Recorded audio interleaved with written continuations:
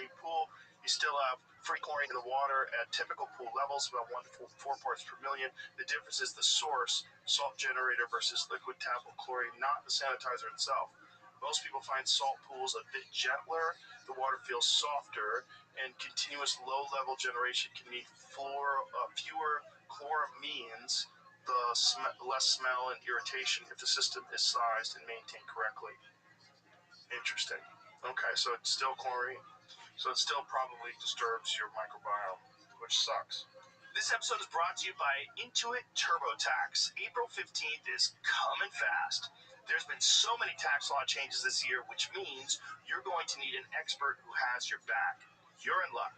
TurboTax now has in-person locations nationwide. Walk into their tech-enabled stores and meet face-to-face with a TurboTax full-service expert who will get your best outcome. Your expert works to get you every dollar you deserve while updating you as you go about your day. Head to TurboTax.com to find a store near you. Sealed. So should I open it? Should be open. No, it's not. It's sealed. It's tight. What do we got in here? A lot of stuff. So, in the movie, you'll see that I came to the homes of the participants with a big box, though, about this big. Mm-hmm. So this is obviously a very small part of that. Okay. Yeah, this is just part of your kitchen. So these are bags that are safe, oven, freezer, microwave. It's called zip top. So they're silicone. They're made of silicone. Oh, okay. Yeah. So silicone's okay. Silicone. There is food grade silicone. Okay.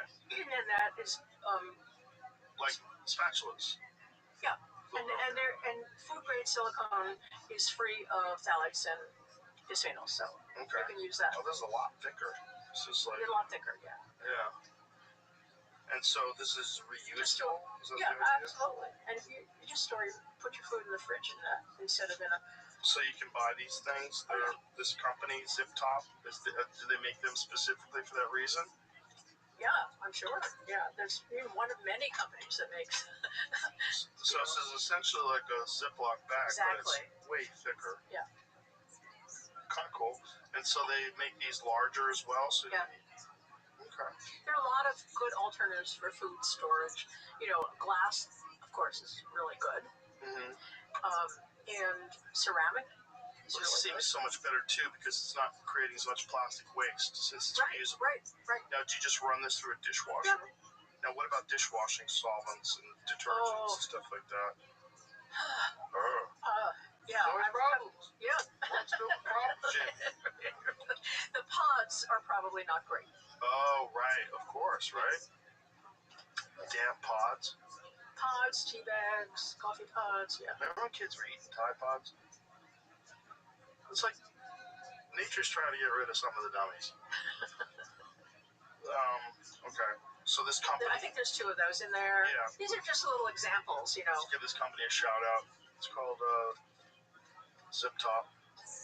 And I guess they make them all sizes. This is like sandwich size. Yeah. This is, I guess, a snack size. And they make them larger, too. Yeah, and they seal well, That's another question that I had about sous vide. There's a lot of people that cook their food in these sous vide machines. A lot? Really? That's very common. Oh. Yeah. I thought it was kind of high, kind of... In restaurants and stuff? Yeah. Well, I mean, I know there's consumer versions of it that I know a lot of my friends use it. Yeah. They use it for wild game in particular because you can slow cook. So one of the things about wild game, it has very low fat content, and a lot of people find that it's more tender if you slowly cook. So let's say if you like medium rare, it's like, what is medium rare? Like 135 degrees, I think. So what you would do is you would take this piece of meat and you would seal it up in a vacuum sealed container, and you dunk it in this sous vide machine. And it keeps the water at 135 degrees. You can cook it for several hours at 135, and then you sear the outside of it. Nice, yeah. And so a lot of people like that. And it's really good for breaking down some of the harder stuff, like, the fascia. The gristle, yeah. So is that stuff leaking chemicals into your food? It has to be, right? Why? Well, because it's in plastic. You're getting these vacuum sealed plastic bags that the food goes in. And have you seen how sous vide works? You have to put it in plastic. Yes. Have you seen how these sous vide things No, work? then it's bad. Then it sounds just as bad as microwaving in plastic. Right. So what you do with sous vide is you season the food, and a lot of times you'll add like olive oil and things like that to the outside of it. You couldn't make it out of silicone? I would imagine you could, right? I don't know. Let's find that out. Has anybody made silicone-based sous vide bags? And do these sous vide bags leach chemicals? Some discussion on Reddit about this, but they didn't really have an answer. Like they're asking if the temperatures might not be high enough. I don't know. Yeah, what are the temperatures that you need that start these chemicals leaching into from the plastics into your water? Because a lot of times they say don't leave a bottle of water in your car. That's right. Because your car can get really hot. Yeah. So how hot does your car get? It doesn't get that hot. It doesn't get like cooking hot. So it's like, what is... But if the sous vide bags don't have plasticizers in them, like if they're made of silicone, what is it? Food-grade silicone. Yes, a similar Reddit. Like so it says, we use vacuum-sealed bags. We're really going through them right now. Even on early sous vide, I tried silicone reusable, and I wasn't happy. I don't really recall why. I think it was hard to get stuff in without a mess. Okay, that doesn't make any sense. Just deal with the mess. We made a switch to vacuum bags. I love it, but oof, we use a lot of bags. Okay. Put this into perplexity, please. Do sous vide bags leach endocrine-disrupting chemicals into your food when you cook with them? Let's try that. So we're learning things. Yeah. Does it have to be vacuum sealed? Probably, yes. Right, because you don't want water leaking in there. Yeah, you don't want water leaking in. I have a machine, and I use this vacuum sealed machine. Like, so if I get wild game and then I cut it up into pieces, and then I seal it in these vacuum sealed bags to freeze it. Silicone-based sous vide bags are generally considered safe for food use and do not significantly leach. Significantly is a weird word. Leach harmful chemicals under typical cooking conditions. High-quality food-grade silicone is inert, BPA-free. Right. This is silicone, though. Food-grade silicone shows minimal chemical migration, such as siloxanes, especially compared to plastics that release microplastics like BPA. This is a silicone, though. What was the question that you asked? How'd you phrase it? Well, you were asking you write silicone-based sous vide bags. Just not silicone-based. Just like plastic sous vide bags. Well, they're going to leak stuff. Let's find out. Regular plastic sous vide bags. Let's see what it says. Right. But I want to make sure that it's vacuum sealed sous vide bags. It should know that we're talking about sous vide bags here. Regular plastic bags can be reasonably, I like that word, safe for sous vide if you use the right kind, food grade, BPA, and phthalate free, and rated for hot food. But all plastics can leak some chemicals, and the data specific to sous vide is still limited. What regular bags are safe? Look for bags made with polyethylene and or polypropylene that are labeled food grade and microwave safe. Is there a plastic that's microwave safe though? Is that real? These are considered safe with food up to around 190 to 195 Fahrenheit. Most brands zipper bags, Ziploc Glad, are polyethylene, BPA, and dioxin free, are commonly used for sous vide at typical temperatures below 176. Purpose-made vacuum sealer or boil-in sous vide pouches, that's what I use, are specifically certified as food grade for cooking and are the safest plastic option if you want disposable. So it seems like it's reasonably safe to do that. A review by Utah's Department of Health notes that there's a lack of studies directly measuring chemical leaching from sous vide bags, but recommends using FDA-compliant, BPA, and phthalate-free plastics, which are not known for estrogenic activity and are considered safe for food contact. Okay. It says trout. See, it says there, Yeah. one trout study found detectable BPA in fish cooked. But the problem is food. Like, here's the problem. Freshwater lakes, if you're catching a trout in a freshwater lakes have horrible levels of these chemicals in them. And most people do not recommend eating food from freshwater lakes, which is so crazy. You think, oh, I'm going to go catch a fish from a lake. This is going to be really healthy. Yeah. It's right from nature. No, we've ruined lakes. Yeah. What is the issue? Put this in. What is the issue with eating fish from freshwater lakes in America? What are the health issues? Eating fish from freshwater lakes in America. We've looked this up before. It's kind of stunning how much chemicals you get from a single fish that you would catch. So if you catch a trout from, a regular lake, you go to a lake, looks clean. I can see the bottom. Everything's fine. No, it's bad for you. In fact, I know a guy who is friends with someone who does a lot of fishing tournaments. So he goes to these fishing tournaments, catches a lot of fish, he eats a lot of fish, obviously. And he got horribly, horribly sick because of heavy metal poisoning. Isn't that terrible? Crazy. You think you're eating fresh fish that you caught yourself. It's got to be good, and right? It's got to be bad for the fish. Eating U.S. freshwater fish can expose you to chemical contaminants like mercury and PFAS, and if eaten undercooked or raw, parasites and some bacteria. Most people can still eat freshwater fish safely if they follow local advisories and avoid high-risk groups, pregnant people, young children, eating too much. Main chemical risks: mercury, methylmercury. Nearly all wild fish contain some mercury, but levels of many U.S. freshwater fish can be high enough to harm a fetus or a young child's developing brain and nervous system if eaten often. That's crazy. PFAS, forever chemicals. Many U.S. freshwater fish have measurable PFAS and, in some studies, show widespread PFAS plus mercury in fish tissue at levels that pose health risks for frequent consumers. PFAS exposure has been linked to changes in liver and kidney function, cholesterol, immune response, pregnancy complications, and increased risk of certain cancers. I don't know why they haven't mentioned immune response. Oh, they do say immune response, yes. Yeah, immune response. Yeah, this guy in Denmark studied people on the Faroe Islands, which they all eat fish. They catch them, Faroe Islands, so they catch them there. And so he looked at the levels of PFAS, and then he looked at their antibody response to vaccination. Down. And so think of what that means in, like this time of COVID or whatever. I want to do an intervention where we take kids who are getting PFAS-free school uniforms. Remember I told you PFAS was in school uniforms?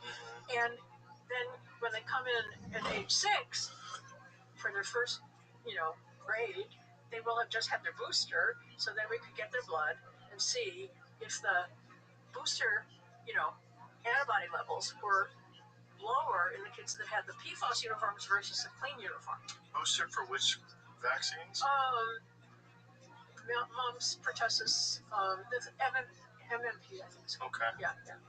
And so it's a lower response if your body's been exposed to these chemicals. Yeah. So you would imagine even if you're not, you just lower response period to all immune function based on this. Right. What is these things? Loofah mitts. Oh, so you can use them to scrub your sink and or your face. Use them in the shower.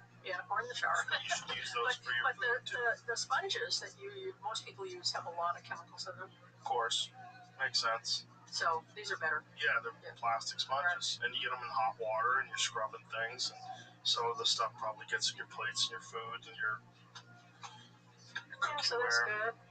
All right, what else we got here? Beeswrap. That's really nice stuff. What is this stuff?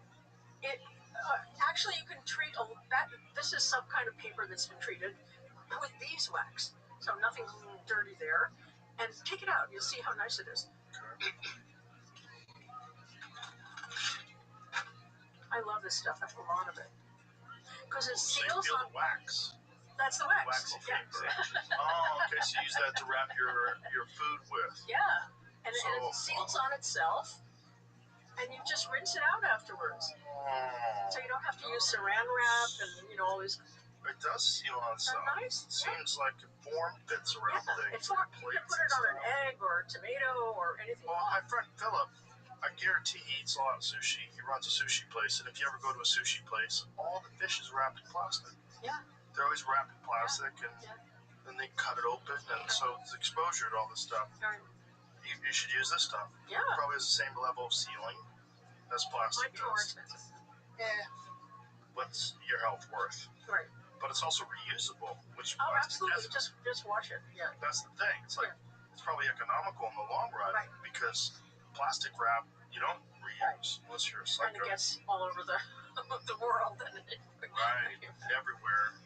I'm sure you've seen the Pacific garbage patch, which is crazy, right? These are bags, and these bags are called WOWE, WOWE. Right, and what is this? That's another food storage, choice option. Paper, or no, it's cloth. Cloth, but clean cloth. Yeah. And so you use this. Like for bread, it's really good. Bread, cookies, stuff like that. Okay. Yeah, we use those. And so, is this all these different products listed on your website so people can? They're listed on the Million Marker. There's a card there to scan the QR code, and you can go to that. And but it would be nice if it was like a one. So if you scan the QR code, is there a one-stop shop? Like people listening to this right now, can we send them to a website that? Can, What website would that be? I can't remember. Look at the card. This one, tips for a detox journey. So this is the QR. So if I scan this right now, it'll take me there. Yeah. This world, we're not ready. Okay, it says the website is millionmarker.com. Chemical glossary. So this is the chemical glossary that's on this card, but it doesn't. Not the products, right? It doesn't say the products. It says partners. Is that? So there's products on that other website I told you, on Plastic Your Life. Unplasticyourlife.com. Yeah.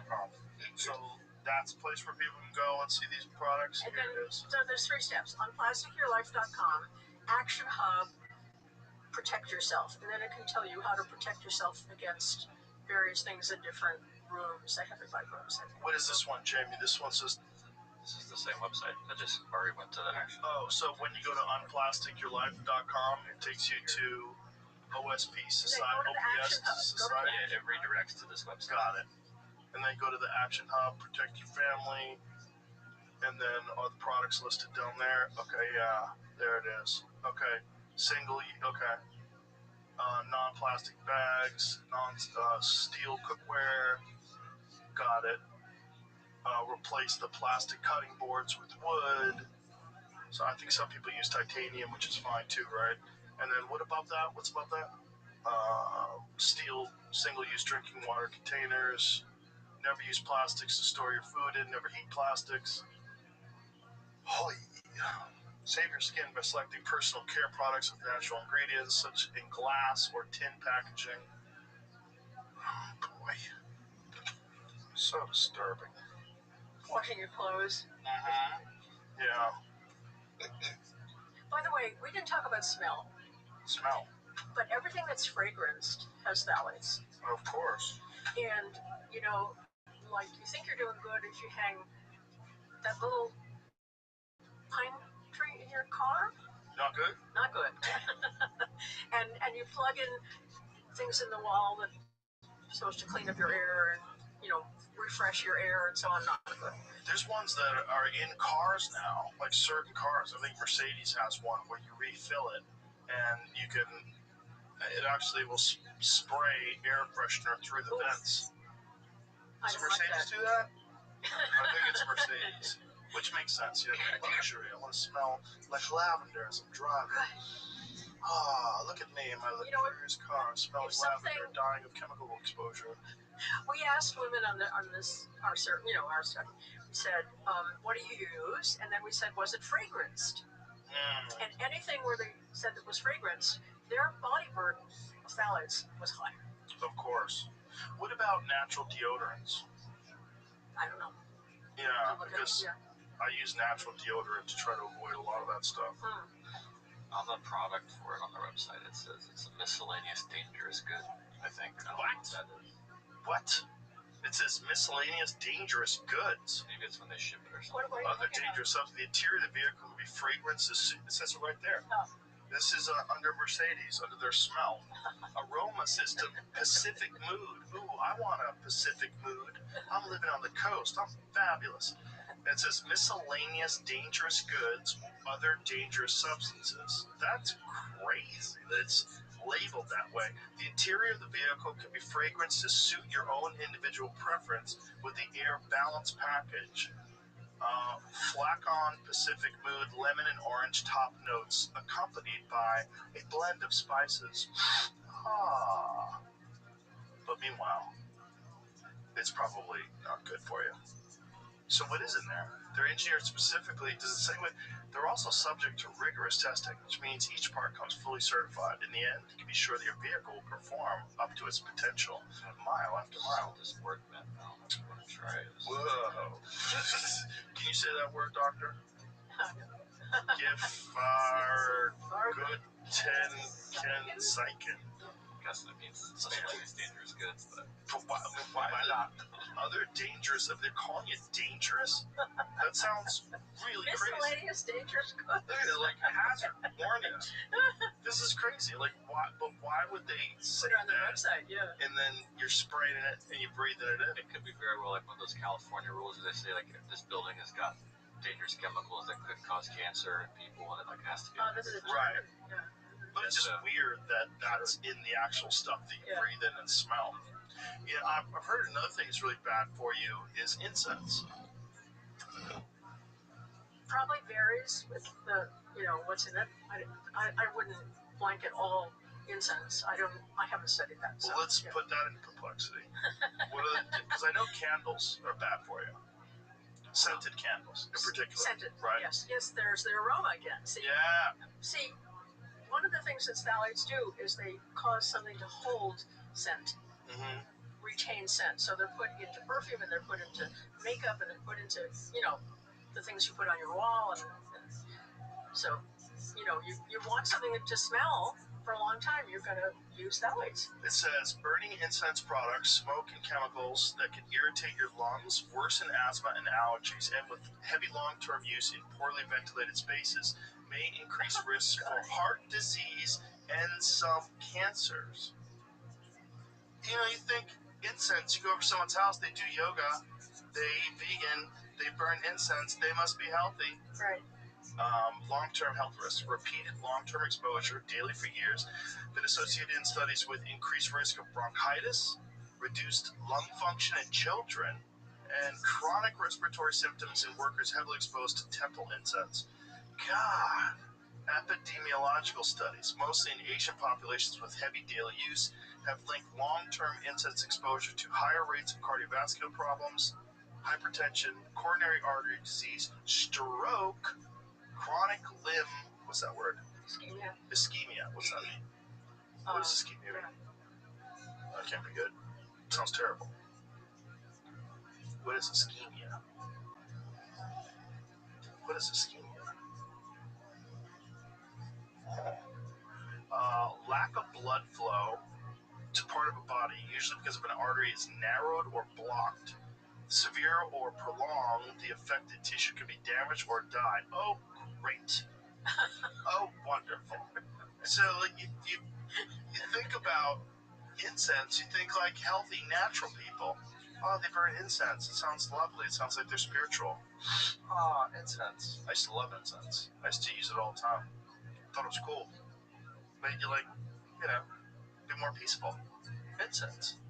Bad for you. Everything's bad for you. You know what's bad for you? These straws, if you trip with them. A lot of people have died. These are metal straws. Really? They've died because they're on their phone, they're not paying attention, they stub their toe and fall, and this thing goes through their eyeball, and they die. Yeah. Okay. I won't recommend that. But also, you can die just falling. I mean, if you're falling and you're holding a steel straw, throw it to the side. That's my advice. If you want to do this little experiment of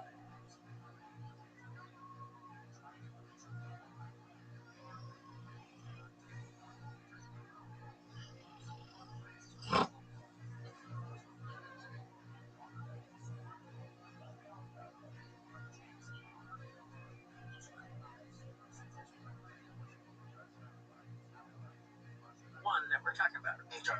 N of one, unless Jamie wants to do it too. Jamie's in. Look at him. He's down.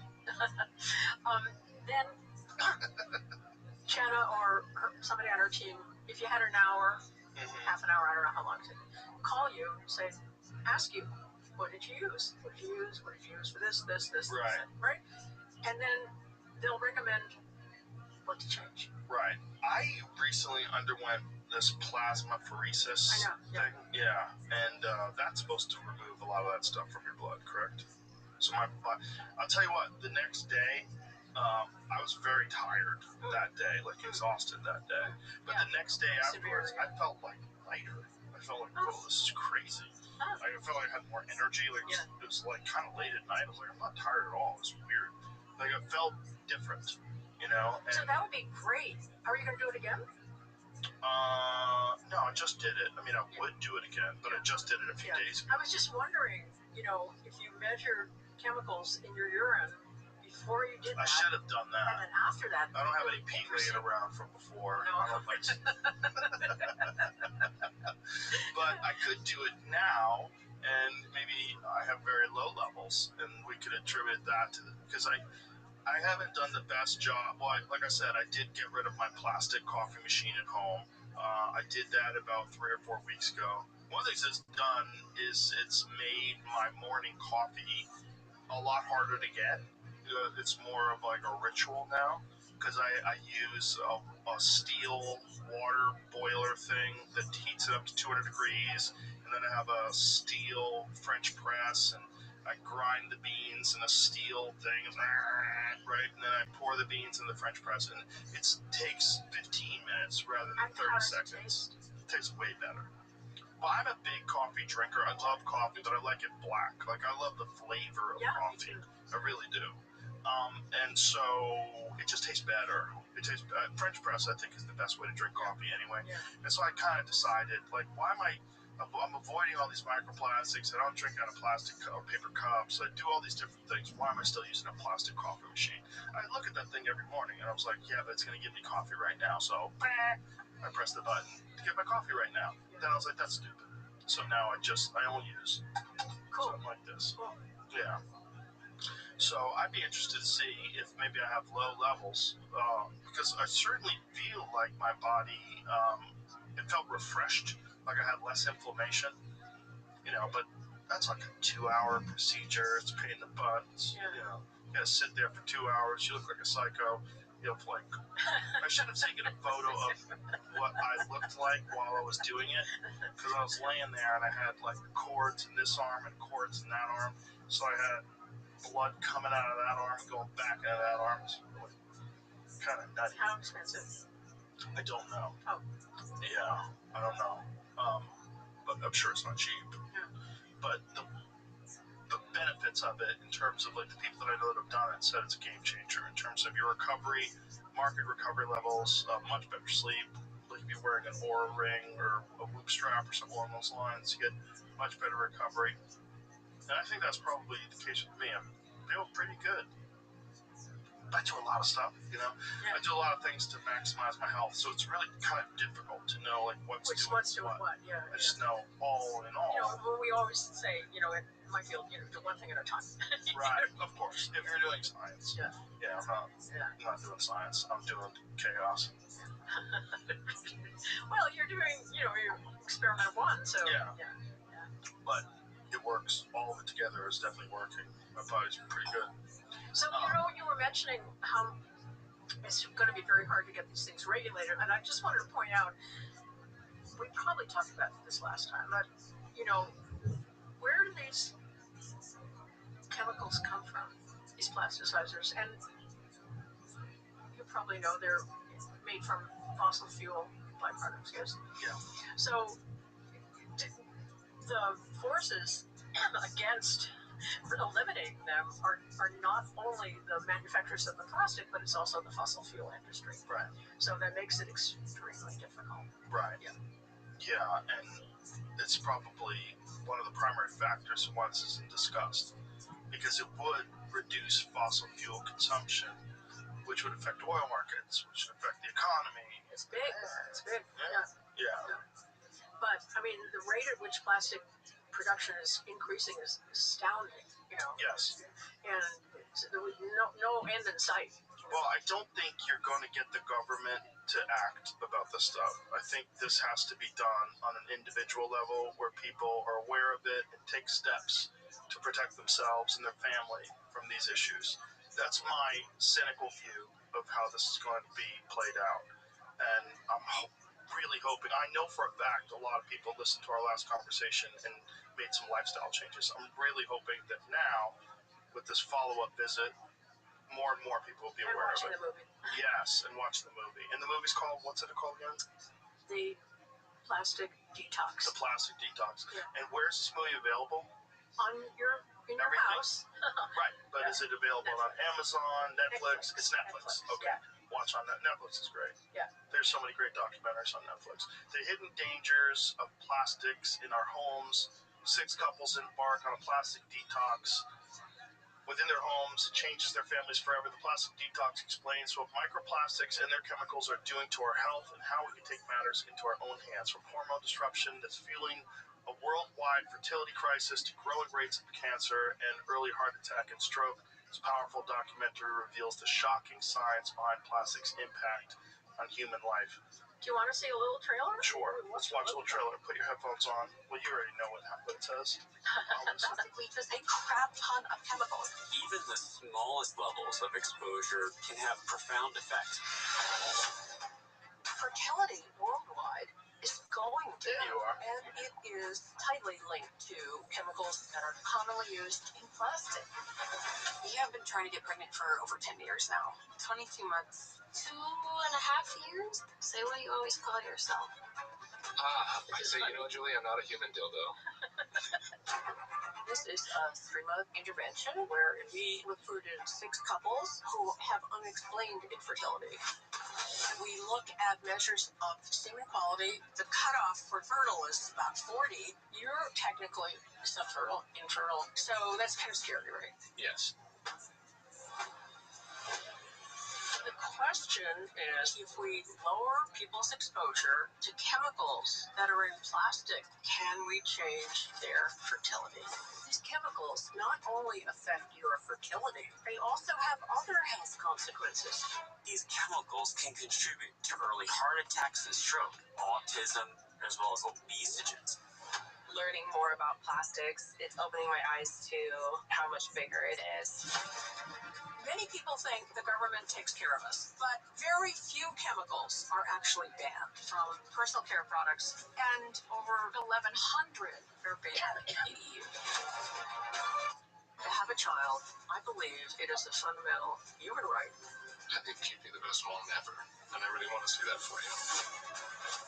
Plastic doesn't have to come from a toxic petroleum-based material. We can learn to do it other ways. You can change, and you can help with the change. That's another good point that he just said right there, that plastic doesn't have to come from petroleum-based materials. And most people aren't aware of that, but you can make plastic out of plant compounds, and it's biodegradable. Yeah. Which is like, they make a hemp plastic. Right. And Potatoes. Potatoes. Yeah, and probably a bunch of other stuff too, right? That you can make plastic out of that doesn't have these effects. Right. It would be really nice if we moved in that direction, wouldn't it? Absolutely. Yeah. Absolutely. The plant-based plastics have the cost of raising the plants, of course. There's that added cost. But, right, yeah. but does that even compare to the cost of pulling oil out of the ground and refining it, right, then turning it into plastic through some horrific process that turns the rivers blue? Or whatever it does. God knows what color it turns us. Right. Is there a list of garments that people shouldn't wear? Are you aware of that? The plastic leaching garments? Well, the only specific ones I know are, because people have told me about them, are the sports uniforms, team uniforms. Because they have a coating on them. Yeah, and then is it to make them more durable? Is that the idea? And probably this book, To Die For, will have more information. And I have it, and I read. I'm just so busy, with this right now, but I'm going to read it. And then sports uniforms, kids uniforms, airline personnel uniforms. I think uniforms, firefighters are big exposure to these chemicals too. Right. Yeah. Because they wear those waterproof. Yeah. Anything with it. Yeah, that's right. Anything that's waterproof, stain proofed, just like your Teflon pans, there. Yeah. So yeah, but I don't know any particular brands. So I imagine like nylon tracksuits and all those different things. That'd be terrible for you. So the worst offenders. Customers could look for, when they buy these things, they could look for PFAS free. Just like now people know to look for BPA free, or they could look at PFAS free, then they would be avoiding a lot of this. So go back to the top, please. It says the worst offenders are synthetic, plastic-heavy garments that are fuzzy, coated, or very tight to the skin, especially polyester fleece, recycled polyester fast fashion, and PFAS-coated water stain repellent outerwear and activewear. Polyester fleece jackets, blankets, loungewear, extremely high microfiber shedding. One study found that polyester fleece shedding orders of magnitude more fibers per wash than other knits, which estimates around 110,000 fibers per garment per wash. This is both bad for environmental plastic pollution and for indoor dust and air. Oy. Recycled polyester fast fashion like leggings, tees, dresses, and sportswear. New testing shows recycled polyester garments shed more and finer microfibers than virgin polyester. Interesting. So you think recycled? Oh, I'm recycling. I'm a good person. No, you're killing yourself. Increased particle numbers and potential toxicity. These items are often cheaply made, shed heavily in washing, and frequently use intense dyes and finishes. Hot pink. Tight synthetic sportswear and underwear. Yikes. These are worn for long periods directly against sweaty skin and mucous membranes, increasing opportunity for contact with microplastics and additives like antimony, phthalates, and PFAS finishes. Cheap synthetic performance or wrinkle-free fashion. Stain-resistant, easy care, anti-odor, and heavy print coating garments are more likely to use chemical finishes that can off-gas or leach on top of the base synthetic fiber issues. Lower concern choices. Okay, not perfect, but generally less problematic for leaching and microplastic shedding. Undyed or lightly dyed natural fibers like cotton, linen, wool, hemp, silk, without stain-resistant or wrinkle-free finishes. Simple weaves, knits rather than fluffy or brushed surfaces, which shed less. PFAS-free rain gear and outdoor clothing. Brands now often as what rain gear is PFAS free? That's interesting because I've always thought that it has to be coated. Right. A lot of work. What has been the response to first of all, you're releasing your first book and then coming on podcasts and talking about this thing? Has it been surprising to you? Like, what has it been like? It has been kind of surprising how much interest there is and how much people are taking this up. And what's great is there are a lot of nonprofits that are in the space that are getting out these messages. So it's not just me, many nonprofits. And then there's the Plastics Treaty, which is worldwide. It didn't pass, but hopefully it'll come back, and maybe next time. And then there's the work that the EU is doing, which is miles ahead of us. For example, I think I might have said this before, but just so in Europe, if you're going to put a new chemical into commerce, it has to pass certain tests to be safe. Right. Not here. Right. So the testing is on you and me, and everyone listening. And I mean, we haven't really raised our hand and volunteered for that. Well, I mean, I don't want this to happen, but I think maybe what has to happen is these companies have to get in trouble. You know, Well, some of them have. There are lawsuits, and are that's. there lawsuits against like outerwear, clothing, like I don't know. yoga I don't pants? know, but Because yoga pants are a problem, right? Yoga pants. Yes. Yeah, those tight nylon things that a lot of the gals wear to. I don't know where the lawsuits are. I might at some point get involved in that, but at this point, I don't know. But I know there are lawsuits and that they can be an effective way to push back. And by the way, you said we wouldn't get a federal law, and I think that's not for a long time. But states can do it. California, for example, is doing lots of good stuff on that. What are they doing about it? I can't name you the laws, but I know they're very active. Ron Bonta, he's the district attorney general of the state of California. He's very active, and so the states that have active, pushback, are able to get laws passed. That kind of sets tone for for what's possible. But I don't see us getting federal pushback very soon. No, it seems like industry controls the federal government more than the health and safety concerns of the people, Right. which is very disturbing, but not too surprising when you consider a lot of the other things that are allowed in this country that aren't allowed in other countries. Right. Like when you show the list of the chemicals that are illegal in the EU that are illegal in America, it's disturbing. Like, we're supposed to be number one. We're number one. We're number one in chemicals. Number one in chemicals. Yeah. Probably. The response when you were on this podcast was pretty shocking for me. So many people reached out to me. A lot of my friends that watched the episode were like, I can't believe this. Oh, I have no idea. It was 5 years ago. But quite a few of my friends that, don't reach out with every episode reached out and said, that is just nuts. Like, I can't believe this. And especially people with children. Yeah. And they're concerned about the development of their children, or people who are pregnant who are concerned with the intake of these chemicals while they're pregnant, which has a radical effect on the child's development.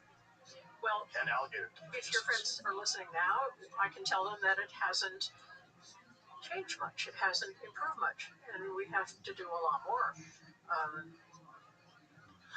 Personally, and I hate to say it, but I think, like I said, I don't think the government's going to do anything. I think it's got to be up to individuals to make choices. And I'm really hoping your documentary has another big impact. One of the beautiful things about Netflix is that it's, even though things get promoted on Netflix, whenever so many people have Netflix that whenever anything's good, a lot of people just start sharing it, start talking about it, posting about it on social media, and then next thing, the conversation starts happening and starts raising awareness. And I really do hope you're going to go on a bunch of other podcasts as well and talk about this. Thank you. And there are showings, and Netflix, encourages that, and I'm going actually all over the world talking at showings now. Schedule is like crazy. Do you ever think like how crazy it is that you're this one person that's sounding the alarm? Because you kind of are the most public face of this problem. That is a little crazy to me, especially given where I've come from. But what if you didn't exist? This is the question. Oh, there are many people pushing back. Many. Right, but I don't know if they're doing it as publicly as you are, and certainly not. I mean, they haven't done this podcast. There are. I feel lucky that I've had this many, like speaking to you and your followers and other podcasts and then having the opportunity to have designed this intervention and have worked with Louis and others on the film team to put this forward is a very big thing. And the film cost a lot of money, and we had worldwide support for putting this out. So there's a lot of support behind the pushback, and we just have to get everybody on board and just say, no, I'm not going to use that stuff. Yeah, that's really what has to happen. The conversation has to increase. The volume has to increase. More people have to share it, talk about it, and more people have to have you on. And we just have to sound the alarm. It's kind of crazy that 5 years later nothing's changed, because, like I said, it shook up a lot of people that I'm friends with. But I didn't hear it from any other places. Yeah. I mean, I didn't see you on it. Did you do any other podcasts after you Yeah, I did did mine? many. You know Huberman? Sure. Yeah, Very well. I was on his. He's great. Yeah, he's great. And there are, I mean, I can't remember them, but yes, a lot of podcasts. But hopefully now more. I do have more coming up. My schedule is really kind of crazy. One of the things great is the documentary is easily digestible. Yes. It's on Netflix. Everything's on Netflix. You sit down, okay, let's watch. And then you go, oh my God.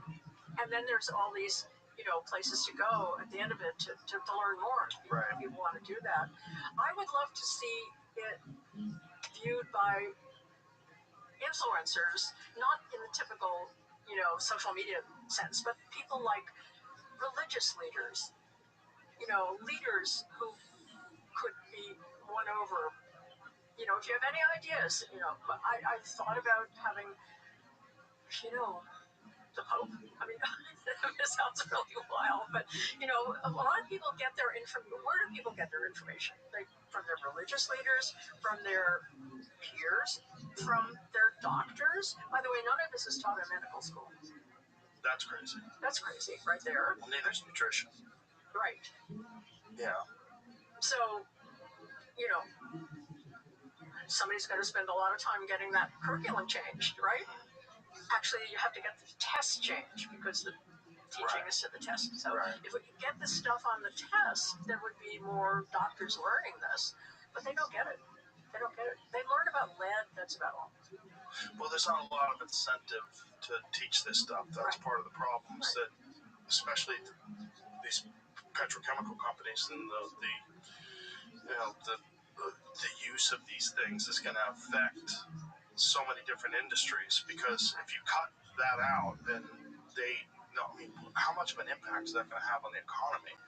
If everybody just stopped using all these chemicals, all the Lululemon brands, and I don't want to single them out, but all these different companies, if they all just went under tomorrow, that'd be a giant problem if everybody just stopped using these things. Maybe for a little while, but then they'd be healthier. Well, the people would be healthier, but the companies would go under. The companies will not be healthier. Yeah, no, yeah. They would, unless they make the switch. But what could they do to make the switch? Like if you're a company. Well, you were saying like plant-based plastics. Mm-hmm. I mean, do they make plant-based plastic clothing? Does anybody do that? Like plant-based plastic leggings? Let's find that out. Does anybody make plant-based plastic used in clothing? Yeah. What is the primary chemicals that come out? And is it PFAS? PFAS. Yeah.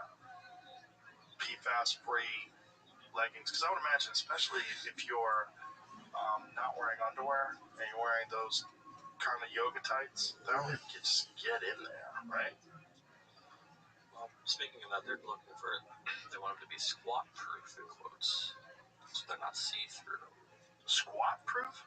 Yeah, if there's girls wearing leggings, they're going to be doing a lot of squats at the gym probably, or something. Squat-proof? So they don't want people to be watching them a lot, but there are some. I don't know what that means. Watching them a lot?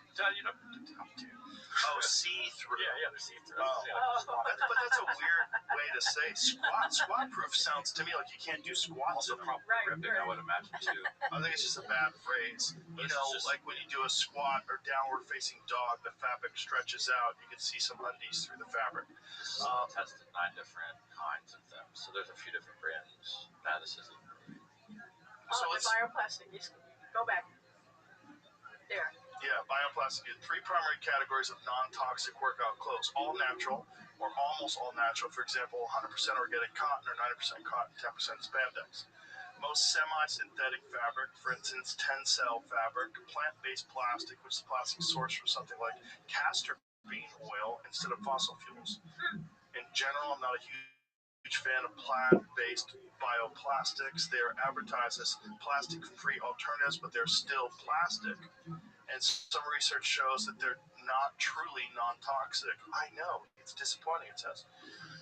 Here's the honest-to-God truth. When it comes to performance, stretchiness, compression, durability, the plant-based plastics do tend to perform the best. Followed by the semi-synthetics, followed by the all. I think they mean perform the best in terms. Out of the 3, I think not. But in terms of stretchiness, the other three. A lot of product categories where non-toxic options performs just as well as a synthetic option like shampoo, to give you one example. It's not really as straightforward with leggings. At the end of the day, you're going to have to decide for yourself what kind of material you prefer. It will largely depend on things like what type of workouts you do, how you like your leggings to feel, where you work out, and more. Okay, my reviews on these 9 almost plastic-free, non-toxic leggings. All right, let's get to it. It says, what are the ones? So, Mate. It's a company called Mate. Overall review, they're best middle ground leggings. They're super high. They're not super high performance. I don't know what that means, but they're made from healthier materials. They're very comfortable and great for lower impact workouts, just for general everyday wearing. Squat test passed, but had to size up. So let's find what the best one is. Do they have the best one? So Mate is one of them. What are the other ones? Pangea. Overall review, find myself reaching for these leggings more often than any of the others when it comes to hardcore workouts. Compressive nature of them makes me feel very held in when I'm jumping around. They have great stretch. Squat test pass. Material blend, 92% polyamide bio-based EVO, bio-based content, 8% part bio-based Creora elastane, 30% bio-based contact, makes it different, closest to conventional synthetics in terms of fit, feel, stretch, and compression. Okay. Well, so this website is thefittery.com and / plastic-free, non-toxic workout leggings. Go check it out for yourself. So there's some options that are out there. Hopefully we'll give those companies a boost and more people will wear them. Anything else before we get going? Think we covered it all? I think so. I think we sounded the alarm. I think we tried again anyway. Yeah, we did something. Yeah. Like I said, I think it's just a volume thing. More and more of these conversations have to take place so that in the general zeitgeist, more people are aware of it, and it's just increased awareness, and it just makes it where more people are making better choices. And your platform is so huge that I'm really encouraged to have the opportunity to talk about this with you, and happy to come back.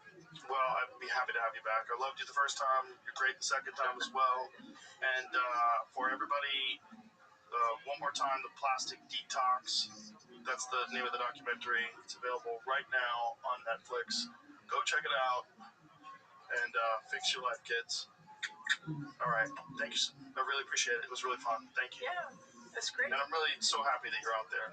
Because, like I said, if you weren't doing this very important work, I wouldn't know about it. And I think a lot of other people wouldn't either. So thank you. So pee in the cup. I will pee in the cup. I promise you. I promise you I'll pee in the cup and I'll send it. If you want to do the next steps, let me know. I will do the next steps as well. Okay. So Sure. when you're ready, we'll have another. Talk to that microphone so people know what you're saying. So when you're ready to have another test kit, or you can go to Million Marketing just to order one. Okay. Yeah. Okay. It's $100. All right. We'll do it. We'll send it for nothing if you want. Just let me know. I'll give you the $100. Okay. Okay. Thank you very much. Okay. Appreciate it. All right. Bye, everybody.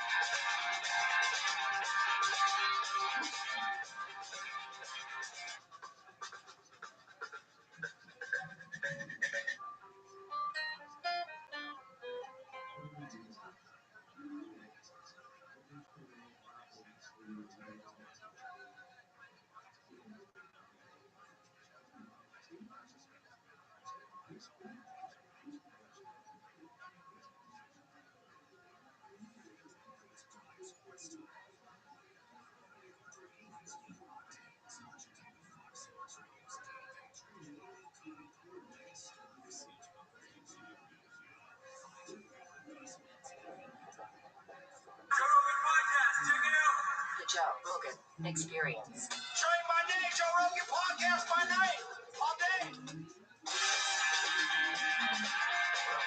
What's happening, man? Boy, I'm good. How are you? I'm great. I watched your documentary, The Alabama Solution, last night, and it was wild. It's very, very disturbing. Kind of shocked I hadn't heard more about it, because it's such a terrible, terrible story. It's such a just an unbelievably awful situation. And I think you covered it really well. It's very, very heartbreaking. Yeah, thanks for watching it. Yeah, it's sort of a question of why people don't know about things that are happening with our tax dollars in our backyards. Are there things that we don't want to know? There's a reason why people sort of drive by prisons on the highway and they see the little metal sign and it says, XYZ correctional, and they probably think, as I did for many years, well, I'm sure it's not great back there, but it doesn't need to be great. If anything terrible was happening back there, somebody would probably tell me about it. But because of the secrecy that surrounds prisons, we treat them sort of like black sites. There's no way for us to really look inside, so the press doesn't get let in and the public doesn't understand what's happening. And we know that when you give people total control over other people, bad things happen. Bad things happen every single time, and this is one of the worst things. What's really terrifying is the sheer numbers of people that died there with no investigation. That's what's really terrifying. Yeah. Because, you even detailed it at the end, like, since then, how many people have died. And it's just like, good Lord, you're thousands. Yeah. Well, there's an attorney general in Alabama named Steve Marshall, who's always run on like tough on crime strategies and saying, we got to lock more people up, and people who are in prison for violent crime should potentially never get out of prison, ever. And he says in the film, as you remember, that I ask him about the nature of crime, and he says, well, I think there are evil people in this world, people who have absolutely no regard for human life. And this is a guy who's presided over a system that's led to the deaths of 1,500 people just since we started making the film.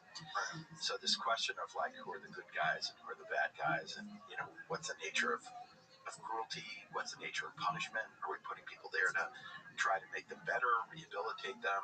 Are we putting them there because they're drug addicts and we're trying to get rid of them as opposed to rehabilitate them, or as opposed to try to get them off of drugs? So obviously prisons have become pretty much a catch-all for the ills of society. So if you have mental illness, much more likely to go to prison. Once you're in prison, if you're mentally ill or you have bad social skills, you're much more likely to get into a scrape with a guard who probably isn't trained to deal with somebody who's mentally ill. And you're much more likely to get murdered, which is what we saw happening in Alabama. But you even, it's the old expression, who's going to watch the watchers, right? Because one of the things that you detail is very obviously nonviolent people who spend all their time writing and reading, and they're getting retribution because they're calling attention to the terrible conditions at the prison. So the one guy with the glasses who was beaten blindly, what was his name? Robert O'Council. I mean, there's so many stories that you show in this documentary from smuggled cameras. So these guys all get contraband cameras from the guards. From the guards, yeah. The guards sell the camera, sell the phones to the men inside, which is also crazy. Yeah, I mean, there's so many drugs in the Alabama state prison system, and I spoke to one of the people who was incarcerated there early on a contraband cell phone, and I said, where are all the drugs coming from? The amount of drugs here, this is an incredible, human wasteland. You're seeing just high percentage, maybe 80% of people are addicted to drugs. Many of them were not addicted to drugs before they came in. And how are you getting all the cell phones? And the guy looked at me like I was, stupid. And he said, we don't leave, right? And I thought, oh, I get it. The people that come and go are the guards. Those are the ones that go out. They get the packages. They bring them in. And I've spoken to guards who said, we make $36,000 a year without the drugs, without the cell phones. So, of course, we got to sell the cell phones and the drugs because that takes us up to $70,000 or $75,000. Oh, God. Yeah. So what are the main drugs these guys are addicted to? Where are they getting them? Well, there's originally, right, it was sort of more traditional drugs, and people were using heroin and using whatever they could get a hold of. But as the drugs have gotten more complicated and easier to bring in, now they can actually put this drug called Flocka, which is a very significant problem there. Fentanyl, obviously, also, but these drugs can be brought in on a piece of paper. So somebody could send you a letter, and it could be in the letter. They can actually put the drug into the paper. Oh, sort of like acid when they put acid on paper. Yeah, and so there's this effort to kind of stop that, but then does it lead to people being unable to communicate with their loved ones? Ultimately, the easiest way to get the drugs is for the officers to sell the drugs. And so, we say, and I think it's sadly true, that the Alabama Department of Corrections, and it's not just in Alabama, but obviously we use that as the lens through which we saw incarceration more generally, but the Alabama Department of Corrections is the largest law enforcement agency in the state of Alabama, and it's also the biggest drug dealing operation. You're much more likely to die of an overdose inside the prison than you are out on the street in Alabama. Really? Statistically? Oh my God. Oh boy. One of the things that is what was very heart-wrenching is this callous approach. You showed at the one time where all these prisons were on strike, so they all communicated with each other through these contraband cell phones. They all got through the guard, so I guess it's ubiquitous throughout the state. It's not just this one. Correct. And these people on the radio were like, "Well, it's prison. It's supposed to suck." Maybe if they had saw your film, they wouldn't have such a cavalier attitude about it. Yeah. But it's that attitude. It's like these are human beings, and some of them barely did anything. Like one guy that wound up dying from, you think they did something to, or they think they did something to a cigarette that they gave this guy. All he did was break into an abandoned building. Yep. He didn't steal anything. And entering an unoccupied building. Yeah. Yeah. His name is James. I mean, I don't even know if he broke in, right? It was unoccupied. It might have even been open. Yeah, it said entering. So he entered a building that he wasn't supposed to enter. He got 15 years in a cage. And then on his way out, at least they're inferring that they killed him because he had too much information about what was going on inside and he was going to get out. Yeah, this goes back to a story of a woman who we had met and her son when we were first communicating with the men using these contraband cell phones. And they were telling us what was going on inside the prison, inside the various prisons. We sort of, in the early days, we couldn't believe it because the way we got into the prisons to begin with is I had gone down to Alabama because I was always interested in incarceration and the problems of that system and the justice system. I had made other films about the justice system, and I was always curious about Alabama because it's sort of famously maybe the worst prison system in the country, but it mirrors a lot of others. And my daughter was 14 at the time, Jeremy, and she said, I'm reading this book by a guy named Anthony Ray Hinton, and it's a book about his wrongful imprisonment in Alabama. Maybe you should read this with me. So we ended up reading the book together, and then we both sort of just spontaneously decided to take a road trip to Montgomery because we just didn't know anything about it and had never been there. She was growing up in New York, and it was just not in her frame of reference. So we went down there, and we met a man who was the first black prison chaplain in the state of Alabama, Chaplain Browder. And I said, well, I'm really curious about what's going on in the prisons. And he said, well, you should just come in with me. And I said, well, I'm a filmmaker. They're not going to let me just walk into the prison in Alabama. And he said, well, just don't come in as a filmmaker. You just don't have to bring a camera. You just come in and talk to some of the guys. So I went in to film. Ultimately, we were allowed to film ultimately in one of the prisons. And when we were in there to film this revival meeting, just because we were lucky enough to find a warden who felt like, he wanted to show an example of how Christianity was active and important in the prison system, which I agree with. But then while we're in there filming with like 5 cameras, which was just unheard of, the men inside couldn't believe that there were any cameras in there. And they started taking us aside and saying, listen, what they're showing you here is a very curated version of what's going on in this prison. You have to get into these other buildings. You've got to see what's going on in that dorm over there called the behavior modification dorm, where guys have been killed by guards. And you've got to look at that dorm where people have been in solitary confinement for 5 years at a time. Don't let them show you just what they want to show you. And I felt much safer, even though the warden had said to us, when you go in there, don't talk to any of the men. They're all very dangerous. I immediately felt safer talking to the inmates than I did talking to any of the guards. And when we left, it was really because we got kicked out, right? We saw in the beginning of the film, we sort of start getting nosy and we start trying to look in some of these other areas, and then they shut down the filming, they throw us out. And then we thought, well, maybe we're stuck now. How are we going to make a film about this? We feel we have to, because we're the only people that know what's going on in here, but they're not going to let us back. So it was then that we found out that there was this network of men inside who had access to these contraband cell phones, who were documenting what was going on. So that was our way of getting into those buildings that we couldn't see inside. And one of the first things we learned was one of the guys inside, Melvin Ray, texted us to say, "Hey, this guard. It was a guard that we had been tracking already. He was a particularly violent guard. He just beat somebody very badly, and he's now that person. The victim is at UAB Hospital." So we jumped in a car. We went to UAB Hospital and just walked up. I just put my iPhone in my pocket, and we just walked up to the intensive care unit. And when we got there, we found that this young man, Stephen Davis, had died from his injuries.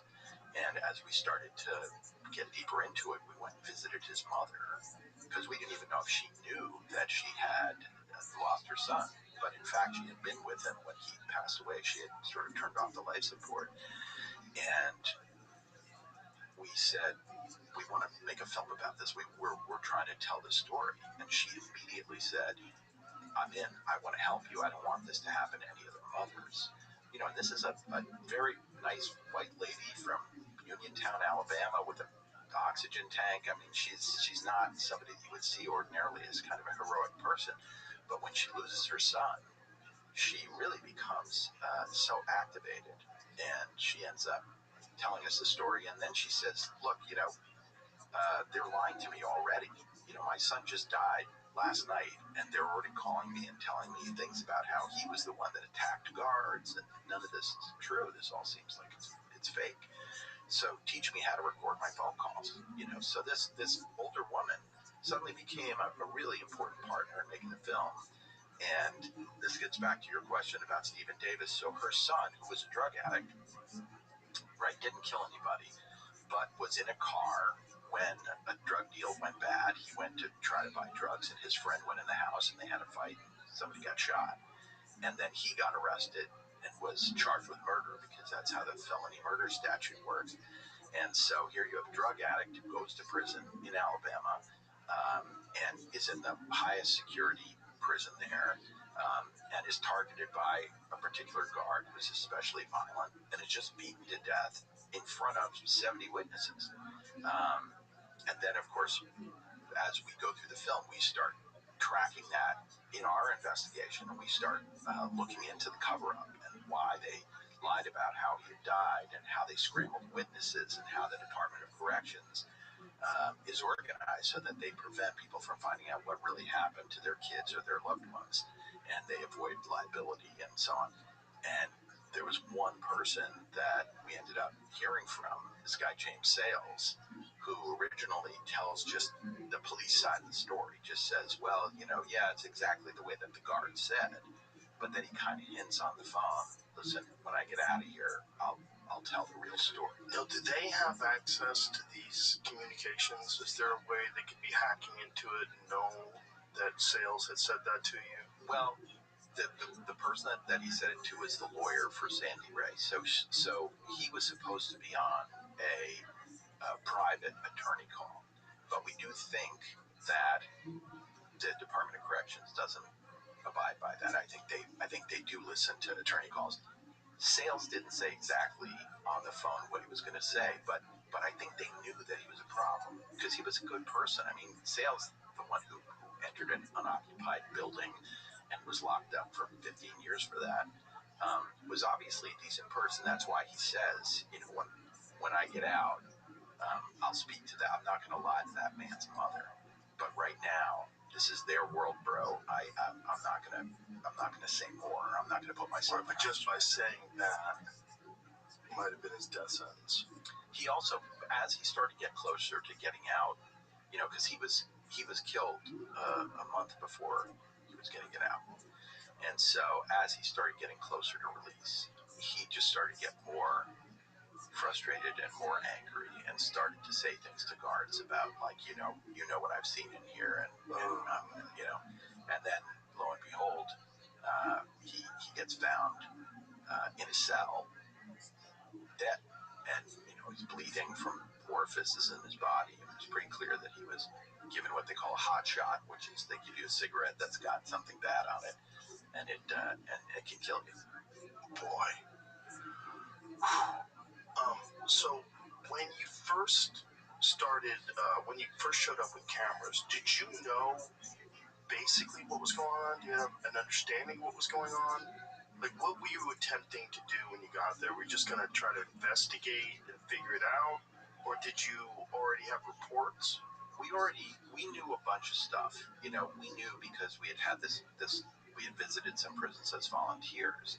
And I had gone on the death row with my filmmaking partner, Charlotte Kaufman. We had gone into Easterling. We had gone originally into Holman Prison, where they have the death row. And we went in there with the chaplain. And the lieutenant came down and said, unfortunately, we're so understaffed right now, which is an understatement, that, we don't have anybody to take you around. But, chaplain, I know you want to show your friends around the death row, so, just go for it. So we ended up walking around the death row for like 2 or 3 hours, just talking to men. And those men were very helpful. They weren't, we weren't talking to irrational people. We weren't talking to, they're people who were trying to get the story out. And so we knew going in that there were a lot of bad things happening. We didn't know exactly what. And then when we went into Easterling and the men started calling us aside and saying, they beat me so bad I defecated on myself. Or, I just saw there were 5 stabbings this week and none had been reported. We started to realize that it was really a huge crisis, but it was just being kept secret. This episode is brought to you by Surfshark. With the help of AI, scammers are getting smarter every day, sending emails that look legit but are designed to steal your data, passwords, and money. If you want to stay protected, you gotta check out Surfshark.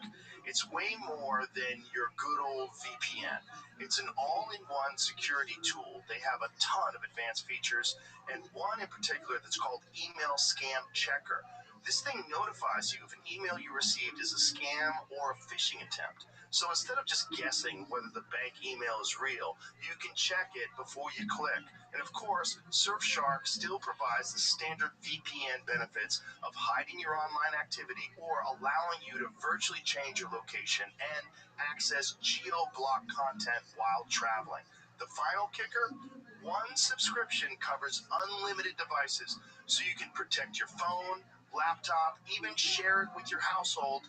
Pay for one tool, protect all aspects of your online life. Go to surfshark.com/Rogan or use code Rogan at checkout and get 4 extra months of Surfshark. Surfshark.com/Rogan or code Rogan for 4 extra months. So it's crazy that you're relying on these guards to get in the phones that they're using to expose the crimes of the guards. So, and it's like the guards are aware of the phones because they provided them to the inmates, and they're contraband. They're not supposed to have them, but yet they all do. And so they have to ignore it if they want to keep selling them phones. Well, another way of looking at it is that there's so little accountability that they don't actually think they're going to get in trouble for anything. And they're kind of right? And if you remember that guard who kills Stephen Davis, Rod Gadsden, this guy might be the most violent prison guard in America. He's still working in the Alabama State prison system after he has a starring role, against his will, I'm sure, but after he has a starring role in our documentary, which has been seen by millions of people, they still have him employed there. They still have him interacting with people. And he got hired to a higher position. Yeah, he's been promoted twice, and now he's up for another promotion.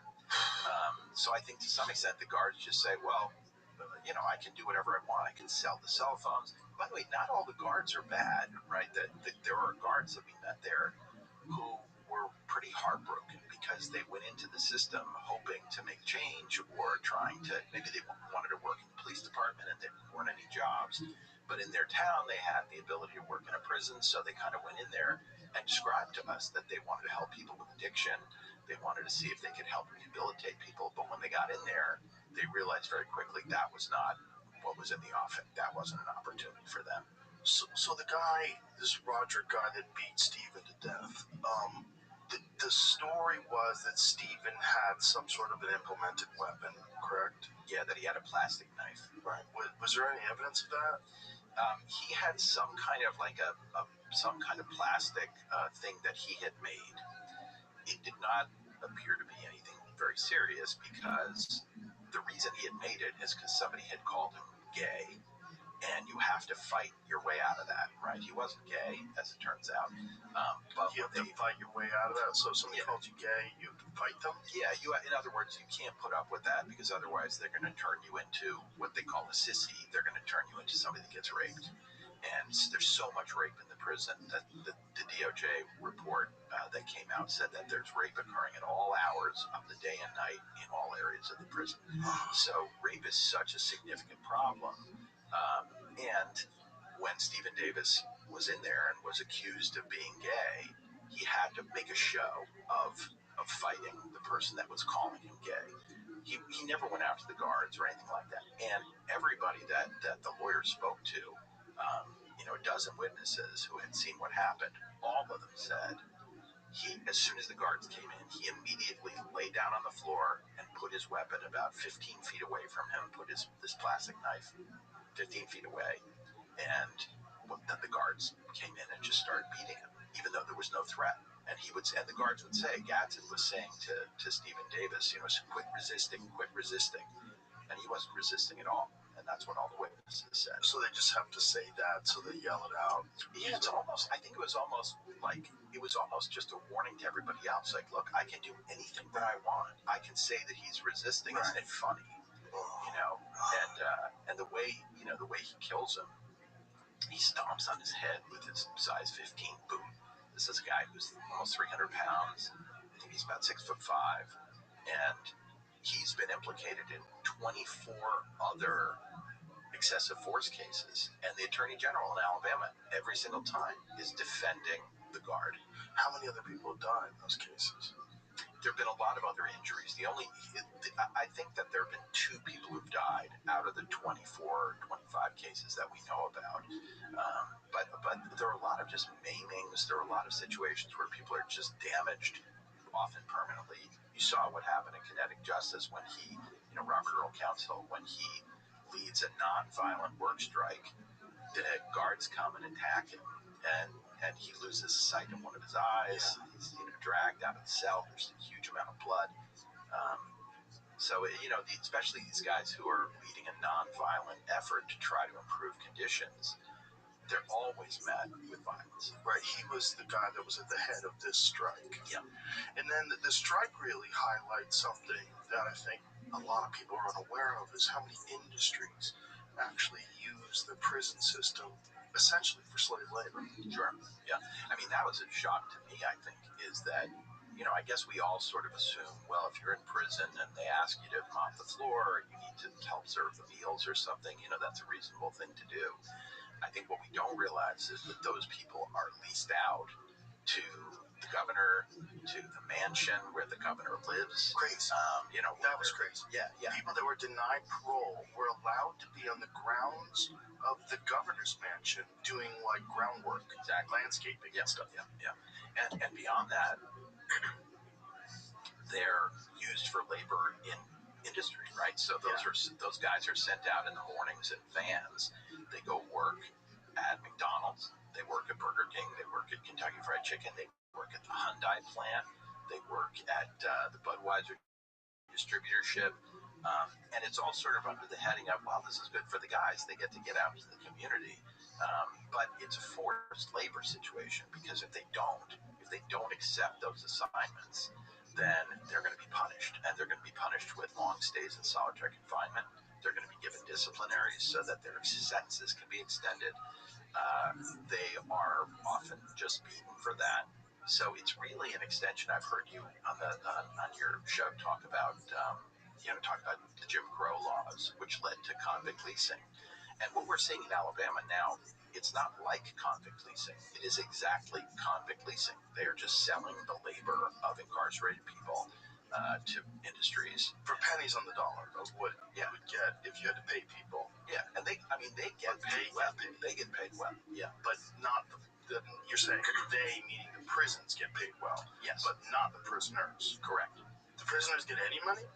They get a little money. For example, the guy you see who's driving a sanitation truck, Danny Dandridge, describes how he's getting paid $2 a day. And now is that standard across the board for all those other jobs? I think for that, everything. I think for that job, they get paid a little bit of money, and then on top of that, they're charged for the cost of the van that takes them to the workplace. They're charged for the uniform that they have to wear. So it's sort of like they're kind of fees and fines that knock everything down to almost nothing. And in a lot of cases, the $2 a day is a lot. They're required to do lots of work unpaid. In the prisons, they do all the construction. You could see that even the drug dorm, where the counselor decided to leave his job. There was a professional drug counselor in one of the prisons, and nobody replaces him. And so Raoul Poole, one of the guys in our film, just starts running the drug dorm. And that's a drug dorm that's getting money from the federal government to pay for drug treatment program in prison. And that money's just not going anywhere. Or money's just going into the coffers of whoever's running the prison system.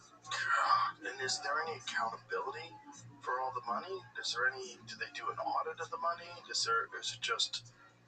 There really is not any meaningful accountability. There's like the state auditor who we actually interviewed and spent a lot of time with, just sort of threw up his hands. He said there's just no way for me to keep track of this money. And, for example, they got this incredibly horrible set of findings from the Justice Department, right? The DOJ went into the Alabama State Prison System and did an investigation because, for reasons I can explain, they're kind of incredible.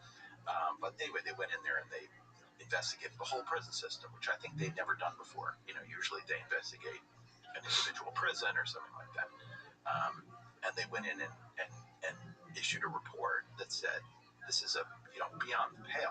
There are horrific things that are happening in your prisons, people being murdered, and there's the highest rate of drug overdose and highest rate of rape. And Alabama's response was to say, well, we think that's just anecdotal and you don't know what you're talking about.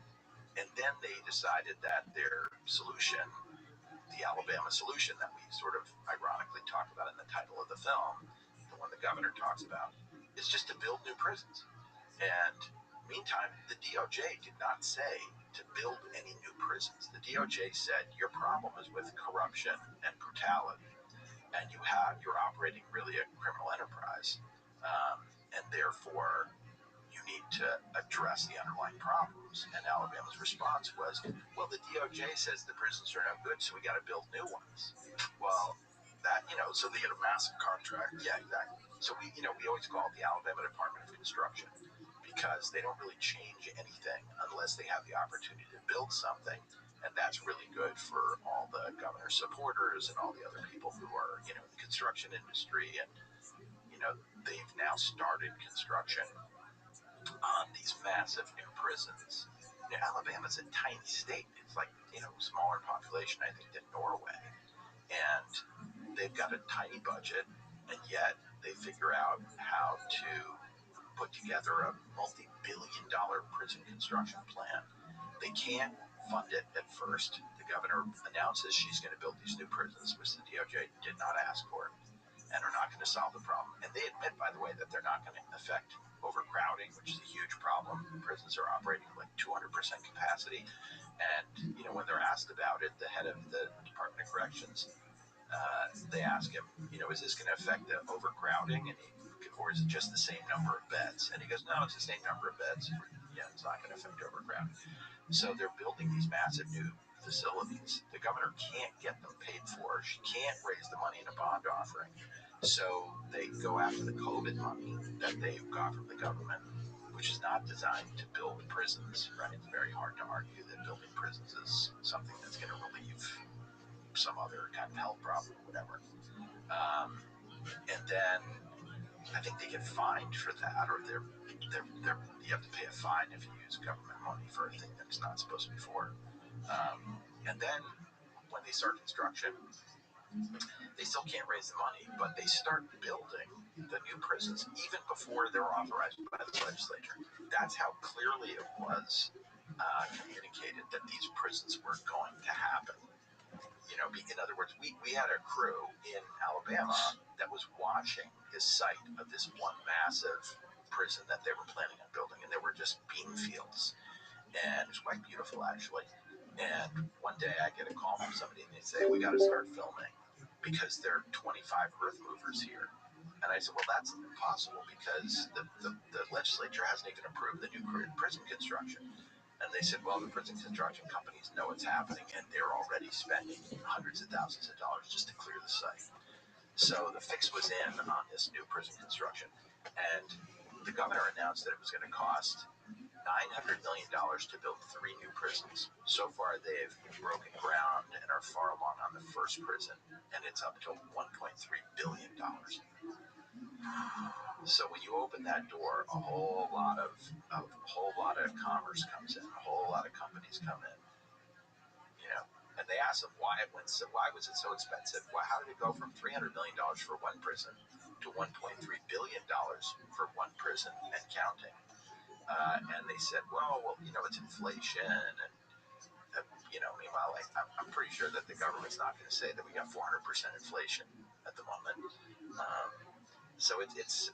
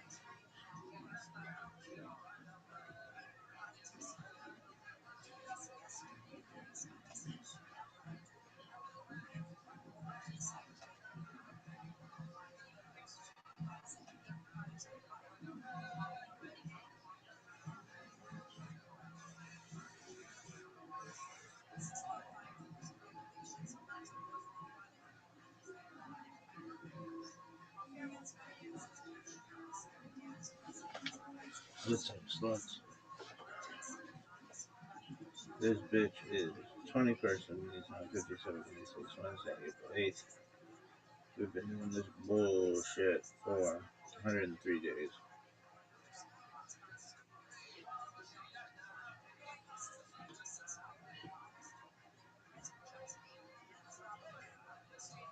$37.61 creation of the world, birth of Adam and Eve, Chava. 36:31 30 Seth, son of Adam, was born. 35:26 2:35 Enosh, son of Seth, was born. Great fucking story, right? Huh?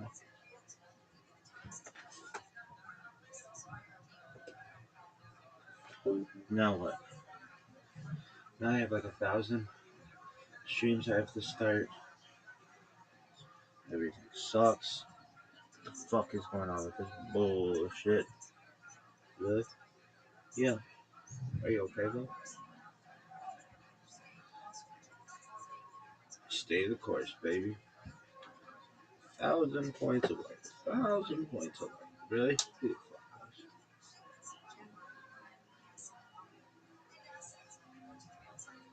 What does that even mean?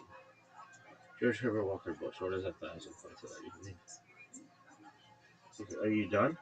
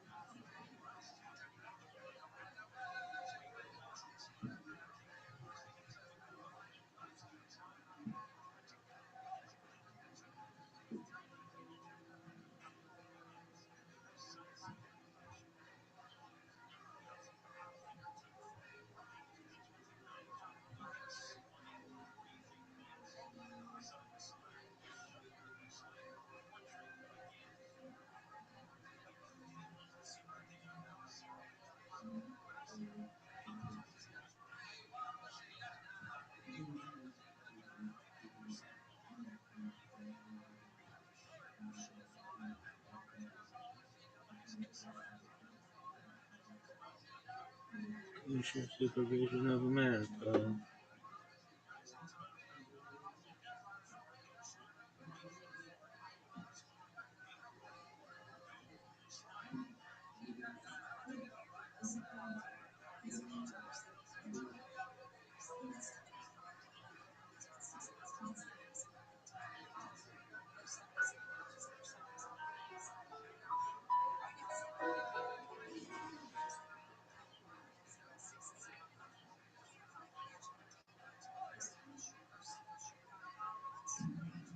I'm Dr. Justin Sledge, and welcome to Esoterica, where we explore the arcane in history, philosophy, and religion. Being Kabbalah. Kabbalah One of the coffee. most Oh, we difficult didn't do the thing. aspects in starting to study Jewish mysticism and Kabbalah is getting a handle on just how those ideas developed over time. It's tempting to think that, for instance, Kabbalah has just always existed in the form that we have it, or that Kabbalah is just one thing at all. Of course, neither of these positions is really tenable. Such notions developed greatly through the ages and are still developing. And there are now, and there have always been, numerous mutually exclusive schools of Jewish mysticism and Kabbalah. This class is meant to serve as an introduction to Jewish mysticism and Kabbalah from the point of view of its incredibly complex development, Command is from the concerned that prophets of time of the ancient Omer. Israel Today is to 7 the days, rise of which is modern 1 week of the Hasidism Omer. in the May the 18th merciful one century. restore Of unto course, us this the series souls isn't of meant to the be exhaustive by Hamikdash any to its means, but place only should speedily in our serve as days. a Amen. Salah. springboard for deeper study and reflection, and hopefully it will also enable you to situate developments in Jewish mysticism and Kabbalah in their historical and cultural context, and hopefully embolden you to dive into the primary texts, which are admittedly as sublime as they are obscure. Let me express my gratitude to the congregation Tchia for allowing me to use these lectures to reach a larger audience here on Esoterica. If you want, you can find the entire series under the playlist Entering the Garden, Introduction to Jewish Mysticism and Kabbalah. I'll be uploading them over the next few weeks, or if you find these episodes after autumn of 2021 and you want to watch the entire series, you can find them in that playlist. If you find this series on Kabbalah interesting, I'd hope you check out my other content on topics in esotericism and perhaps consider supporting the production of free academic and scholarly topics in occultism, hermetic philosophy by joining my Patreon or perhaps with a one-time donation. You can find those links below, and I really appreciate your consideration. Now, let's enter the garden of Jewish mysticism and Kabbalah.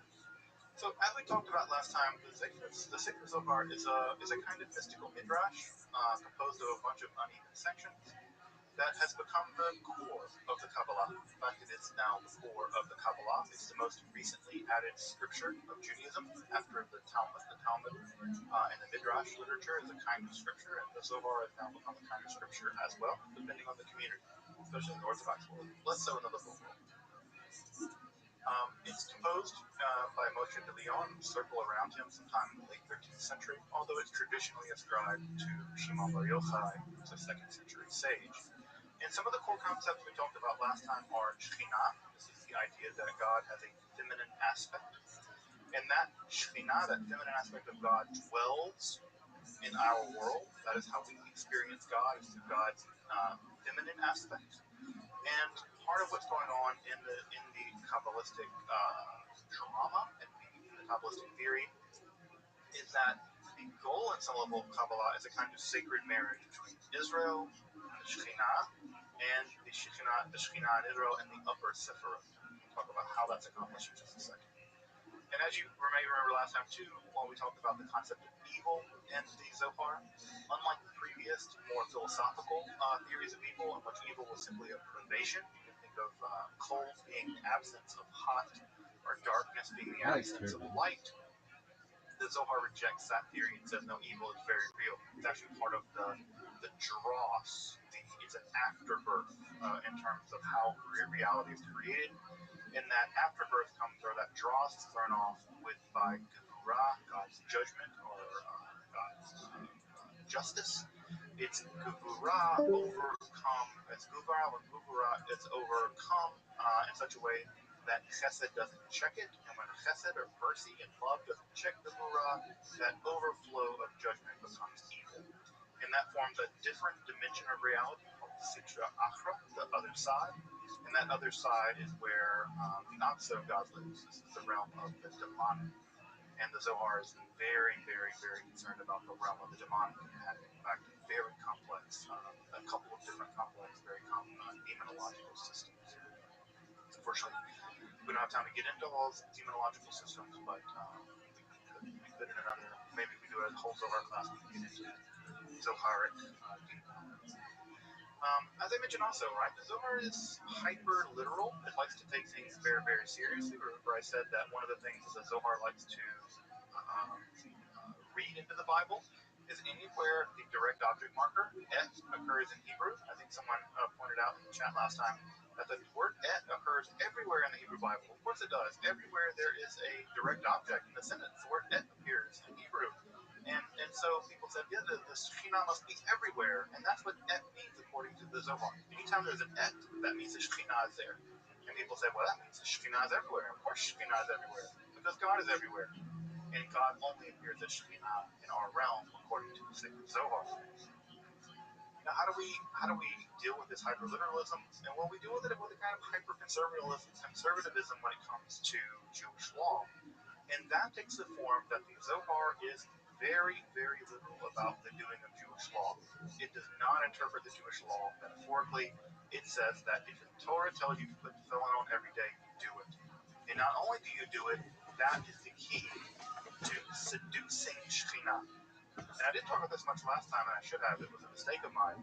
That the Zohar likes to describe the commandments, the following of the commandments, as something like foreplay or seducing God.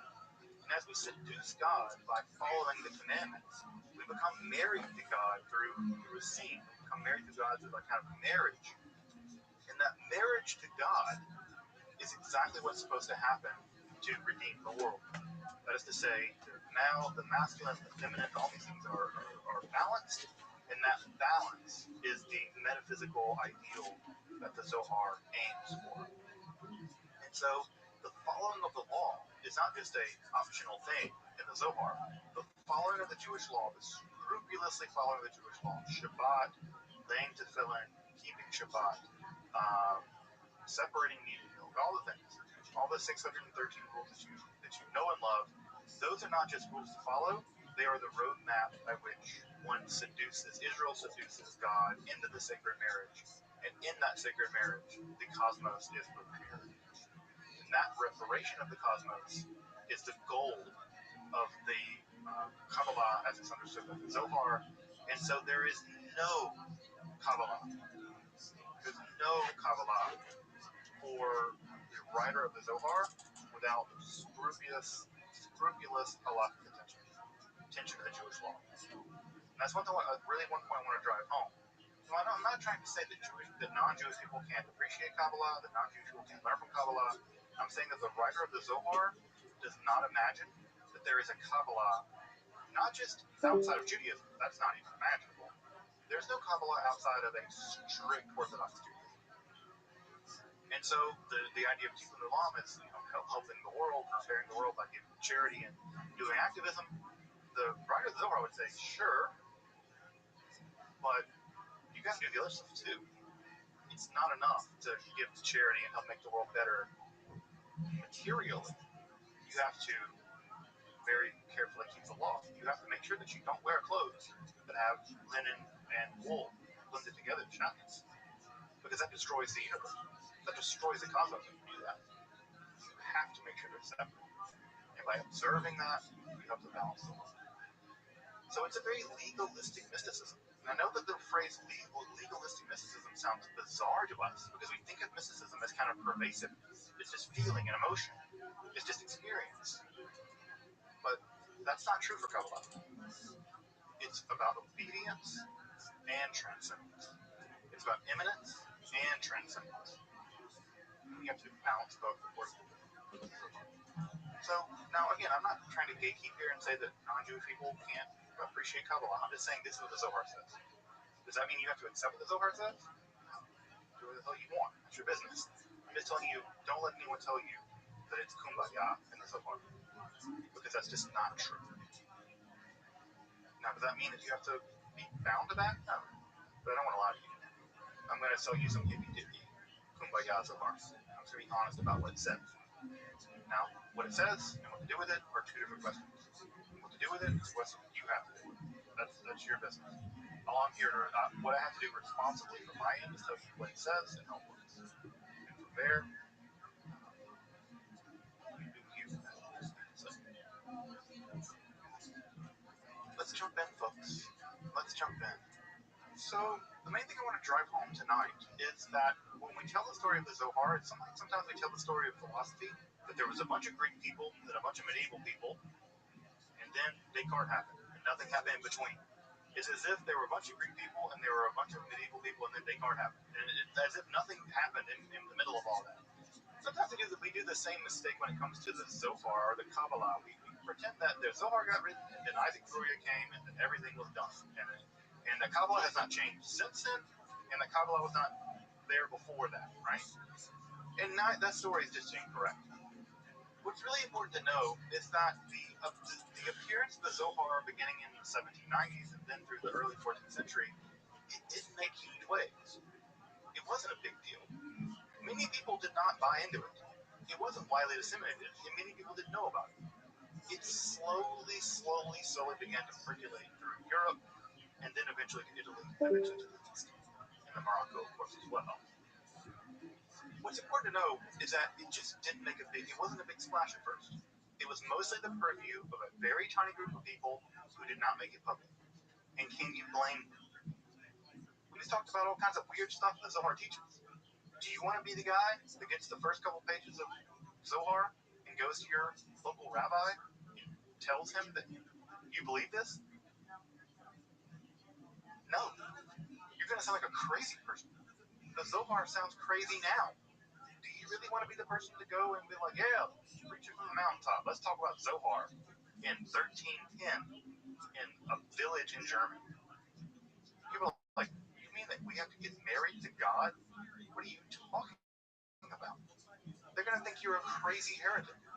And so what ends up happening is the Zohar is kind of parceled out in sections and sent all around. People are carrying chunks of it, but no one's really going to publicize it. People are still playing the cards pretty close to their chest. Because again, this is a pretty dangerous time to be Jewish. This is a pretty dangerous time to be a heretic. You do not want to become a heretic Jew. You don't. That's a death sentence in many ways. And so the Zohar and Kabbalah are still being played pretty close to the chest. Also around this time, it's not like the Zohar ended with the Zohar. Now that's a weird thing to say, but what ends up happening is that after the Zohar as we have it is kind of done, there are Zoharic-like documents that get produced after the Zohar, the most famous of which is a document called the Tikkunei Zohar, another is the Rabbi Mahimna, and these two documents are actually probably produced in the same group of people that produced the Zohar, but they're not quite the same. But they're so associated with the Zohar that they're kind of Zohar-like. So much so that in the modern version of the Zohar, they're attached to the Zohar. They're kind of like an appendix, like an apocrypha. They're kind of like Zohar apocrypha. That's maybe not quite true, but they're put there, and they're not quite the same as the Zohar. Although I will say that in the modern Daniel Matt edition, that is to say the 12-volume massive Daniel Matt edition that's out now, he does not translate Raya Mahimna. Although Tikkunei Zohar and Raya Mahimna in many ways were more popular because they're more coherent than the actual Zohar itself was. These are kind of like digests of Zoharic material. So we also have the Zohar has a kind of half-life. So we have the main Zohar, then we have the half-life of the Zohar. And it sort of continues to exist in a strange way for a couple decades after it's actually completed, or completed as much as it was. We don't even know how it was dissimulated. There's a great book by Boaz Lewis that I have back here about, it's a study of just what we know about how the Zohar actually got published and how it got disseminated out. And what we now think is that it was never disseminated out in one complete text. It was always parceled out into chunks, and those chunks kind of moved around. And one of the things the early printers had to do with the Zohar was collect all those chunks and then organize them into one text and then print that. So it was a mess, but also just a mess of a text, even in terms of its dissemination. One of the texts that we do know of, however, that was incredibly popular was a very small section of the Zohar called the Sifra Tzniuta, which is without a doubt the most complicated and bizarre section. It's only about 10 pages of the Zohar if you read it in Aramaic, but it's the most enigmatic section of the entire text. For whatever reason, this was really, really important to people, and that's a text that really traveled far and wide. It's an incredibly difficult to understand section. I've probably read it a dozen times, but I can tell you that even trying to summarize it right now, it would be fits and starts. It's so weird. So we do know that some sections of the Zohar proved very popular early on, and some sections didn't. So it wasn't even like it was received clearly in one kind of way. What we think happened was the Zohar was kind of sent out in digests, and people in various communities found certain parts interesting and certain parts not, and it was kind of spread out like this. In the generation after the publication of the Zohar, we basically have three major things that begin to happen. The first major thing that begins to happen in the aftermath of the publication of the Zohar, which everyone knew was important. Everyone realized it was an important document. Substantial, right? I mean, think about the documents we've talked about so far in this class. They're 30, 40 pages long. This is 1,700 pages. This is a monumental text. Monumental text. So regardless of what you thought about it, it was important. It wasn't just a 200-page, 100-page Sefer Bahir. This was a monumental piece of literature. So there were three basic reactions to it that followed in the aftermath of it. The first of it was, what does this text even mean? Remember, this text isn't even written in standard Hebrew. It's written in an obscure dialect of Aramaic, so obscure that you basically have to learn the dialect of Aramaic just to read it. It's not even in a standard Babylonian Aramaic. It's in an idiolect of Palestinian Aramaic. It's a very, very strange language. So just to try to figure out what it meant took about a generation. Secondly, many people did not buy it. They didn't believe it was real. They thought it was a forgery. There were many, many Jews that thought this document was a forgery, and it's dangerous. It's full of heretical, nonsense ideas, and it's going to get people to become pagans. And so we have, for instance, a very famous story of Itzhak, of Akko, and he saw parts of the Zohar actually in Palestine. It reached him in Palestine, and he read it and thought, this is really weird. And if it's by Shimon Bar Yochai, I want to understand it for sure. So what did he do? He went all the way to Spain to try to find out where this thing came from. He did the detective work. He traced it. He went all the way back to Spain. He made it to Guadalajara. He made it to Leon. And he made it to Moshe Leon's wife. And Moshe Leon's wife ratted him out. She said he made it up from his own head. It came from his own intelligence. And Isaac of Akko said, you mean to tell me he did not have any ancient manuscripts? She was like, no, he made it up. Now, what does make it up mean? Well, it might mean he was a fraud. It might also mean, according to other interpretations, is that he had kind of mystical insight. And his mystical insight allowed him to kind of channel the Zohar, the same way that Joseph Smith channeled the Book of Mormon.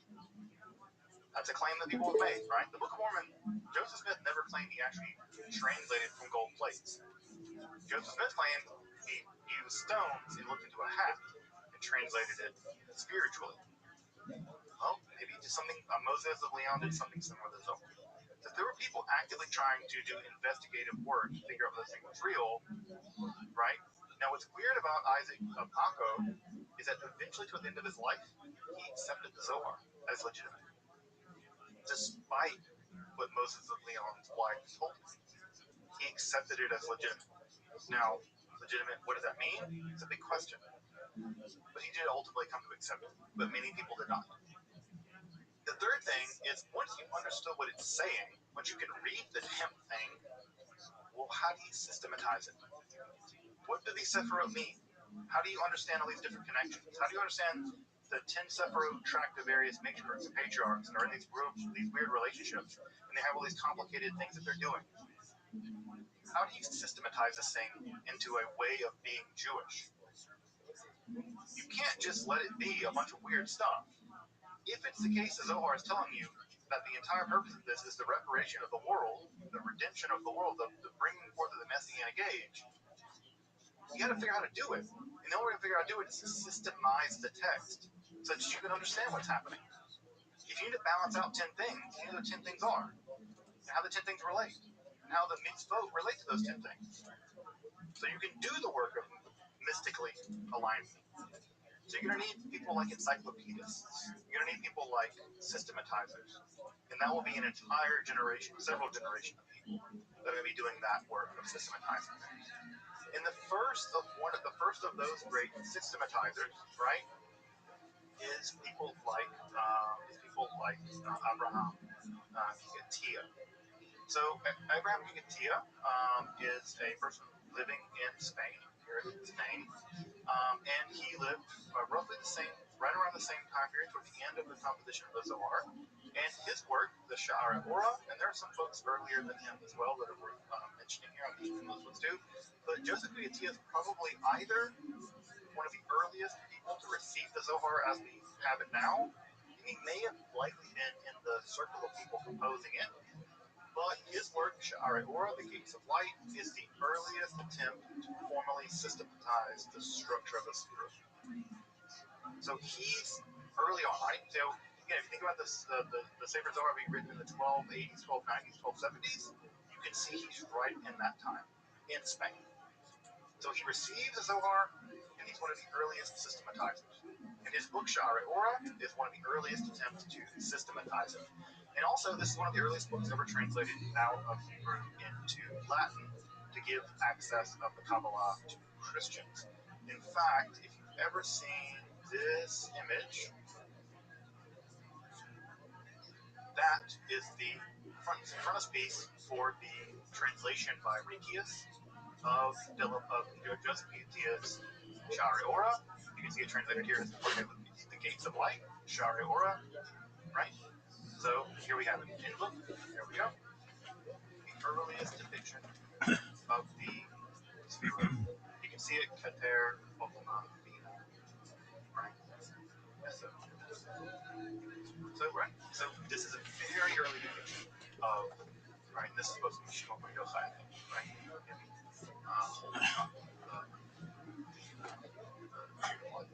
So this is an early, and I bet some folks have seen this picture before. If you have been following lectures, this is the Rikius translation of the Sha'arei Ora.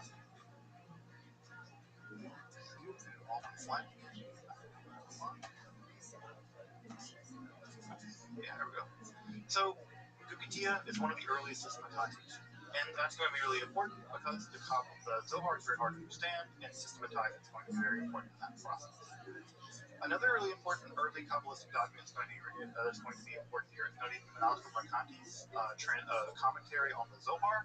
And Rakanti's commentary on the Zohar is going to be part of legitimating the Zohar, because Rakanti is one of the great scholars of his time, and he's also going to do the part of sort of transmitting Zoharic ideas into Italy. Right, so we have an Italian learning Kabbalah, translating some of those ideas into Italy, and this is going to be a big part of that. Once they get to Italy, they can spread it everywhere, because Italy obviously is the hub of the world, and so they can get anywhere in the world at that point once they reach Italy. Also, things are making their way over to Morocco. This is also very important. Morocco is going to be an incredibly important spot for the development of Kabbalah, and we're just in the infancy of figuring out how that worked, how things got to Morocco. There was a huge Jewish community in Fez, and there was until the 20th century, basically. And so Moroccan Kabbalah is going to be its own branch of Kabbalah. It's one of the things I would love to see an entire book about. It's just the movement of Kabbalah to Morocco and the development of Moroccan Kabbalah, which is in many ways, like many Kabbalah, is a distinct form of Kabbalah. But the studies on that stuff is just very primitive right now. They're very primitive. And you can imagine why. The archives are very difficult to access, and you need to be able to read medieval manuscripts in 4 languages. It's tough. You basically have to be trained to do that job, and not many people are. So this is one of the spots that future scholarship is going to need us a lot more. Also, by the way, it's also going to decentralize Europe in a lot of ways, because so much of what's going to happen is going to be Morocco, Iraq. We talk so much about Europe, but we need to be very clear about this. European Kabbalah is one part of the story, and the reason why we know that part of the story so well is because a lot of Europeans have done that work so far. Do not be fooled that Kabbalah is a European-centric phenomenon. Do not let that be fooled. We just don't know about the rest, because we haven't done the work yet, because we don't have to do the work yet, or we haven't prioritized it. What's also important to know about the development of Kabbalah and what, again, I call the interregnum, the period between the writing of the composition of the Zohar and the rise of Lurianic Kabbalah, is that there were other Kabbalahs around. It wasn't like the Zohar was going to win. The Zohar was one weird document that was out there. People were interested in it, but it wasn't like it was going to be the only thing. At the same time that the Zohar, the version of the Kabbalah that dominated by the Zohar, we sometimes call Theosophical Kabbalah, there was another intellectual form of Kabbalah that developed. And this intellectual form of Kabbalah actually was much closer to philosophy. Remember that the Zohar has a very kind of don't like philosophy kind of bent, a little bit. There were other forms of Kabbalah that were developing. Remember, Kabbalah was developing in Spain, France, and other places. And there's another form of Kabbalah that's much more cozy with philosophy. In fact, they want to combine Maimonidean philosophy, Neoplatonic philosophy, the Sefer Yetzirah. They want to combine all what's great about philosophy, all what's great about Kabbalah into one system. They don't want to kick Kabbalah. They don't want to kick philosophy to the road. They don't want to kick rationalism to the road. they want to actually blend them together. And so there are forms of Kabbalah that begin to develop, like I said, in Morocco and also in Spain, that are much more cozy with rationalism, with the intellect, with Maimonides even. And these forms of intellectual Kabbalah are completely distinct from what's going on in the realm of the Zohar. Now, you don't hear a lot about these because they lost.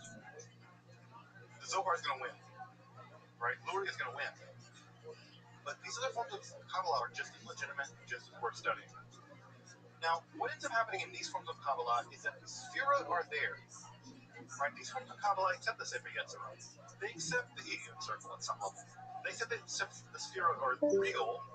They're just not parts of God. They're parts of our intellect.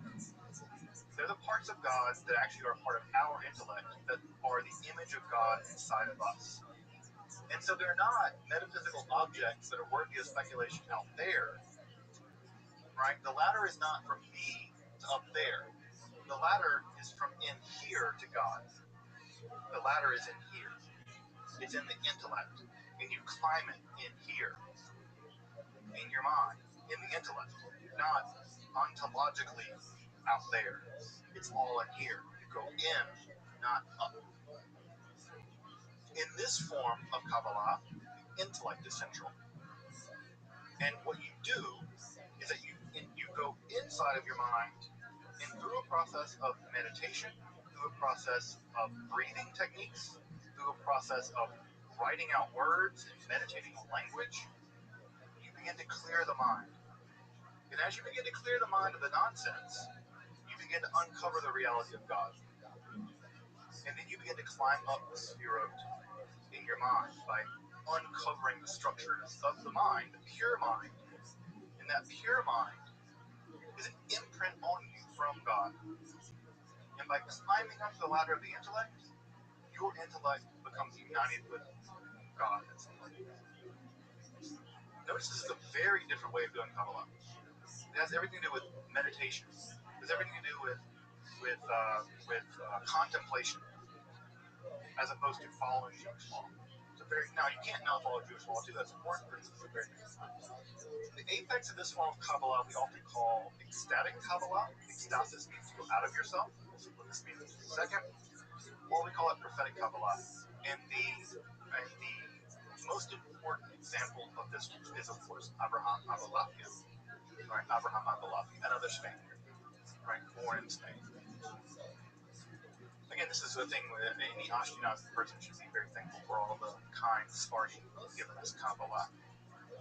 Abraham Abulafia was born around 1240, died around 1291, so born right around the time of the rise, contemporary with the rise of the Zohar. But from his writings, you can't tell that he knows anything about it. He existed right around the time it was being written, but there's no evidence he knew anything about it, basically. He roamed around a whole lot. Abraham Abulafia roamed around. Just to look at his travel log would make anyone jealous these days. For us, it was locked down. We'd love to be able to travel around like Abulafia. In fact, he traveled as far as Iraq and Iran, and he's trying to find a mystical river called the Sambation. There's an idea that there's a mystical river called the Sambation beyond which the 10 lost tribes of Israel gathered. And if you can find the river and bring them across, then you can begin the process of redeeming the world and bringing it inside. Very early on, Abulafia had messianic schemes, one might call them, but the world was cast into chaos. If you look at the time period, right, 1240 to 1290, we're looking at the high point of the Crusades, and so that wasn't a good time to be in that region. And so eventually he turns back. Abulafia, aside from the Bible in many ways, and the Talmud, had one text that he felt was very dear to him, and that was Maimonides' Guide to the Text. Now, most of us do not associate mysticism with Maimonides.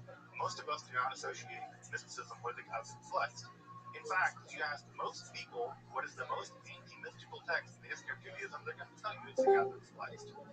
Abulafia would tell you that you're wrong. Smart.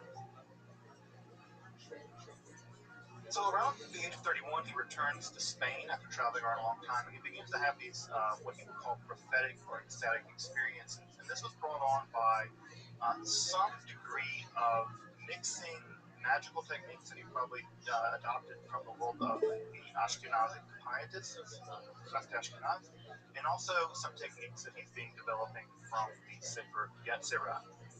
And what he ends up developing is a very complex system of breathing techniques, of letter combination techniques, of meditation techniques, and even body techniques. And many of these we think are being picked up from Sufism. Again, we're talking about him traveling in the Islamic world, and he's probably picking up some Sufi techniques. If you've ever seen the whirling dervishes and people like them who enter into trances by body breathing, spinning techniques, it seems very likely that Abulafi is picking up some of those kinds of techniques as well. And what ends up happening is Abulafi develops a prophetic form of Kabbalah. Now, this prophetic form of Kabbalah, of which we have about a half a dozen books that he's written, the earliest of which is a text called Sefer HaYashar, from the upright. And these mystical insights that he gets, we'll talk more about how he achieves them in just a minute, but these mystical insights that he gets eventually convince him that he is, the Messiah. Which is always, as you probably know from Jewish history, the most dangerous thing you can believe you can be. If you want to get yourself killed, start believing you're the Messiah, and you'll be dead in no time. So he believes he's the Messiah, and of course, what he does is he does what any rational person does. He goes to Rome to tell the Pope that he's going to convert him to Judaism and begin the process of the redemption of the world. Well, the Pope basically orders him to be arrested and killed, and Abulafi's great luck is that the Pope dies. He has a stroke or something, and he dies. And Abulafi is, I think, briefly arrested by the Dominicans or some such, and he's released. I don't know how he got that lucky, but, you know, this happens, by the way, to several people in history. They challenge the Pope to this, that, whatever, and they get themselves killed, and the Pope dies. So, again, not to hope anyone dies, much less the Pope, but I'm glad that Abraham Abulafi did not get to show down with the Pope. My pronouncer crashed.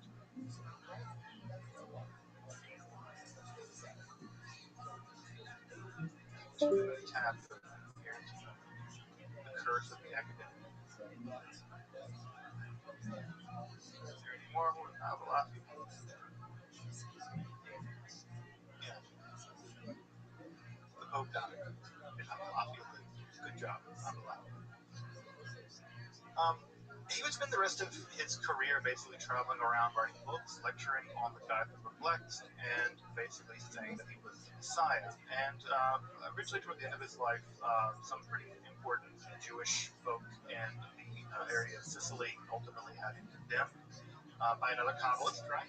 Shlomo ben Nidrat, who was a pretty famous Kabbalist at the time, so he was friendly with Kabbalah, and he had him basically exiled, and he disappears from history in about 1291. So what ends up happening is Abulafi vanishes. We don't know what happened to him.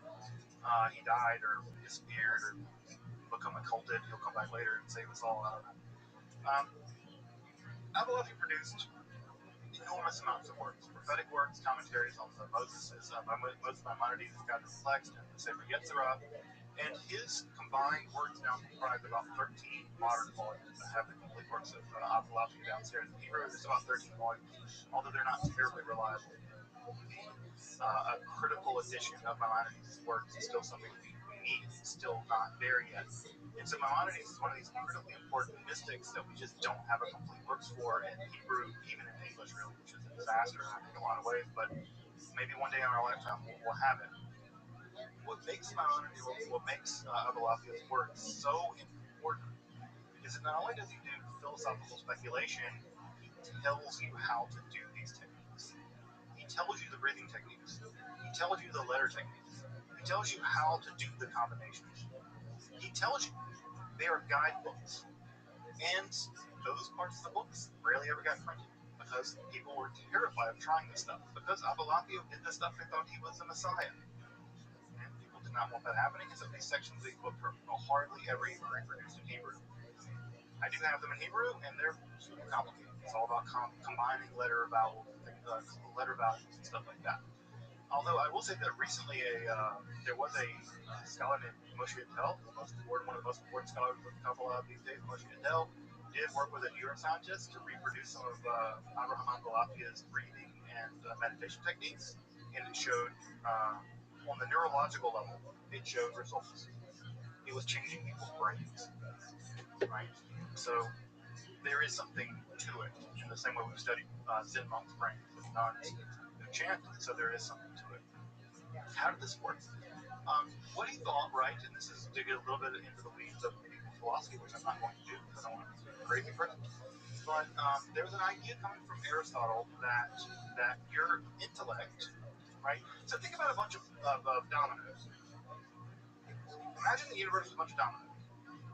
No domino can fall on its own. Some domino needs to knock the other dominoes down, and each domino has to be knocked over by another domino.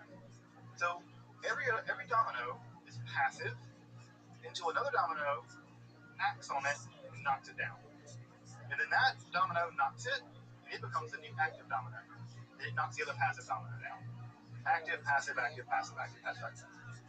Aristotle thought that the mind worked like that too. Your mind is passive at first, and it needs something to activate it, but it can't activate itself.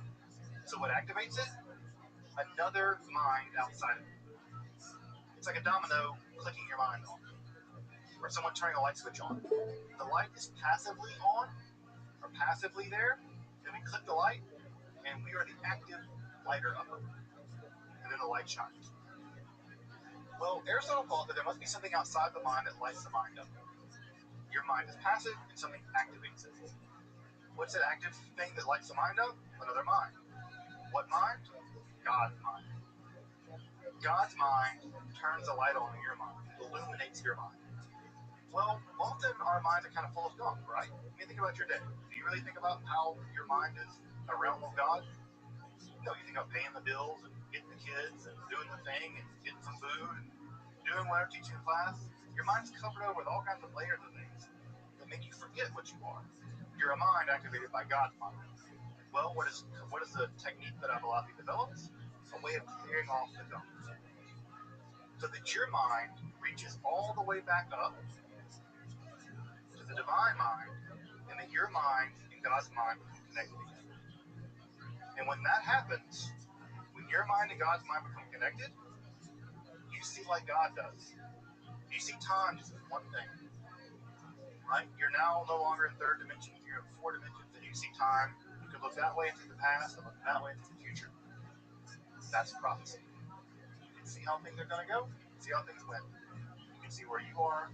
You see from a God's eye perspective. Your mind becomes connected to God's mind at some level. And Avalokhi had tried to develop meditation techniques and language techniques to reconnect your mind to God's mind. Now notice how this is very different than the Zohar. The Zohar is a very different animal than this. You are trying to climb back up something, but in a very, very different way. In fact, even Avalokhi gives us phenomenological characteristics to let us know we're on the right path. He says when you start doing this correctly, your body will emit light.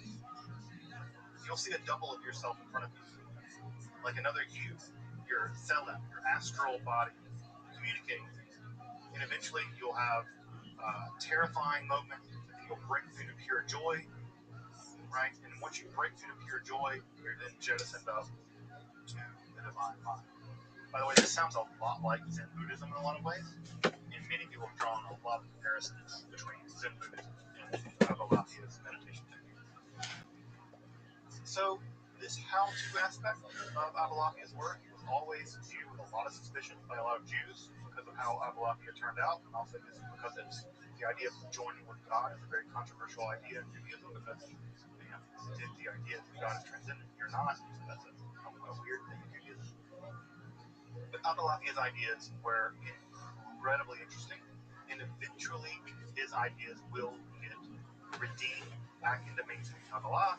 And I would say that now Avalokhi's ideas are being brought back in and synthesized at some level with ideas from the Zohar. But you can see they're very different ideas. And I bet you can see these are very different ways of doing Kabbalah.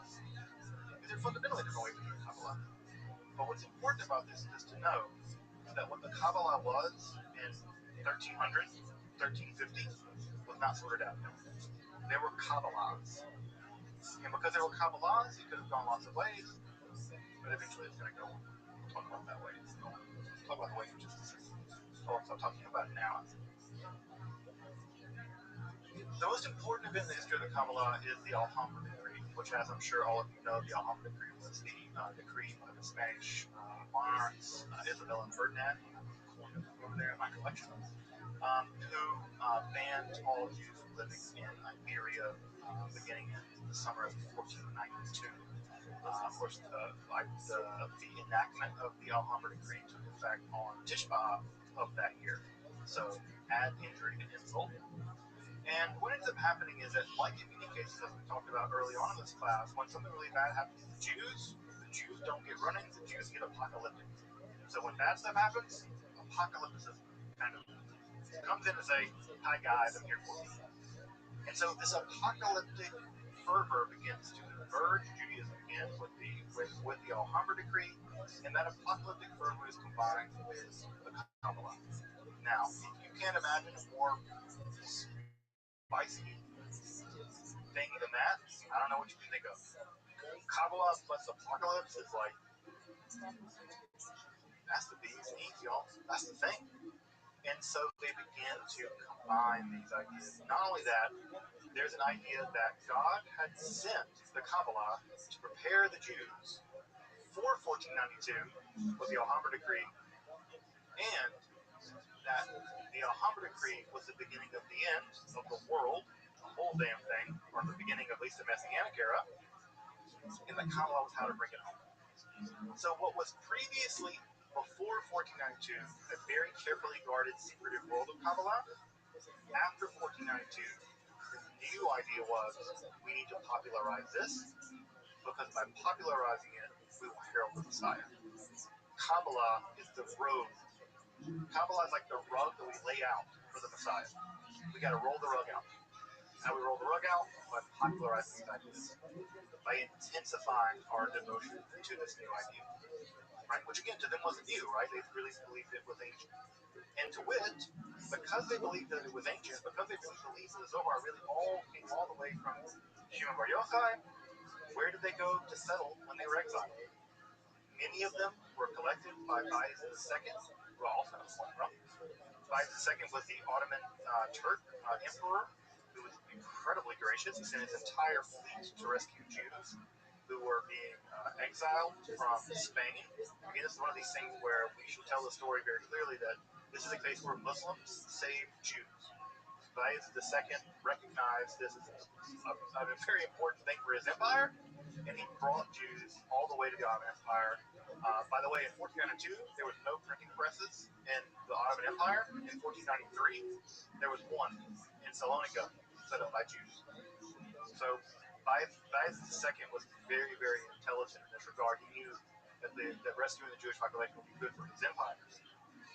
And so many Jews who came from Spain after 1492, after the Alhambra Decree, where did they go? They were Kabbalists. They first went to Jerusalem, and then where did they go? They went home. Where's home? The Galilee, where Shimon Bar Yochai is from, the author of the Zohar. Now think about how interesting this is. This is a document written by someone that's not actually from Palestine, a Spaniard, in that you have an entire population moving to Israel, Palestine. They land in Jerusalem, and they settle in the area of their hero, Shimon Bar Yochai, Meron and Tzfat. And if you know anything about Meron and Tzfat, you know that is now, to this day, the center of Kabbalah. They built a center where there was none prior. They built an entire world for themselves and then lived in it. It's an amazing mystical story. In the world of the Ottoman Empire, the Kabbalah is about to undergo a titanic change. So some of the earliest important systematizers of Kabbalah at this time was Meir ibn Gabbai. Meir ibn Gabbai, he wrote one of the earliest systematic accounts of Kabbalah as we have it. But the most important systematizer of Kabbalah is going to be at this time Moses ben Yaakov Cordovero. And he's going to write, published in 1548, his Pardes Romain. And this is the most encyclopedic, most coherent, and most systematic account of Zohar and Kabbalah to be produced. basically in some ways ever. And just to briefly summarize how he thinks, some of the things he thinks, he imagines the spheroid as emerging from a kind of dialectic. That is to say, they always contain their opposite, and their opposite breaks off from them. Have you folks ever seen how cells undergo like mitosis? Right? Is it mitosis where cells break away from each other? All right, where they you see them like doing this thing, and they, right, and they, right?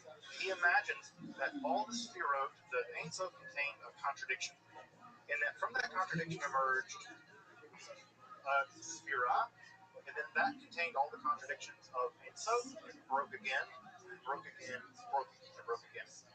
So what we have in the ideas of Cordovero is we actually have a reason why the spheroid developed the way they did. For him, there's an inner dynamism even inside each sphera, and that's going to get turned up to the max because it's like Gloria next time. So he's trying to systematize why the Zohar works the way the Zohar works. Why does Sphirot obey rules? What are the rules of Sphirot obey? How do they work? And why are they the way they are? So he's the great systematizer. Another major work that he has is a text called Or Yakar. Or Yakar is a commentary on all Zohar literature. In fact, this commentary is so vast that a modern edition is still not done yet. There is no modern edition of the Or Yakar. They're still putting it out in Hebrew. I think it's running 24 volumes at this point. I mean, he spent decades working on it. It may be done in our lifetime. The modern edition may be done in Hebrew in our lifetime. English edition is not even on the radar. Just to get a standard Hebrew edition done. This work is so massive. It's I think been in the works since the 60s. I think it's still not done. There are 24 volumes. Massive comedy. Another work that he produced was a document called the Tomer Devorah, the Palm Tree of Devorah. This is an ethical, very tiny little book. Very, very tiny little book. You can read it in an afternoon. And this is an ethical version of Kabbalah. This is trying to understand Kabbalah as an ethical program. How to be a Kabbalistic informed Jew. And these ethical Kabbalistic books, these kind of books of Kabbalistic Musar, ethics, how to be a Kabbalist, how to be a Kabbalistically informed Jew. In fact, many of those are responsible for popularizing a lot of Kabbalistic ideas. In fact, some people ask me, what Kabbalistic book would you read first? And I tell them, from the advice of a friend of mine, that I would say Tomer Devorah. If you want to read any Kabbalistic book first, get a copy of Tomer Devorah. Because that's the easiest way of getting an inroad into this conversation. You can buy copies that are in Hebrew and English. So he also wrote this text, Tomer Devorah, very important ethical work of Kabbalah.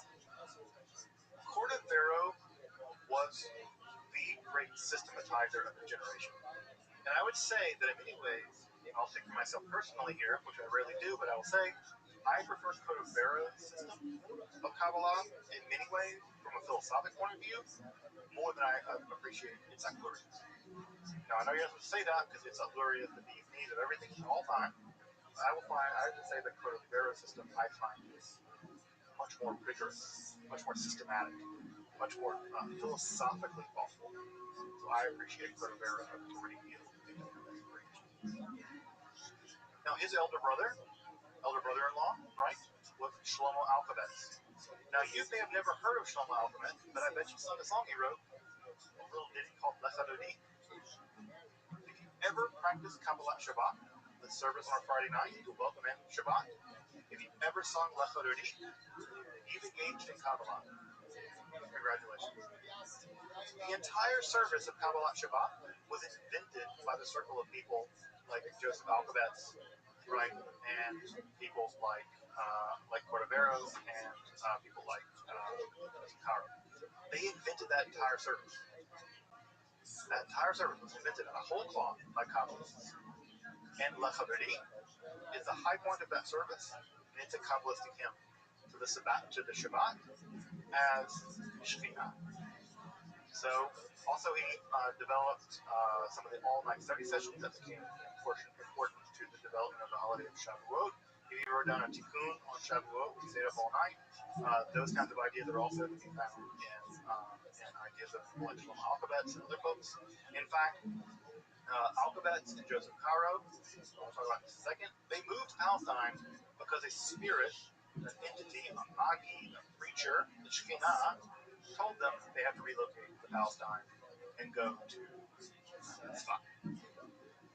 Joseph Caro, who you probably know more famously as the author of the Shulchan Aruch, the definitive document of Jewish law. Definitive. There is no more important document in Jewish legal history than the Shulchan Aruch. It was produced by Joseph Caro, Kabbalists of this time period, who saw visions of the Magi, sometimes as the Shekinah, sometimes as a embodied version or a spiritual version of the Mishnah, the rabbinic text. And so much of modern Judaism, whether it's the legal text like Shulchan Aruch, or whether it's ritual stuff like Kabbalat Shabbat, or it's musical stuff like Rabbi, or it's other things. All of this is being formed, infused, hinged, and developed in the 16th century in the aftermath of the 1492 disaster of the Alhambra Decree. It's being developed by Kabbalists to popularize ideas from the Sefer Zohar, to basically roll out a red carpet for the coming of the Messiah. They are popularizing these ideas as part of a messianic redemption arc in their mind. So these ideas, which were very closely hidden, are now being published, put out there, rendered out there. Make songs out of it. If you've ever been to a Friday night service in any synagogue ever, you are living in the shadow of these people doing Kabbalah in the hopes of using ideas from the Zohar to welcome and herald the Messiah. Now, I don't know if you know that you were doing that or care, but you were. So, Kabbalah Shabbat, Friday night services begin here in Tzfat. Right? At some level, begin here in Tzfat. And they are imbued deeply. Go read Lech Haderdim. Go read the English translation for it. It's all about welcoming the bride, getting married to Shabbat in the form of Shekinah. It's Kabbalistic all day long. All day long. The Zohar itself is also now reaching its canonization at some level. It's printed for the first time in Italy at the printing of Cremona, although that printing is not very widely recognized. It's only ran for a few volumes. But the definitive edition was also printed just around the same time at Mantua, and the Mantua edition became the standard version. The 3-volume version of Mantua became the standard edition. So the Zohar is now being printed. The printing of the Zohar actually was precipitated at least first by Christians, and then the Mantua edition was going to rapidly assimilate the ideas of Kabbalah all through the world, especially the European world. Cordovero's work is going to be soon surpassed by Isaac Luria. We'll get to that next time. What ends up happening is Cordovero dies, as we all will, and Luria comes to Tzfat the very day Cordovero died. The Rama died. And above the funeral train of Cordovero, of the Rama, Yitzhak Luria saw a pillar of fire reaching up into heaven. Now, you know something about the book of Exodus? The book of Exodus describes God as appearing to the Israelites as a pillar of fire. Literally, Isaac Luria says, Cordovero, God is literally going with Cordovero on his funeral train. And immediately Yitzhak Luria joins the train. Yitzhak Luria, the Arizal, the lion, comes to Tzfat and spends only a few years in Tzfat before he dies. But the few years that he spends in Tzfat before he dies very young. He was in his 40s when he dies. He spends a few years teaching, and the 3 or 4 years that he spent in Tzfat, or the 2 or 3 years he spent in Tzfat, are going to transform Kabbalah forever. The teachings that he imparts to 2 of his students, one is Chaim Vital, the other is another student called Israel Saru, who's not as well known. But between Saru and Chaim Vital, really more Chaim Vital, Kabbalah is going to become a completely integrated part of Jewish theology and philosophy. Kabbalah, as we know it, is going to basically become Lurianic Kabbalah. The Kabbalah, as we all know it, is going to be the Kabbalah downstream of Itzhak Luria and Chaim Vital. And what ends up emerging is that Chaim Vital's version of the Kabbalah, his very peculiar interpretation, which we'll get to next time, becomes the authentic, definitive, final version of Kabbalah. That's a huge deal. He will set the stage for all further Kabbalistic speculation. Now, what's also important here is that the Christians have taken notice also of Kabbalah. They've also gotten interested in this messianic fervor. And they've also gotten interested in the idea that Jews may have had some weird secrets way back in the day. Jews at this point, beginning in the 15th century, especially by the 16th century, are taking intense interest in Kabbalah. And they're going to actually adopt Kabbalah into Christianity. And Christian Kabbalah is going to be an incredibly important part of the development of what we now call Western esotericism or the occult. So if you've ever studied magic, things like that, these ideas are going to be incredibly important when we get to Christian esotericism and the rise of occultism, right, in Europe. We'll get to that next time as well. It's going to be Vital, Chaim Vital, one of Itzhak Luria's students, who is going to provide the definitive version of Kabbalah as we know it. If you've ever studied Kabbalah, you've heard phrases like Tzimtzum, contraction, Tikkun Olam, preparation of the world, Shira, right, the idea of the shattering of the vessels, Klipot, the idea that these are broken vessels, or shards of these vessels. If you've ever heard any of these ideas come from Lurianic Kabbalah. They are versions of Kabbalah developed by Luria based on the sacred Zohar. So what we're going to do next week is we're going to dive into Lurianic Kabbalah. Lurianic Kabbalah, as I said just a moment ago, is Kabbalah. It's become the baptized version, if you like. It's the definitive, the authentic, the standard version.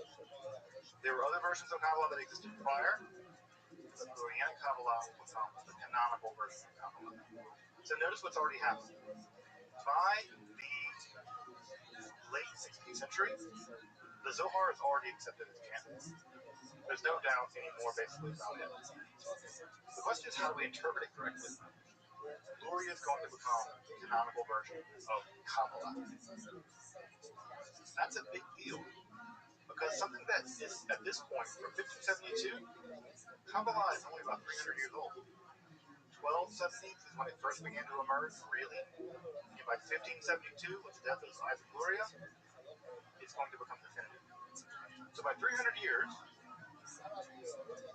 the Zohar is scripture. And it's going to affect every version of Jewish life, from the Siddur, prayer book, liturgy, Kabbalah Shabbat, to ritual life, putting on tefillin during Chol Moed, even Jewish law. It's going to affect all of these things. And the Lurianic Kabbalah will be the standard mechanism by which all other forms of Kabbalah will be measured. So we'll come back next week, and we'll begin the process of handling the Lurianic Kabbalah. Welcome back, and thank you for joining me. So tomorrow, Explore the garden that is. God, when it gets to you find it, go focus.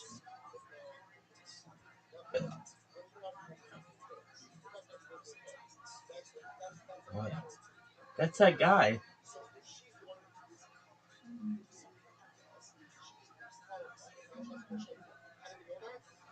I thought it was.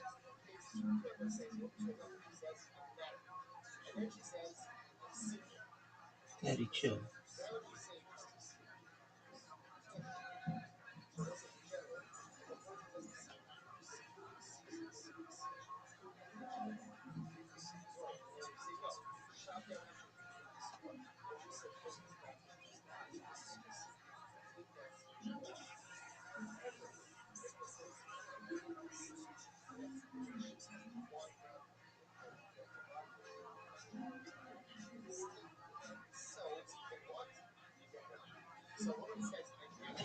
fucking button.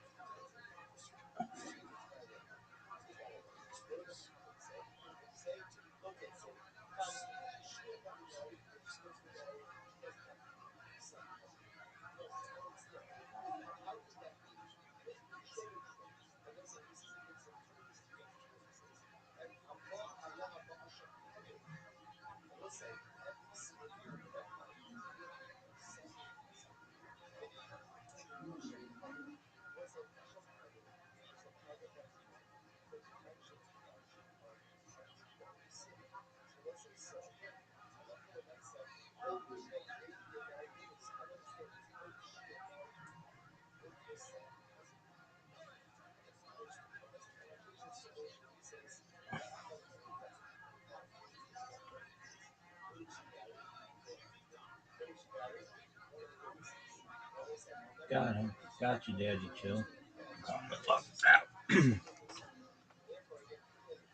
Joe Rogan podcast. Check it out.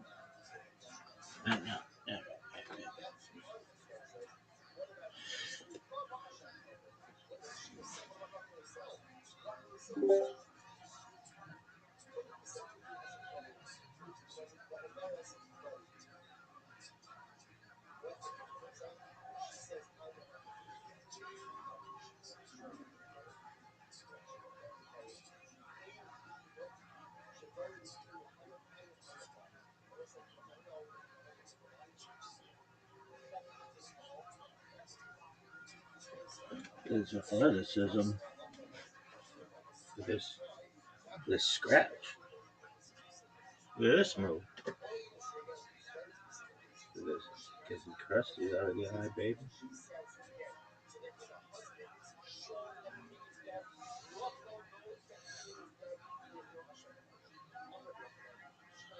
Look at this move. Look at this move. Look at this move.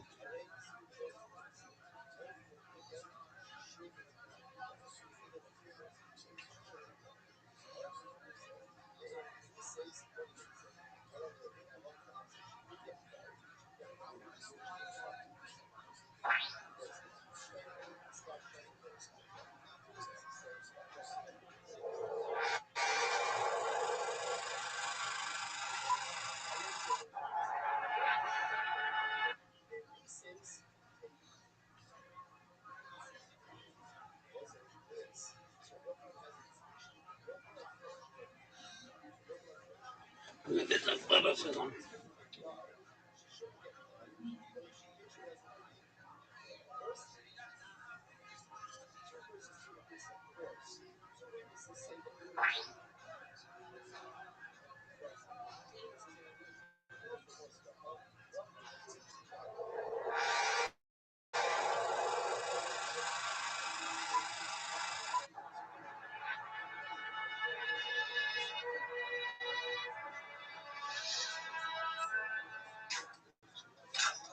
She's wide awake in her whiskey full on.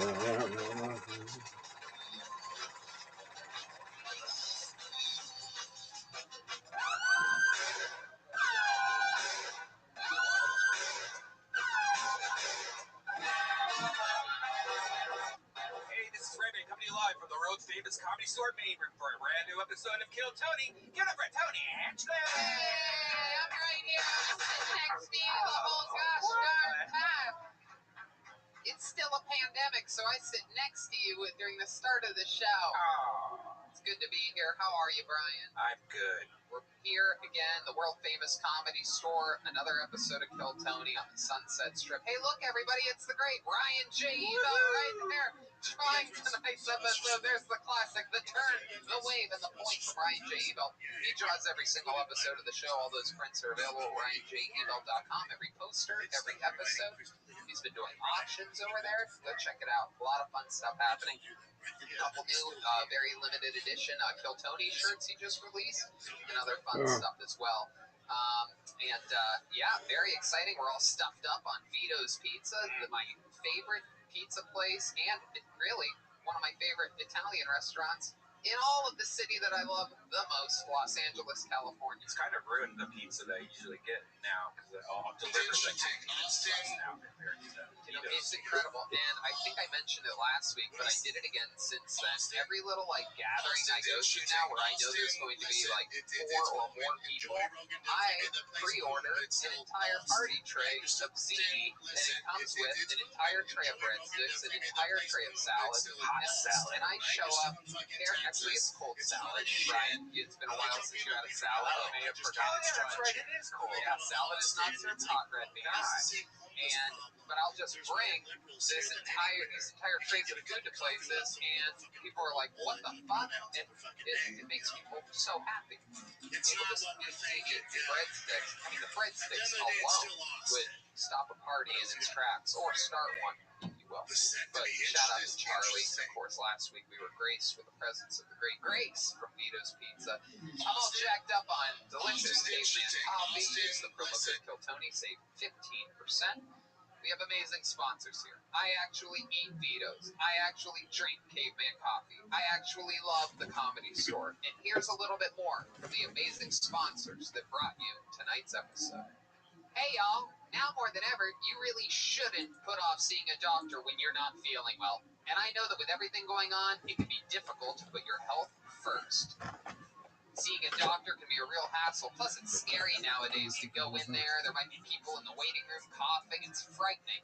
That's why I use PlushCare. They make seeing a doctor so easy, I do it right from home.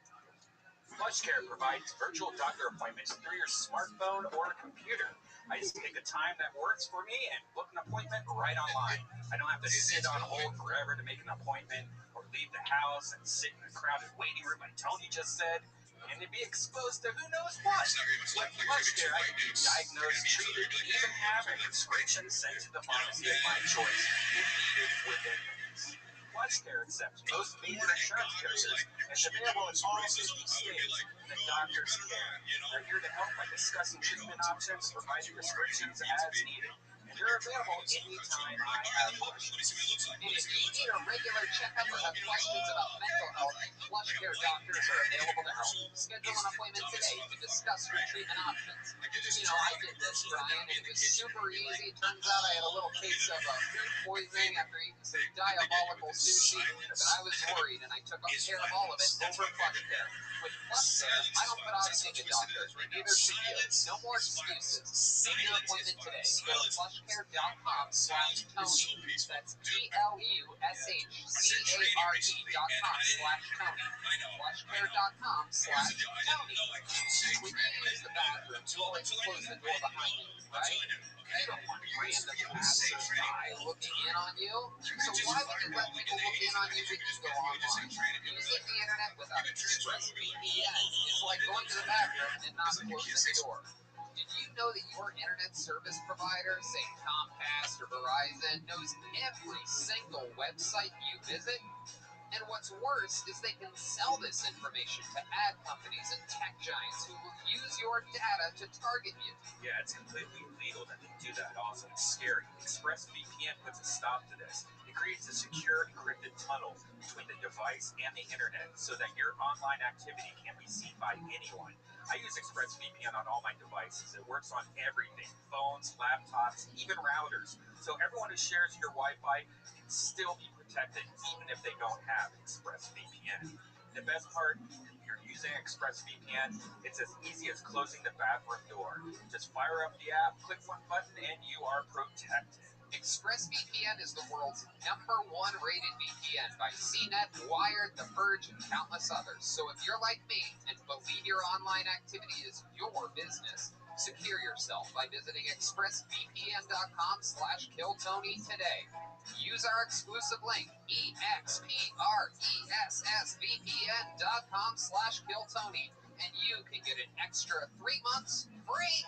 That's expressvpn.com/KillTony. Hiring can be challenging, but ZipRecruiter makes it fast and easy. One CEO, Ali, needed to hire for a multifaceted role at his wallpaper company, Walls Need Love. He was looking for someone who was the right fit for his team and culture, but his search was slow going. So he turned to ZipRecruiter. ZipRecruiter's powerful matching technology identifies the right people for your job and actively invites them to apply. Which is why you should try ZipRecruiter for free at ZipRecruiter.com/KillTony. That's how Ali found Savannah Ray. Ali said Savannah's skills and experience were a great match for the role. Plus, she applied within a few days after he posted the job. Through ZipRecruiter, Ali has hired everyone from head of marketing to sales director to lead graphic designer. But Ali's not the only employer who loves ZipRecruiter. That's right. A lot of them do. 4 out of 5 employers who post on ZipRecruiter get a quality candidate within the first day. See for yourself how ZipRecruiter makes hiring faster and easier. Try it for free. That's right, free at ZipRecruiter.com/KillTony. That's ZipRecruiter.com/KillTony. ZipRecruiter.com/KillTony. And we're back. What an exciting time to be here. We have the great Rick Cossack is here, everybody. Make some noise for Rick. You guys can clap your hands. Rick takes pictures of this show sometimes. He's my neighbor. Little fun fact for you. And he filmed all the Jackass movies, all the Wild Boys, he's a skateboard legend, right? Photographer, yes, skateboard photography legend. Yes, I forgot that part. He's a great photographer, filmographer, cinematographer, filmologist, camera guy. Okay. The great Gino's here. This is a real who's who of the Kill Tony family. No. Very exciting. The CEO of Speedweed, and never forget, he played a crucial role in Kill Tony's continuation over at Better Box Studios during some of the craziest times in the history of the world, and we are forever grateful for that. How about a hand for Gino, everybody? And you wouldn't believe it. But tonight is such a Kill Tony wild family night that for the first time ever in the history of the show, ladies and gentlemen, a graphic artist who I have been working with, it seems like forever, but I guess it's only been over a year. The great Mick Vader is here for the first time ever, everyone. How exciting. All the way from beautiful Tennessee. We're happy to have you here. Welcome to the Comedy Store. An unbelievably amazing artist. All internet graphics. Incredible. Anyway, so let's start the show, shall we? We have a guest tonight. This is one of my really good friends.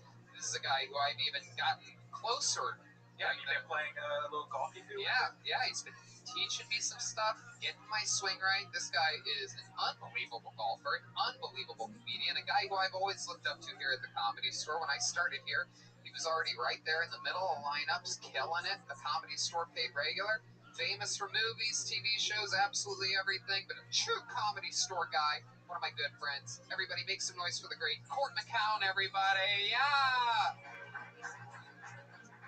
Not his first Kill Tony rodeo at all. He's been here a few times. I've judged roast battles with this guy. It's good to be here. Oh. Well, there we go. Yeah, it is good to be here now.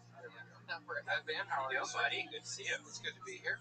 And we've been having fun. And since I became a golf addict during this pandemic, we've run into each other over at the range, and you've straightened out my swing. I'm helping your swing a little bit. How is he? How is he? He's actually not too bad. You know, I mean, it's like Jesus, what a ringing endorsement. You just started. It's the hardest sport in the world, and everybody thinks that they can get 2-3 months in and they're going to be great, and it's just fucking. It takes years. Yeah, it takes years. But I did notice you got the Trump sweatshirt on today. Well, the fans at home could not notice that from where the cameras are, but thank you for exposing that, and our listenership just went down 50. Oh, thank you, Mr. President. I'm glad that I'm actually glad that you are listening to the show. I didn't realize you were had a microphone. Thank you, Tony. You're welcome, Mr. President. I got this playing at your course, by the way. It is a beautiful course here in Palos Verdes, and it's one of my favorite places to go. Thank you very much. That's really nice. Thank you. Thank you, indeed. And if you get a chance, I would love it if you would just put my name on a list so that I could play anytime, perhaps. What do you think about that? Okay, all right. Let's just keep this fun train moving along. Court, I don't know if you remember this or not, but we have a band on this show. I've been.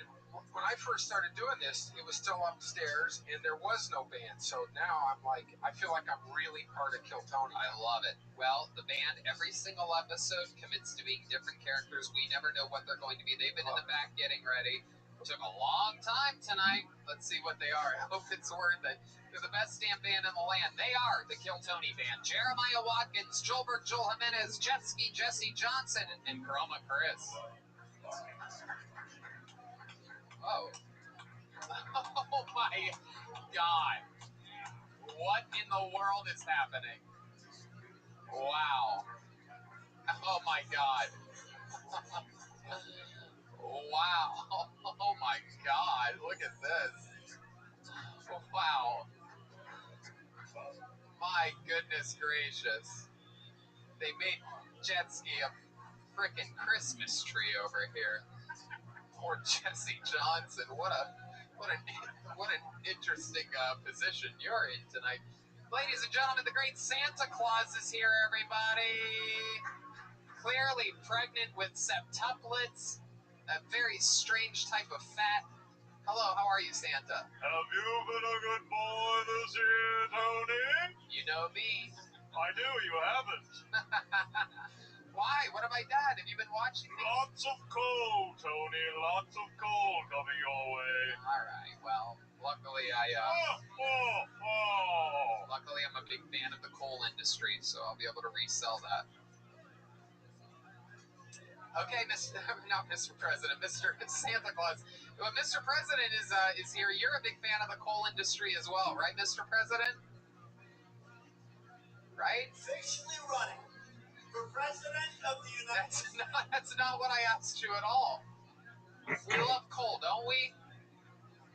We don't have victory. That's not, again, this is like Trump doing his Biden impression. Okay. Okay, thank you, Mr. President. Jesse Johnson's here. She's a Christmas tree. How are you, Christmas tree? Great to be here, standing tall. Oh, wow, you have the official Jetski Johnson ornaments on your tree. I love that. Oh, you saw those? Yeah, handmade by Jesse Johnson, available at jetskijohnson.com. I bought 2. Last week you bought 3. Oh, that's right. I bought 2 more, I meant to say. That brings me to 5 total. Another lump of coal. Mrs. Claus, behave. Hello, Mrs. Claus. Looking actually just like all of Joel's female characters, looking extremely beautiful for some reason. I'm hot as fuck. Wow, Mrs. Claus, what have you been? Wow, you pulling out your breasts? I might if you act nice. Oh, is that wait? Do you have a lisp?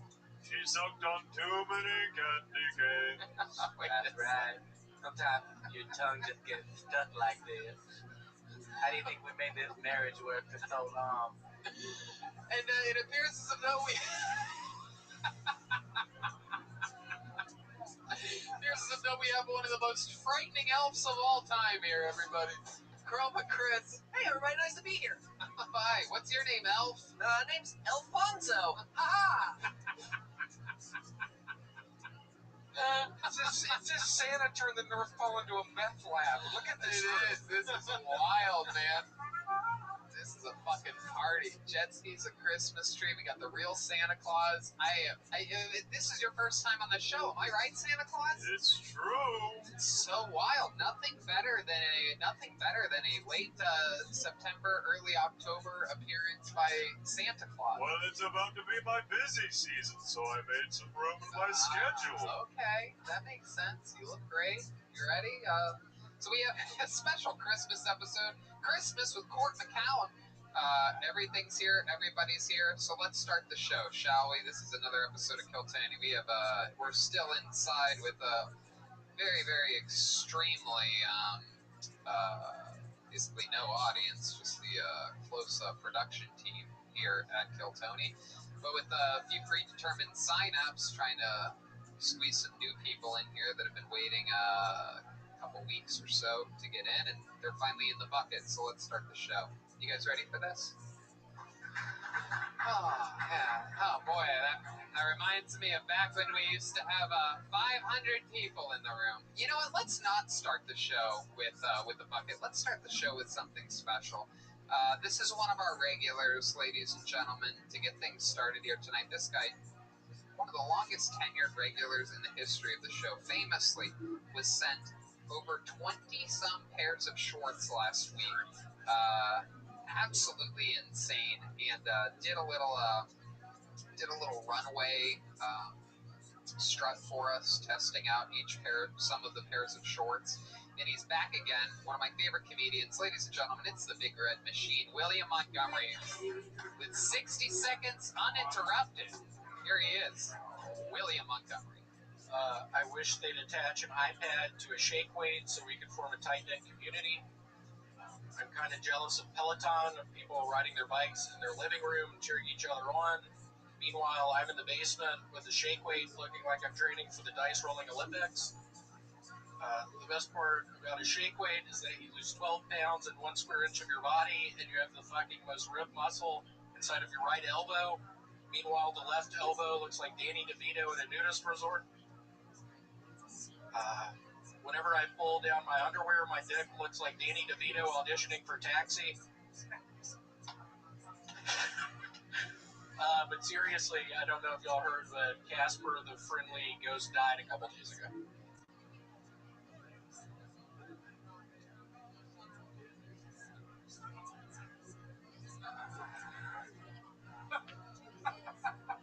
All right. Just hit the button, Red. Just one. Why don't you just say thank you? That's my timer. Thank you, that's my time. There you go. Hey! And the Christmas tree, happy holiday. Yeah, Christmas music. Love it. You love Christmas, right, William? I do. I grew up Jewish, actually, but You didn't grow up Jewish. That's the crazy part of what you just said. I know I was going to try to make up a story about how I grew up Jewish, but then we got into Christianity and got big into Christmas. That's right.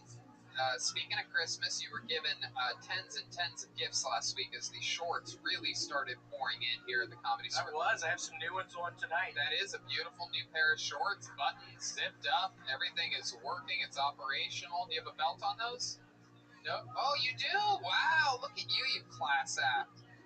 These are actually, for everybody wondering, I actually wear a size 38 out of 40, so all those 40s I threw away. but it was You really did sweet not of y'all. throw away It 40s. was really sweet of y'all. Yeah. What did your You should get those 40s back, buddy. You should get the 40s back. What does that mean?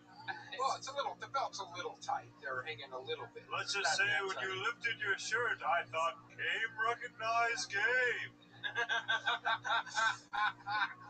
So William, have you spoken to your family or your girlfriend about the new shorts? What are they saying? What's the report? They love it. Yeah. It's big. Everybody loves it. Your girl probably likes how your butt smells better now. Oh Jesus, Red Band. Huh? Watching Red Band. Yeah, huh? You're gonna end up with cold. I'm always watching. Oh wow, I bet you are. That's creepy when you say it like that. Christmas tree, you don't watch anything, do you? No, but he is really always watching. You guys hang out a lot? You hang out with Christmas tree a lot, Santa? Supposedly, but she gets a little freaked out when I try to get underneath her. Whoa, look out. What does Mrs. Claus think about that? Too busy dealing with the cameras in my bathroom. Oh, look like that list really cleared up, Miss. I'm glad that the candy cane finally wore off. So, William, we have really exciting news for you. I don't think you're going to believe it. Is there anything else crazy that happened this week? I actually saw a movie for the first time in many years on Netflix yesterday. I don't know if y'all remember Coneheads. I highly recommend it. It's a perfect movie. How about, what happened with Danny DeVito this week? You noticed Danny DeVito in something? I did. That's where the Danny DeVito stuff came out. What's that? This is yet another pair of shorts, believe it or What size are they? Wait, you're going to have to find out. Okay. We're going to find out right now. Perfect. I do need some more. Those are a nice color, too. They remind me of your old shorts. I like these. What size are they? Do you see there? I can't tell. Oh, my goodness. You know what? You got new shirts, too. New shirts? Yep. New shirts. What do these say? I don't know. Read it. Open it up. What does Guy it say? happens. What does it say? I don't even. Oh, this is where we find out William doesn't know how to read. Size 38, Volcom. That's a good brand. Perfect. Volcom's nice. Love it. It's a Christmas giveaway. I should give these to Santa Claus to give to you. Little did I know. Proof again that we had no idea ever what the band's going to be. You want to open that up and give it to him? Please, thank you. What are the odds that Santa Claus is here on a special gift-giving day of Tony?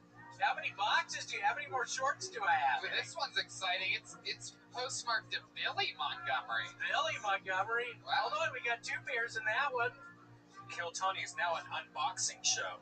Wow. And a Merry Christmas to all. Another pair of shorts. Thank you so much. And Alan Carr's Quit Drinking. Perfect. Quit drinking without willpower.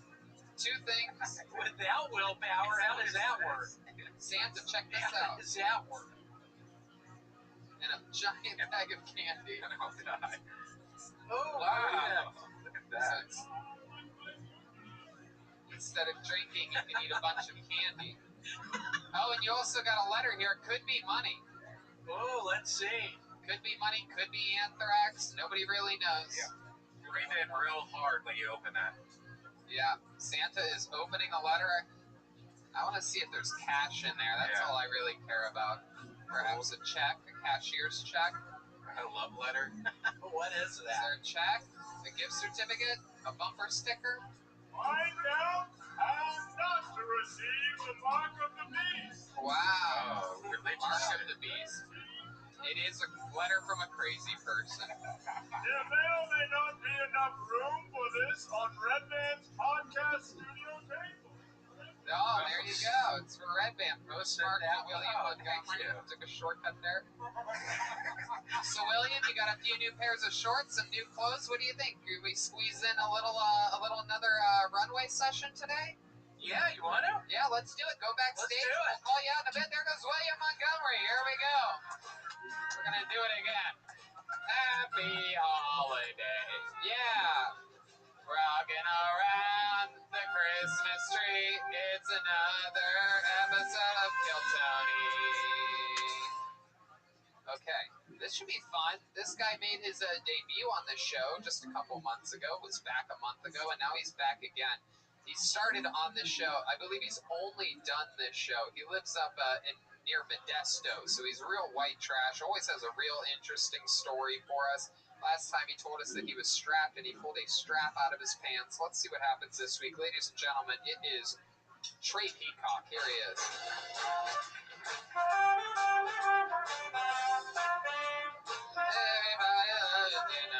Santa Bay. Oh, Trey Peacock. I love Mexican food and taco trucks. Taco trucks sell the best Coke. That's a fact. But when I say that, there are two different thought processes you could have. And you're right. You might be the kind of person that hears that and thinks about enjoying a nice cold bottle of Coca-Cola. Or you can be the kind of person that hears that and thinks about staying up for 3 days straight, jacking off and staring out windows. Either way, you want the good shit, you gotta get it from a Mexican. You know, you gotta love those taco trucks. They say you are what you eat, and I actually am Mexican, but I guess lately I've been eating too much white bread. I'm a lot like a slice of bread. I get a really jumpy around toasters, but it's not that I'm actually afraid of toasters. It's just whenever I'm around them, I think I'm gonna have a stroke, and not like the good kind on my dick, like the bad kind. Thanks, I'm Trey Peacock.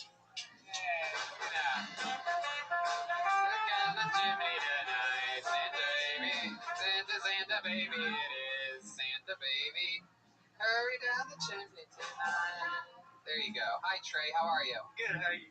Good. I have a lot of questions about that set. Look, let me tell you something that I've learned in 36 years on this planet, never trying cocaine once, is that people that do cocaine don't ever invite me to anything. I don't ever see them doing it. I don't even know they do it. My other friends are always like, oh, you didn't know that your buddy's like a real big cokehead. I'm like, what?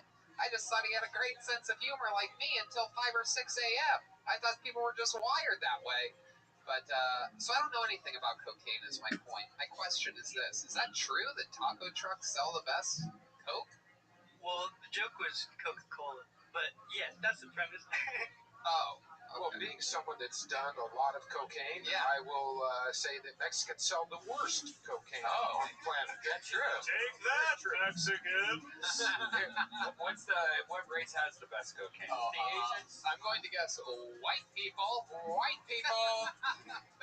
I just never got any good Coke from Mexico.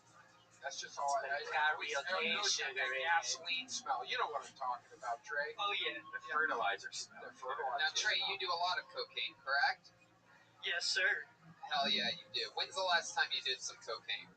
About 20 minutes ago. Are you serious? Wow. You are the laziest looking cokehead I've ever seen. I balanced out. You look like you just did a bomb rip. That is so interesting that you did it 20 minutes ago. Now, that's wild to me. Does it even affect you anymore? Do you have to do cocaine just to get up to base level, would you say? Yeah, my parents gave me Adderall when I was a kid. So, yep, I'm hooked up. How much do you do it like typical day? Like, are you going through just like a bump or two, or are you going through like a whole bag? Nah, the 8-ball lasts like maybe a week. A week? How much is an 8-ball? Pussy. Not a lot. 8 ball. I do an 8-ball in a night. What are you talking about? 8 hours, right? It's called portion control. Heard of it, Red Man? It's Like you've ever done that. It's what other drugs do you do regularly? A little bit of meth, right? Just a touch. Just a little bit. So what are we talking about with meth? How often do you do that? That's when I'm working. What? I use that to stay up when I'm working. Okay. How often do you work? Every day I'm not out here. Okay. So now what do you do to come down? Weed. Wow. Have you ever tried heroin? Nope, not yet. Is that Well, I'll be a good boy and maybe. You have friends that do heroin? I know some people, not really friends, but enemies. Do you ever do any pain pills of any kind? Nah. That's probably a good thing. You have a highly addictive personality? Yes, sir. Do you smoke cigarettes? Yes, I do. How many cigarettes do you smoke a day? Packs. That's 20 cigarettes a day. That's fun. I respect that. Thank you. As a heavy smoker myself. Now I just use this vape pen, and I also go to Lucy.co and use their amazing nicotine gum. Absolutely incredible. That wasn't a joke. I don't know why you did a rim shot there. It was like a stinger for the promo. Oh, thank you. So what else? What else have you tried? Have you ever done anything like any like unorthodox drugs, like huff paint or anything like that? Eat something weird? Keyboard cleaner. No, sometimes when I'm working, I use acetone. So sometimes, like, I'll be using acetone all day and breathing that, and that'll fuck you up. Yeah, yeah, it gives you cancer. Oh wow! What does that make you feel like? Just lightheaded. Do you think you have any signs of cancer setting on? Do you have any you have like a lumpy back or something? Fuck if I know. My back cracks when I breathe in sometimes. Oh, okie dokie. Wow. Well, COVID's not going to be your biggest problem, we can see. Yeah. Welcome to another episode of Things I Only Think of in My Nightmares. Your back cracks when you breathe in. Has Dr. Koo visited you recently, Tony? No, but I have gotten a lot of feedback since that episode aired from people that analyze dreams and whatnot. And it seems to, it appears as though people have told me that they're saying that I believe that doctors aren't saying all that they know. Perhaps it's wrapped around the current coronavirus or things like that. That my beliefs are that the doctors aren't saying everything, that their jaws are wired shut and it's pouring out of them. Like we are only getting pieces of the information. That's a little thing that I read the other day from someone that sent me something, but interesting stuff. Trey, what else have you been up to since the last time we saw you? Something funny happened to me today when I was working. I had to go to Home Depot and get some parts. I was getting some pipe fittings, and I went to the self-checkout. Self-checkout, and one of the fittings wasn't coming up, so a lady had to come over, and she was beautiful. I was like, oh, this is a beautiful girl, and so she's helping me. The one fitting that didn't come up, it's called a nipple. So she's there. Yeah, so she's there looking through all the nipples, asking me which one, and it's not there. There's long nipples, short nipples, and so it was kind of awkward, and we finally got it, and I just thought that was kind of funny. She was all blushing, like, she didn't know what it was either. Trey, be honest, did you get a boner? Yes, I did. Wow, look at that, got a boner. I'll let it slide. Thank you. In our house, we call that a Yule log.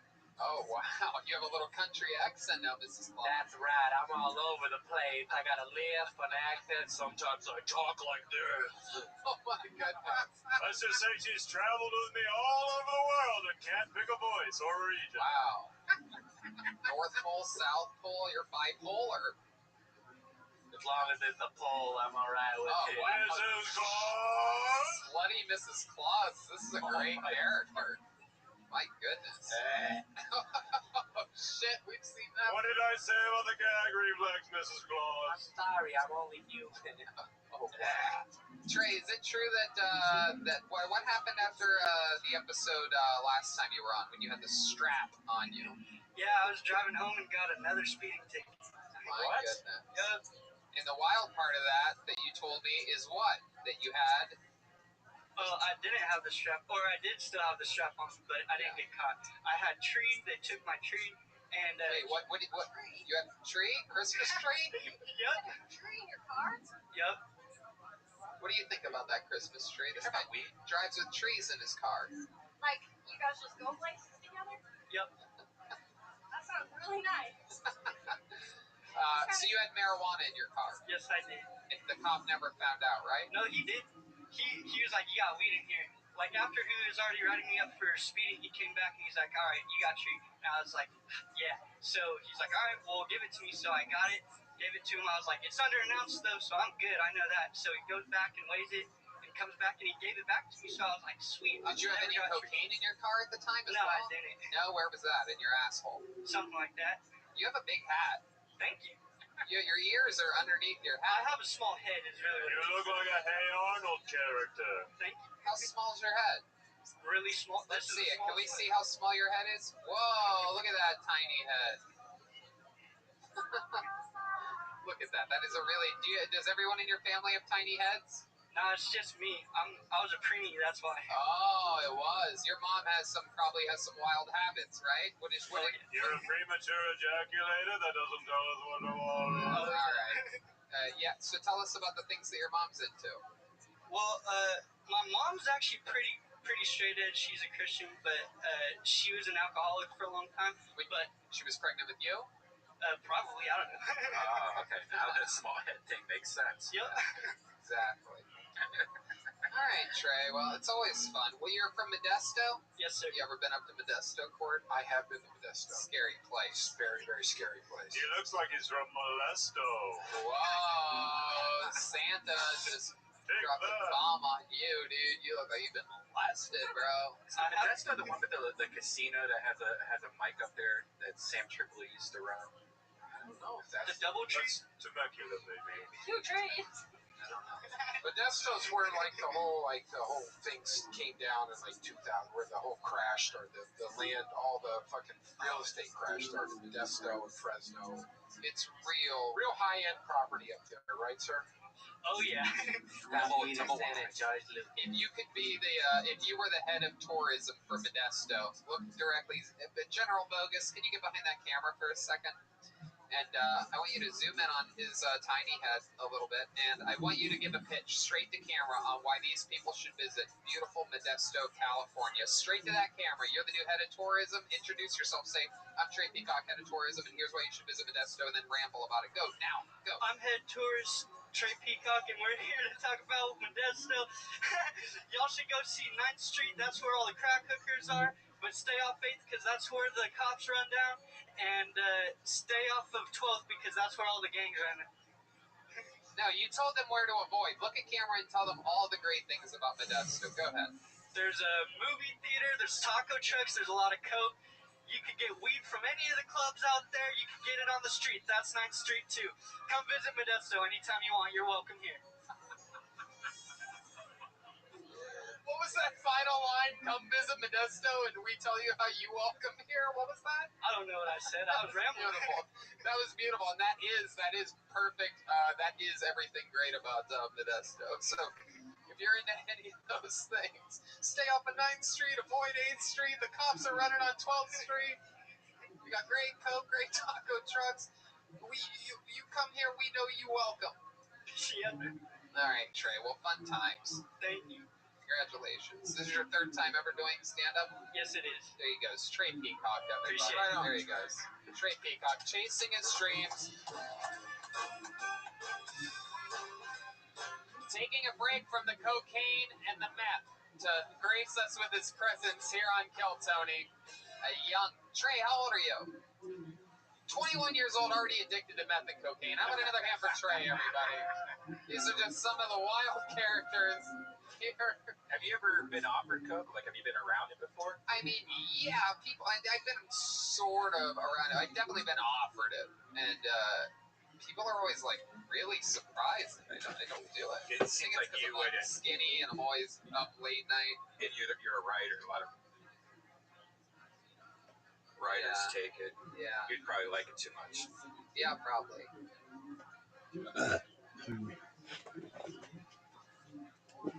Look at this athleticism. Look at this one.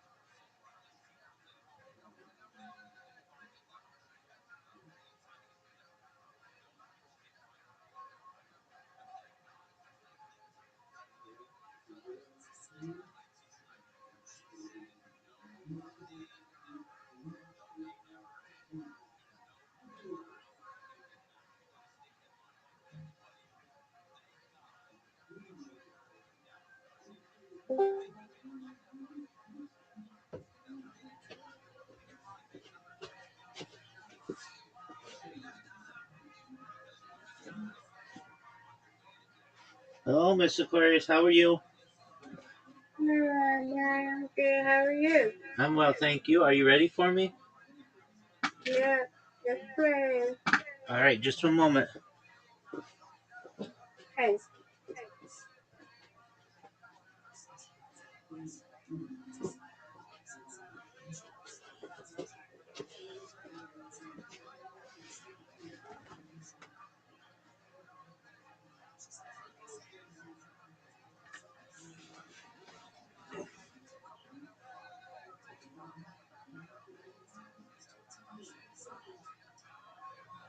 How was your day,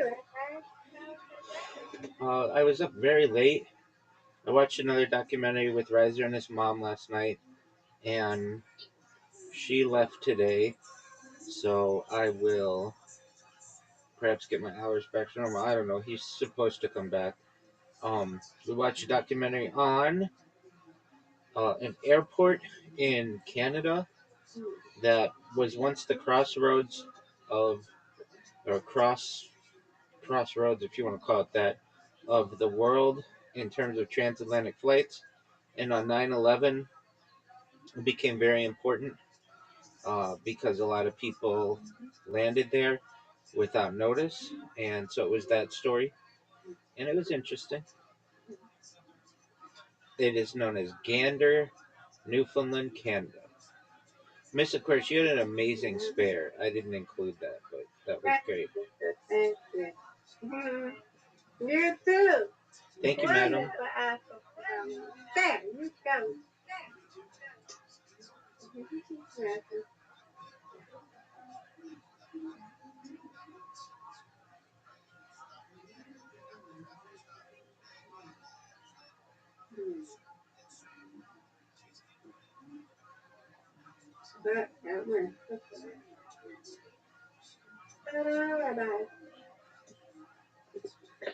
Oh, that was bad.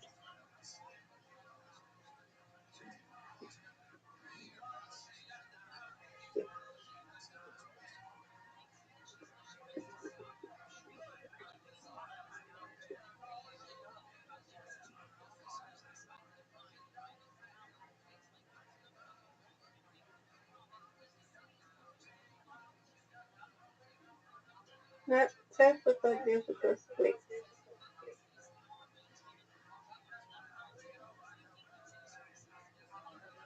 No, baby, it's okay. Come on, Rabbi. No doubt. Easy peasy lemon squeezy. Yay! Wonderful break.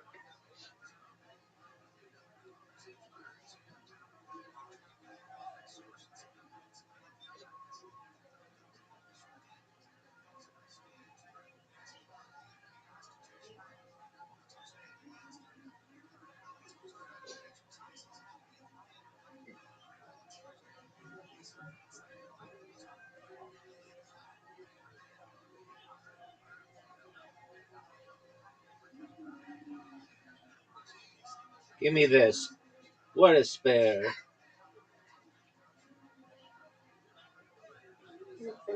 All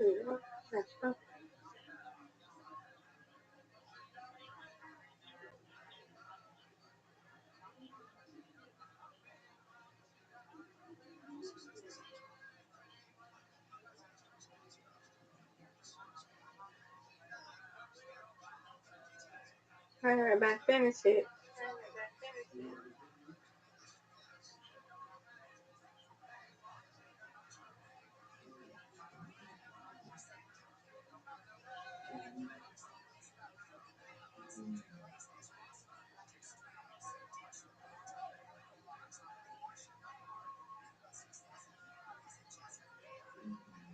All right, you win out.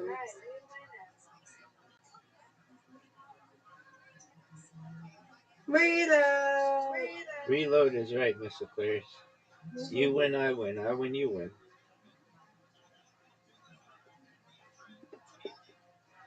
All right. No, okay. Ooh, that you got that last one. That was good.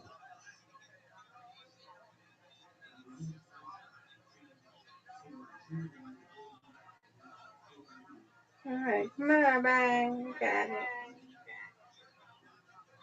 No doubt.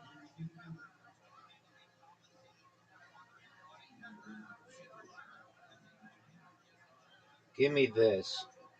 Ooh. Okay.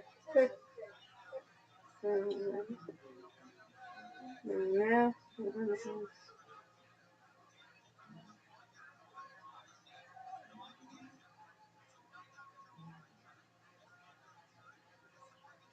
All right, Rabbi.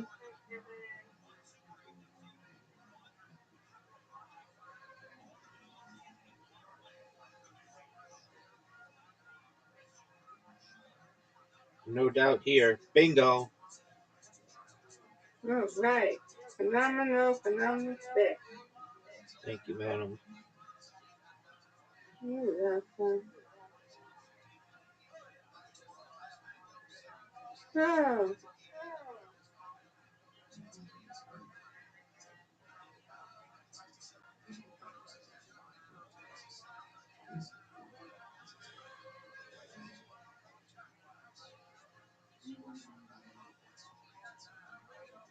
Big time.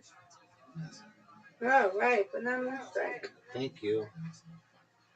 You're welcome.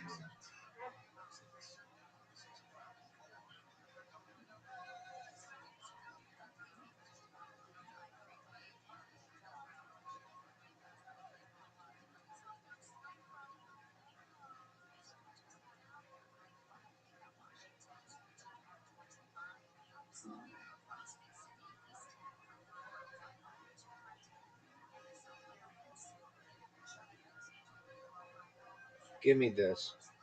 Ooh. Mm-hmm.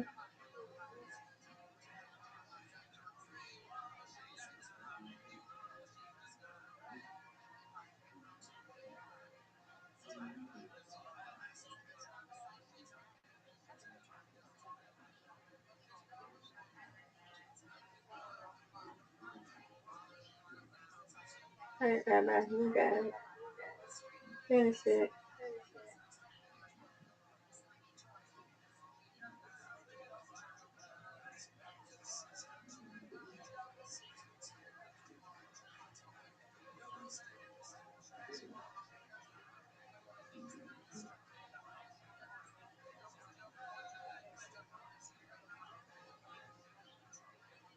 All right, you and I win. I win, you win, Miss Aquarius. You win, I win. Undefeated in bowling. Undefeated in friendship. Friendships. Yay! Yay is right. All right, Miss Aquarius. Sweet dreams to you, God willing. Sweet dreams to you, God willing. Thank you, ma'am. You're welcome.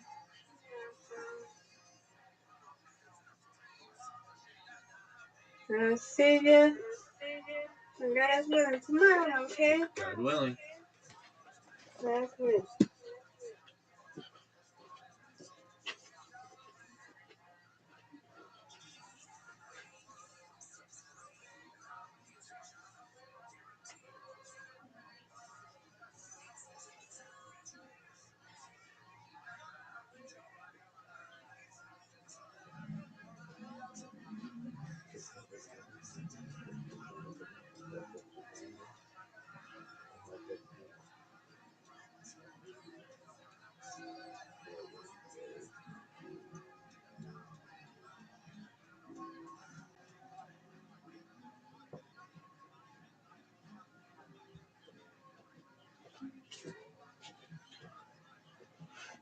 Yes, everybody.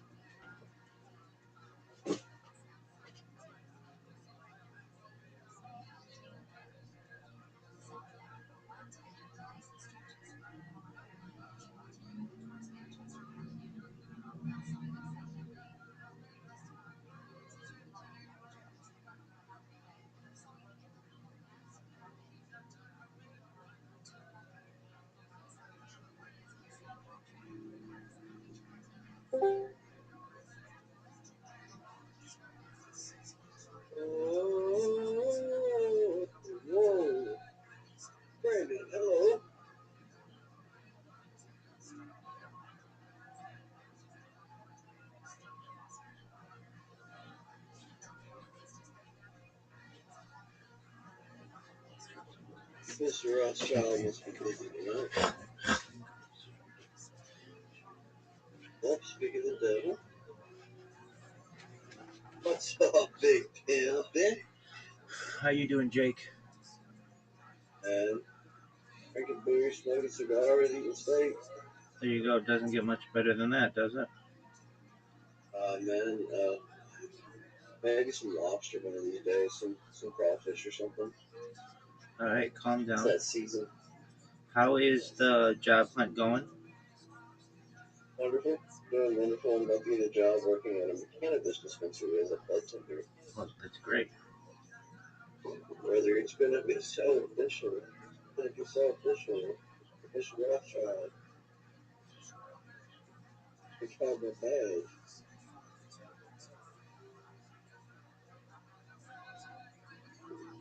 For what is that?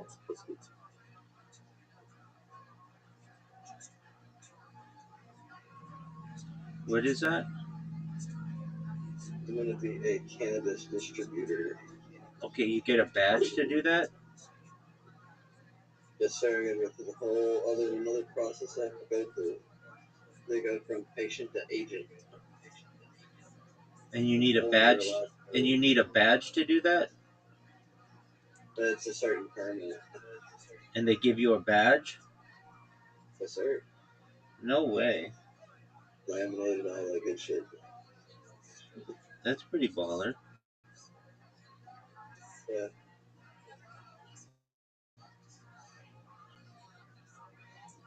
Oh, 999-68-2.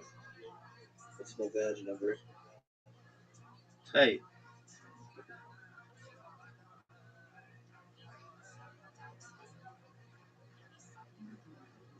Smoking a good old cheap cigar right now. Got from my buddy. All right. We were drinking it to Philly. Probably. There you go. I enjoy it. And another thing is people are always like, no, it's great for when you get drunk. It brings you back. And I'm like, but what? That's what I get drunk for. I get drunk to get drunk. Like, that's the feeling that feels good. So I want to stay there. Right. But you've done a lot, right, Court? That's like part of your like legacy back in the day. You were like, I experienced quite a bit of Is that Tony Hinchcliffe? Yeah. You were a movie star in the what was the 80s? Yeah, but yeah. Where am I hearing Tony I Hinchcliffe started at? doing it in the 70s. I'm watching a podcast. So I was like, hipster over here. Yeah. It was, but it was really I love you expensive too, bro. back then. Like, it was extremely expensive, but it was really good. Now it's like Modesto. It's like cut with shit. It's not as good. Don't get him started on the Mexicans. No. All right, Sam. Used to choose the brand. When Mrs. Claus was younger, she stole cocaine from a friend and then helped them look for it. Yeah? How did that end? Turns out they lost it in the snow. All right, I pulled another name out of the bucket. What's This up, is this young lady's I hope first y'all had time good on the days show. and Met enjoyed her every a second week of or it. two ago. You too, Told her big to man. swing Take by care. again, or told her to swing by. I'm not going Come nowhere. back and Oh, perform. well, it sounded like you were. She's performing now. The name is Carolyn Georges. Everyone, here we go. First time on Kill Tony. You're more than welcome to. Here we go. Dude, Towns, Caroline Georges. I'm a stripper. It's great being a stripper, but I do have to live with the stigma. I get slut shamed for being a stripper, which is wrong because sluts don't get paid. I'm a whore, so I get it right. If you're gonna shame me for anything, I'm just kidding. I'm not really a whore. I don't really like labels. So anyways, people do ask. A lot of friends will ask me, like, do you do anything in the VIP? Like, do you do extra in the VIP? And I always just tell them, like, no, I don't do extra in the VIP. I'm a Christian, So, as far as, like, slut shaming goes, like, the logic of it is just really beyond me. Like, what did I do that's, like, so wrong by fucking guys? Like, did I fuck you? Like, did I suck your dick and make you come? Like, what's, like, about slut shaming that I'm the bad guy, in this situation that I'm being shamed? That's my time. Sorry. Hey, Caroline Georges. Hey, all right. Wow. There's a lot in there. Coming to town. Caroline George's first time on Kiltony. How long have you been doing stand-up for? 3 years. 3 years. All of it here in LA? Yeah. How long have you been a stripper for? Since I was 18. Since you were 18? Yeah. Wow. How old are you now? It's been about 10 years. Wow. That's so cool. Where at? All over LA, like the body shop. I used to run into comedians all the time at the body shop when I worked there in college and stuff. And you know, like kind of the deja vu's, you know, like, but then also like some of the smaller clubs and stuff. Like did like one day at Spearmint Rhino and got out of there really fast. So no shame in your game. You're a proud stripper. What's the most amount of money you've made in one night of stripping? $6 grand. Wow. Wow. Santa just got real interested right now. Looks like somebody needs to tell me what you want for Christmas this year. Cocaine. Wow. We have another. It appears as though we have another fan of cocaine here on Kiltony. How long have you been doing drugs for? Oh, I mean, I don't really. Honestly, it's kind of old hat doing drugs if you're a stripper. You know what I mean? You get kind of, it honestly, like, kind of, because clients want you to do it with them sometimes and stuff, and so it's like you kind of have to, like, learn the tricks of how to talk your way out of it and stuff, but at the same time, like, you know, it's, yeah. Any cool stories, like a famous celebrity that came in there? Yeah. Oh, here we go. Lots. Go and name names. No. I mean, sometimes family men will come in and you'll be like surprised, like, oh, that guy, like, you know, that celebrity, like that actor, and he's like you know, has like a wife and kids and stuff. No. He's on a really popular HBO show. He started in a really popular HBO show. What was the show about? The Sopranos. No, I can't say. I can't. No, I want to protect their identity. No, I know. I don't want to throw anybody under the. No, but like Republicans come in too. Like there's like a couple like Republicans like strippers, like Republican pendants. You mean like those, politicians? Yeah. Right. Of course. Yes. But that makes we're comedians that wear politicians pullovers. Right. Any good comedy stories, like comics that came in that you could definitely talk about? That's how it works. Republicans go to strip clubs and Democratic politicians go to pizza places that have pedophiles-filled basements. Yeah. Those goddamn reptiles. But famous comedians, anybody like that? No, I mean, I don't want to say. Right. But just again, like, that makes sense. I don't want to do that to anybody. You know. No. So you've been stripping for 10 years. Is there an end goal for you? Like, what are you saving money for? I just kind of I came to LA because I kind of wanted to have an exciting life and stuff. Where'd you come from? I come from Alaska. Wow. Yeah. My goodness, they don't even have strip clubs in Alaska, do they? Oh, yes, they do. Oh, they do. Oh, they have. They got great Big business. Big business. Wow. Now where I'm from. I work at Alaska. It's got an ASS in it. You didn't get I get it. Good one, Mrs. Claus. Really. Mrs. Claus. Okay, so when you say they don't have them where you came from in Alaska, what do you mean exactly? I'm from like a really small town, like it's 30,000 people, really tiny. Wow. Were you born in an igloo? No, in a hospital. Igloo Azalea? Okay, it's one of those moments where Mrs. Claus needs to take a breath while she's dancing. Mrs. Claus, easy. Have you been drinking too much milk It's been a few weeks since we've seen that character get a little overamped up. What did you do before the show, Mrs. Claus? Anything different than usual? Maybe Just Red suck Bull a lot of dick and have a bunch of eggnog, baby. Mrs. Claus, I tried to tell you, that wasn't eggnog. All right, everyone. So, Caroline, do your parents know that you're a stripper? Yeah. What do they think about that? My dad does my taxes. Oh, sweet. Yeah, like it's I'm more surprised that strippers do their taxes. Yeah, we do. We're Americans. You know, we do everything that everybody else does. You know. That is the most American thing I've ever heard in my life. A stripper going, "We are American." Well, you know, we're not. That's beautiful. Thank you. So your dad does your taxes. What does your mom think about it? You know, what happened was that I had a falling out with a girlfriend, and so she told my parents. That's so excited that there's a stripper on this show. His jewel pen just flew up out of his hands in the air, and he tried to catch it, and it fell. Don't make that noise ever again. Oh, I'm gonna vomit. Okay.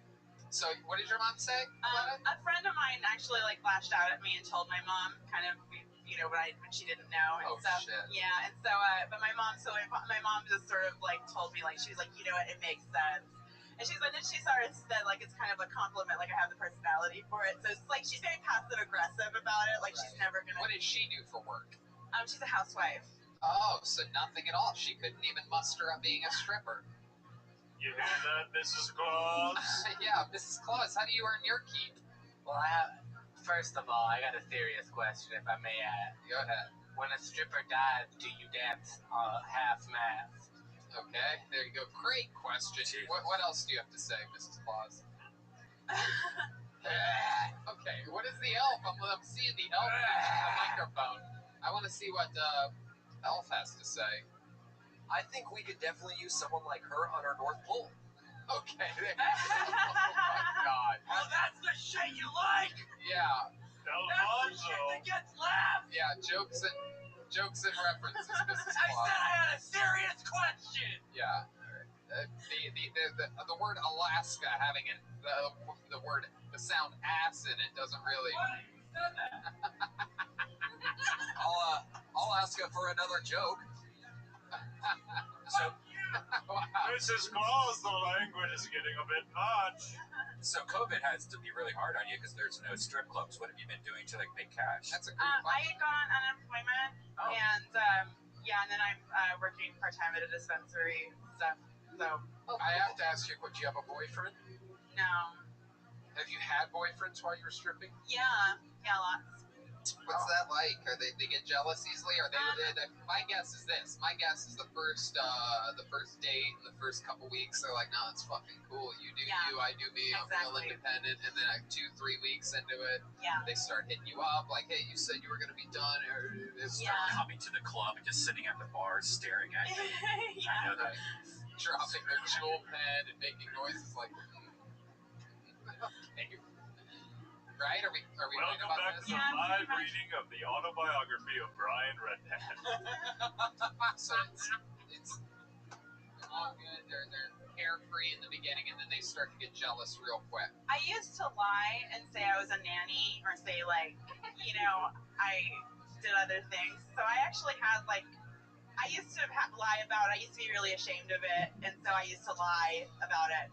And so I'd have full-on relationships, 6 months, 7 month long relationships. They had no idea. Wow. Yeah. And then when they find out, what do they do? Only one found out. Yeah. Because he did my taxes. Oh my God.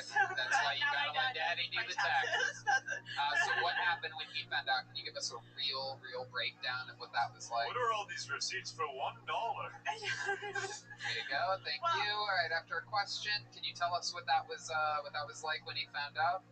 He just kind of he asked me about expenses and that sort of thing. And also cause he was like, I thought you worked at I told him I worked as a receptionist at Sure. And so on the checks that you get at strip clubs, it's they have fake names. You know what I mean? Fake business names. Right. So he was like, "What's Stars Entertainment? What is this?" Right. But when you told him, when you're finally like, "I'm a stripper," well, he knew, and then he told me, and then he told you were a stripper. No, well, he told me he knew because he looked up Stars Entertainment where I was getting my checks, and he was like, So he thought I did porn at first, and then it turns out it was okay. It was just stripping, but then What is that? That only lasts about another month, right? Yeah, pretty much. It's hard, but it's okay. When you're not stripping, what are you into? You have any hobbies? You like to make pottery or things like that? You into mathematics, science, nuclear energy studies? Just comedy, pretty much. Yeah. I went to film school. I got a degree in film, and then I taught film appreciation for a while. I guess that's something I did for a year and a half. Where at? I don't want to say. I got fired. Oh, okay. Yeah. That's cool. Why'd you get fired for showing them rated R movies? Oh. Yeah, it was a high school, and I thought they were fine to watch them and stuff. What kind of rated R movies are we talking about? I don't think there's anything wrong with Schindler's List. You know what I mean? That kind of thing. Schindler's List at a high school? A double feature with striptease, back to back. They didn't know I was a stripper either. They didn't know I was a stripper either. But yeah. But also, yeah. That's interesting. Do you ever just sit down by the fire and string popcorn together? Sure. No, never. That was a great moment, right there. That was a really nice moment. A lot of people have said that Christmas trees ask all the best questions. I respect the stripping, but it terrifies me. Anytime that I get undressed, I'm immediately killed. Because you're a tree. Yeah, so do we sometimes. Absolutely. Somebody gonna get her. Have you ever had a really dangerous moment in a strip club? Yeah. Yeah, but that's, no, I don't, you don't want to know, Yes, like. we do. Yeah. Oh, well. You don't have to name names. Yep. No Okay, I guess this one time, I didn't really know what to do, like, there's this girl, and she had been trafficked, and, she was, yeah, so so it was It's LA, the traffic's bad. Yeah, so helping her and stuff was really, was really freaky, because, like, you didn't want to get the person that trafficked her mad, you know what I mean? Oh my God, so we what'd you end up doing? We got her an Airbnb, and then she came to work with all of her stuff, and then she went to the Airbnb, and then Then she went back to the trafficker. Oh, I know. I think she escaped, and then she went to Hawaii. She was from Hawaii, and so, like, a trafficker was like, I would make you a model, that kind of thing, and then, started, Wow. So it's not just girls going to college stripping. There's trafficking and all kinds of other fun, interesting stuff. Santa, what the fuck are you doing over there? Get involved. I'm a flyover. Now, you're a beautiful girl. You're, what, 28 years old, something like that? Are there, have you seen a lot of, in your 10 years there, have you seen a lot of strippers, like, grow old and have a tough time letting go of the game? Yeah, like, there's one woman, like, she was, like, Billy Idol's girlfriend. Like, she was, like, when she was really young, like 18, right. And so she had, like, all these photos of them and stuff, and she's still, like, stripping, and she was stripping when she met Billy Idol and stuff, and so, like, and so so it's kind of crazy, like, but she's had, like, clients for, like, 15 years, you know what I mean, that, like, right. She's, like, just got right. Destiny, you tore both of your ACLs. It's time to hang up the hat and the shoes. Okay. Your colostomy bag is showing. Okay. That's not a panty liner, it's a colostomy bag line. Do you know Malice? Malice? Yeah. Uh-oh, this is the part where Redman starts dropping stripper names. Oh my God. She's great. I think I do know Malice. Yeah. How do you forget a Malice? No, you don't forget a Malice. No, she has the whip, She's right? famous, yeah. With the mohawk. Oh. She's like a Hollywood legend. Oh, I think even I know her just from, like, hanging out. She's like tattoos on her. Yeah, she's great. Yeah. All right. Fun times, Caroline. Thank you so much for coming on and teaching us so much about the art of stripping. This is so fun. Thank you so much. Awesome. There she goes, Caroline Georges, everyone. Everyone's coming to town. Santa Claus is coming to town. Man, I can't wait till the ice house opens up again. You ain't lying. You ain't lying, my friend. That one would be an instant book right there. So we've met a new person there who hasn't been on the show before. Your next comedian, a regular on this show. This guy is a true anchor of the show, holds it down every single week. Absolutely love this guy with all my heart. One of my really good friends. Ladies and gentlemen, it's the great David Lucas. Here he is.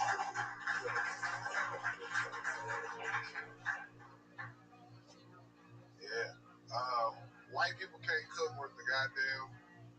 There's only one thing white people can cook better than black people, and that's meth. Y'all motherfuckers got some ancient recipes for that shit. I like to put my stomach on girls' back when I'm hitting the doggy style, kind of like a paperweight. Don't let her ass go nowhere. Like, where the fuck you think you going?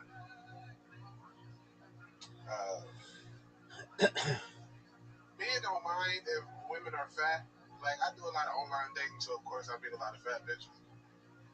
But when I meet you and we go out to eat, show up with some fucking personality. Don't just show up fat. You know what I'm saying?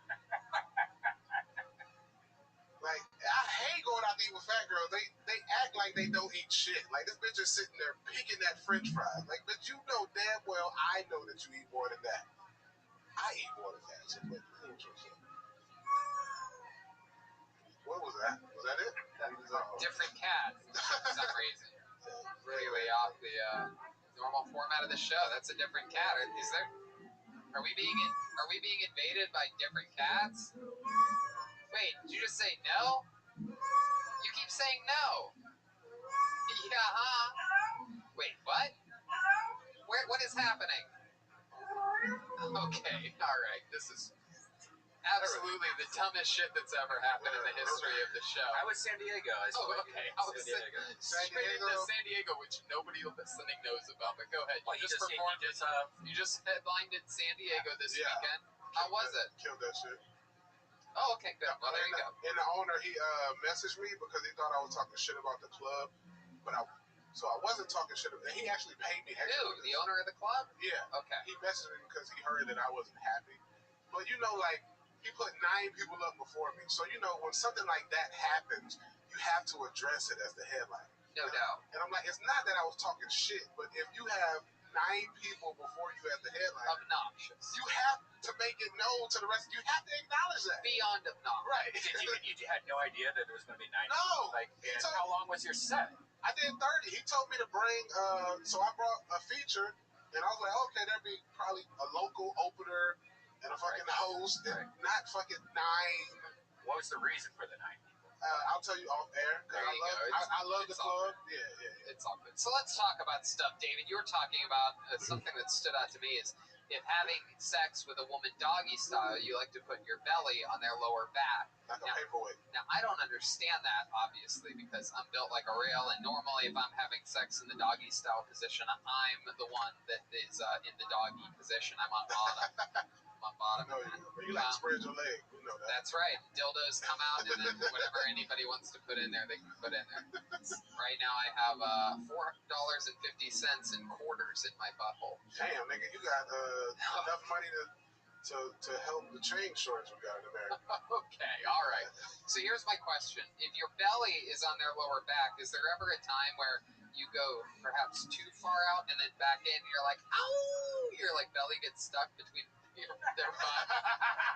Does it fall down? I ain't never had no shit like that, bro. No, I don't know how it works. Because it seems like that would happen. Nah. One time my belly button kissed Mrs. Claus's butthole. Is that true, Mrs. Claus? That's right. What did that feel like to you? Okay. All right. There's a little fart noise. So, David, what's been happening this week in your life other than going down to San Diego? What else has happened? I fell in love with acai bowls, bro. Oh, look at that. How long have you been in LA? 10 years. There you go. That's right about when it happens. Yeah, bro. I had an acai bowl and fucking peppermint water today at Creation on 3rd Street. What is an acai bowl? It is the whitest shit. I don't even know what an acai is. It's from Brazil. Ooh. Mrs. Claus knows The her. berry is from the Amazon rainforest. And That they shit blend good. it up with ice and put some bananas. It's a very healthy treat. The jiu-jitsu community is very into it. Yeah, gives you a lot of energy. There's normally granola, bananas, things like that inside of It tastes it. like you're eating ice cream, pretty much, like sugar. Some of it No, has it a does lot of not sugar taste in like it. ice cream bread, man. It Really? tastes like a fucking acai bowl. Ice cream tastes No, it tastes like sherbet. If you ever had it, it tastes like a fucking sherbet. It tastes like Well, a fucking it raspberry sherbet. It has the texture of sherbet. It Yeah. doesn't actually like. You can equate everything to an unhealthy food if you want. Exactly. It's still not healthy. Not much sugars on that shit. Y'all know pita bread tastes like pizza, right? But it's fruit. It's natural sugar. Yeah. Whereas ice cream and sherbet Fructose. is different types of Yeah, the shit is good, bro. And processed sugar. white people don't hit it on a lot of shit, but they hit it on that acai bowl shit. Absolutely. They hit it on the head with No, that we shit. do. White people are good cooks, by the way. You don't count Italians as white in your. Fuck no, that's right. ethnic. Yeah, I agree. White people can't do. I don't name a white dish that come from like Grilled cheese. That's a good one. that's a nigga dish. Oh shit. That's a nigga's dish. Hamburgers. Hamburgers. Cookies? Hamburgers. That's a black dish. The only thing white people can probably be credited with is goddamn tuna casserole. Ugh. Tuna casserole. Any type of casserole that's white as fuck. T-bone steak. I don't think I've had a casserole in 50 T-bone steak sounds like a black guy Yeah, too. Hey, what's up, T-Bone? Hey, what's up, my nigga T-Bone? No, you took that from your wifey. Come on. I was in prison with a man named T-Bone Steak, so. Tony went to prison just for the showers. That's right. I did. I go there, and they're like, all right, you have to hit the showers. I'm like, how many bars of soap can you give me? Right. Because I want to drop it all. I'm going to drop soap like Red Band's jewel pen with a stripper on stage. Whoa! Welcome to the floor. I love to see your booty go. Okay, there you go. Thank you, Santa. All I wanna do Thank you, is Santa. watch you move. Thanks, Cause Santa. that ass. There you go. Thank you, Santa. What's my boy name? That nigga's a handsome white guy. Say Nick. Court McCown. Court McCown. My It's nigga. good to see you, buddy. What's up, dog? Nice teeth, full beard. I hope I have that much hair when I'm your age, though. Hell yeah. I like Are when you I was younger, I used to want to be white so I could do my hair like the thing, the Burt Reynolds, that shit. 78 years old. Yeah. You just wait. Yeah. Now, you probably like, honestly, because white people age bad because y'all had us in slavery, you probably like 36. No, he was doing cocaine in the 70s. Oh shit! So you might be older. You a white dude that took your He place. actually knows the dad from Teen Wolf that we always talk about on the show. Yeah, well, I always reference, like even tonight, I sort of see it in Chroma Crit. I see the dad from Teen Wolf in a lot of people. A little bit, Yeah. right? Yeah. Yeah. Where's the that's basketball? true. We had Elf, how you doing back there, by the way? You having fun this episode? Yeah, fantastic, Tony. Thank you. All right. Elf's hard at work, making toys for all the boys and girls. What's your favorite Christmas memory that you've ever had? shit. You know what? I'm gonna let you think about it. Let's check in with your brother in cursive, everybody, trying on some new clothes for us. Here he is. It's the great William Montgomery, everybody, with a new pair of shorts. Wow. No, you can't, William, you can't. No, you cannot. You can't talk. Shout out to Mike Peterson from Modesto. He loves these mesh shorts. Right. These are new mesh shorts. Oh my goodness! Wow, have you been Solid. doing something at all physically? Have you been working out? What have you been doing to work out? All right, well then do some push-ups for us. Here's some push-ups from William Montgomery proving. Oh, the hat goes backwards, and here he is. Wow, that's longer than everything else.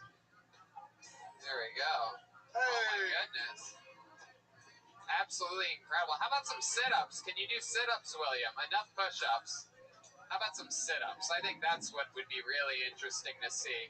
Here's William. He's going to try some sit-ups for us. Here he goes. Segueing seamlessly into sit-ups. This is the moment of truth here. We know the guy can do push-ups, but whoa, oh, yikes. He's only lifting up his head, really. Hold on. Everybody stop. That's enough music. William, wait a second. Only,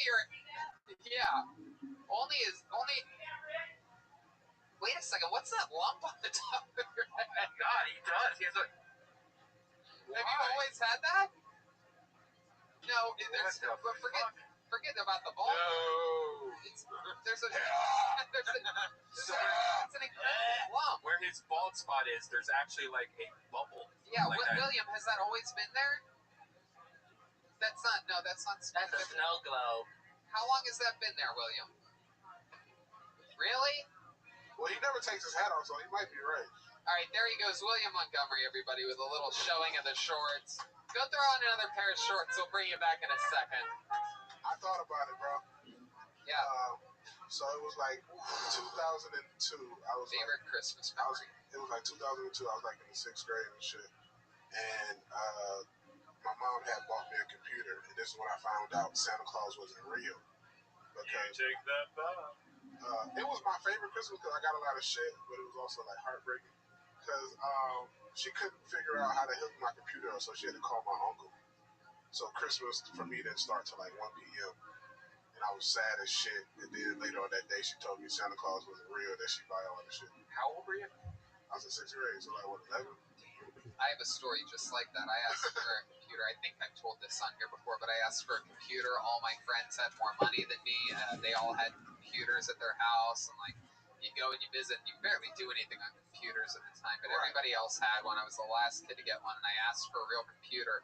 Sure enough, this giant presence underneath the tree that morning, and I'm like, no fucking way. I think we did it. And I opened it up, and it was a monitor and a keyboard, and I noticed that there was like a printer attached to the keyboard part, like the back of the keyboard was a printer. and it was a word processor. Oh, yeah. And you couldn't do a fucking thing on it. You couldn't upload, download. There was no games on it. It was literally just type, and you could see what you were typing on the screen, and you had the choice to either print or not print, and that was it. It was a fucking whamboozle. I'd rather would have had nothing at all than this stupid fucking word. Yeah, I got the same thing. I got the Texas Instrument. It was like a T computer that had nothing to do with internet. My first computer was a Gateway. Oh, 20-inch shit. monitor. I used to work there. Wow, I got bootleg Power Ranger toys. You guys' childhood sounds great. Bootleg. You're from the swap meet. They were like Mexican Power Ranger toys. You guys are bitching about a word processor. Mrs. Claus, why would you get bootleg Power Rangers toys? I thought you were hundreds and hundreds of years old. Bootleg Power Ranger toys. Let's just say I saved her from a scarred past, Tony. Were they like beige, fucking weird colors, or what? They're just saying they didn't fit right. You know, I got the gun that's supposed to click together and be the mega gun. It just, the pieces didn't really click in properly. Bumbo Ranger! All right. David, fun times. Another fun appearance. I'll be on. I got an episode soon. I got an episode of Concrete Podcast coming out soon. I'll be filming that in Tampa, so it'll probably be out in like a month. Sweet. Or 2 weeks. So yeah, awesome. Doing that shit. Yeah. David Lucas is funny, right? David Lucas funny on IG. These niggas know who I am. Of course. There he goes. The great David Lucas, everybody.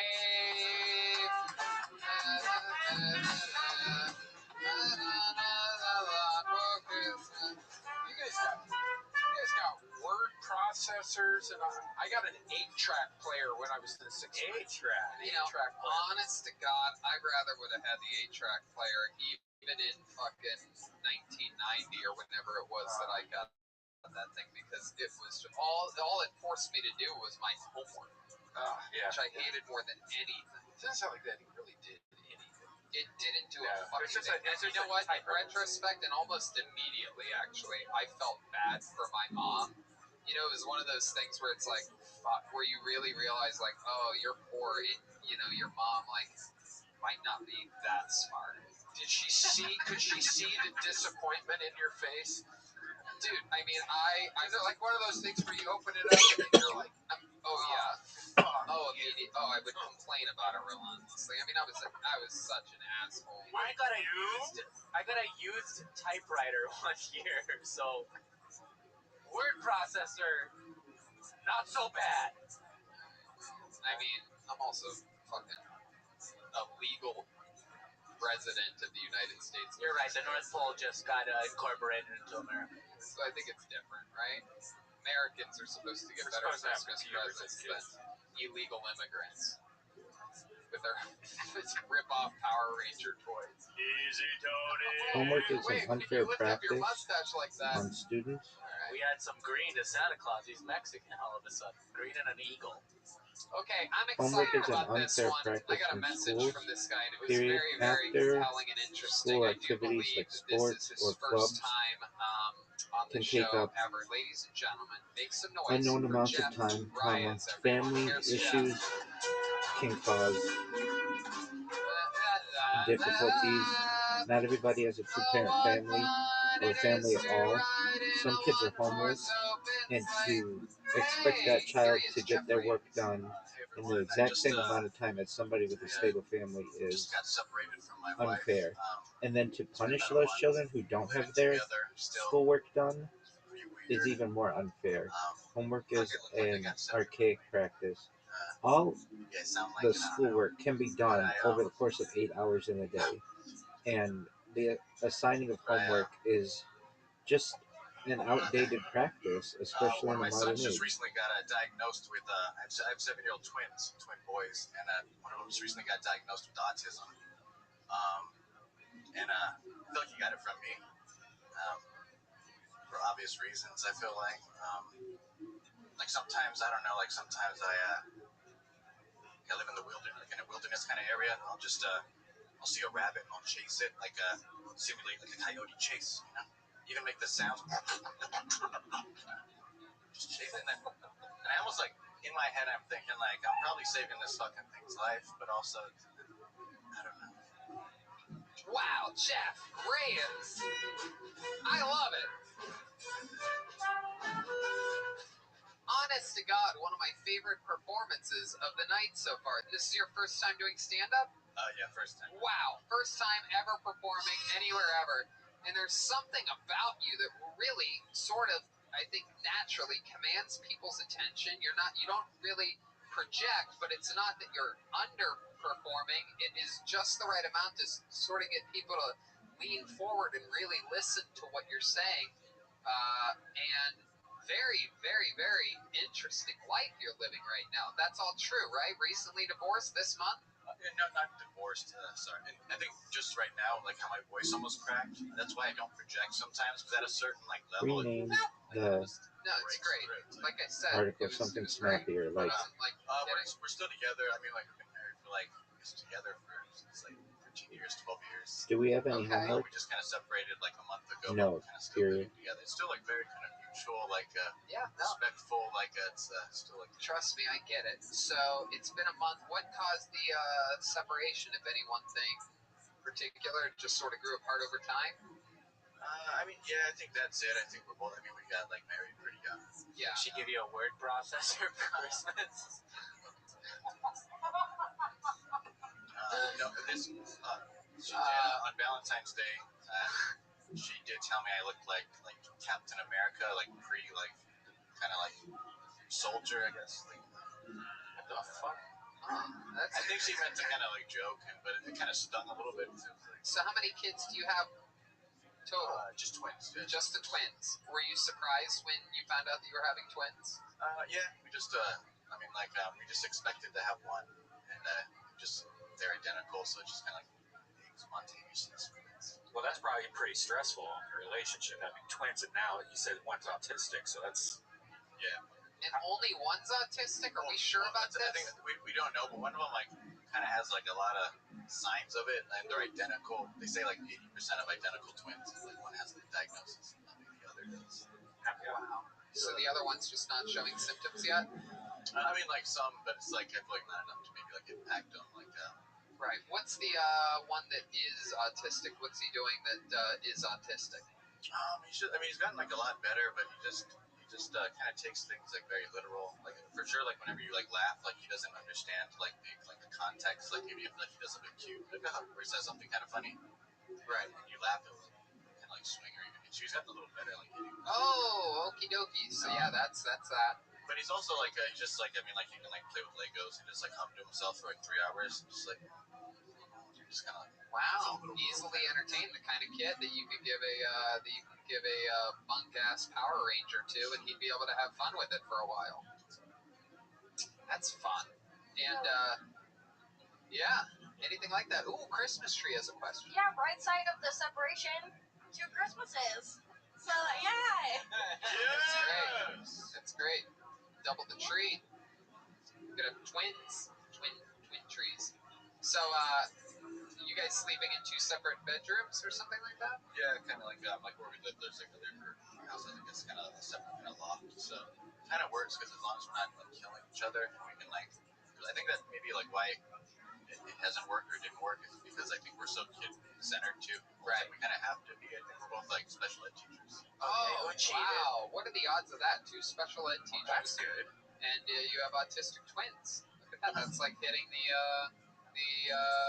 special lottery. It's bringing your work home. Do you have any? Give it up for Mrs. Claus for that, Joe. What did she say? Yes. Bringing your work home. Oh yes, exactly. Christmas tree. Go ahead. Do you have any special ed moves in the bedroom? Yeah, special bed. Some good mode. She's like, spit on my back, and you're like, all swallowed. Oh my goodness! Why would she ask him to spit on her back? Kink. Frightening. You say you live in the wilderness. Do you like? Is that true? Do you live in like a forest? Not the wilderness. It's more just kind of like the foothills. But I mean, we get like it's really right up against the kind of like the wilderness. So we get like rattlesnakes, like coyotes, like. So special ed, you got the kids, you're separated. What do you like to do for fun? How do you escape from it all? I mean, I'm a big like hooper, like basketball player. Oh shit! I mean, I was playing like daily. Like at the gym, but just like got shut You down. said you're a hooper, so I really believe you. You don't have a basketball in your car, do you? I thought about bringing one, but that was like 22 feet dribble in there. I was like, that would have been so awesome. I mean, I'm not a great dribbler. Man, I wish you had a basketball. Anybody have a basketball one? Yeah. I mean, yeah, I like to draw a lot in graphic design. Oh, that's cool. That's fun. But basketball, my guess here, I'm looking at you.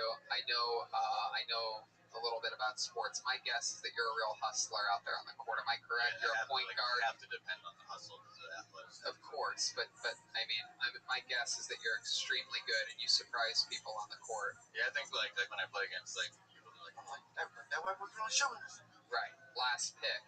Then next thing you know, you're doing a layup right in fucking T-Bone Jackson's face. Okie dokie. That's fun. What was your childhood like? Just like a mess, kind of filled. Yeah, just divorced, kind of like parents. I think both parents were married and like divorced 3 times in peace. Right. Did you get any off-brand toys for Christmas? No, it was all like name brand. That's right, I got you. Very interesting. Yeah, where were you during my fucking Christmas? What So now you're recently separated. You think your wife's banged anybody yet? No, like we haven't like really like kind of like talked about that. I mean, my therapist, like I've been like in therapy recently, right? And like she was She? Yeah. What are we talking about here? Could she be? You ever think about having sex with your therapist? You ever get the case of the Tony Sopranos? It's not like that. It's not like that. Anyway. No. But I mean, I asked her. She was like, "Can I ask you something? Have you ever been faithful?" And I was like, "No, like I mean, I haven't." She was like, "Well, something like, it's like, which is true. to the age-old question that has been asked well, you might for want it, Chief, and you see the incredible styles of William Montgomery in new decades, shorts. if Here not we go. centuries coming. Here he comes. Do we have any homework? The answer is no. Here Period. he is. Not This is tonight. incredible. Period. Oh, wow. Not tomorrow. Period. Not ever. Period. Khaki shorts on this one. This is for all of you that are into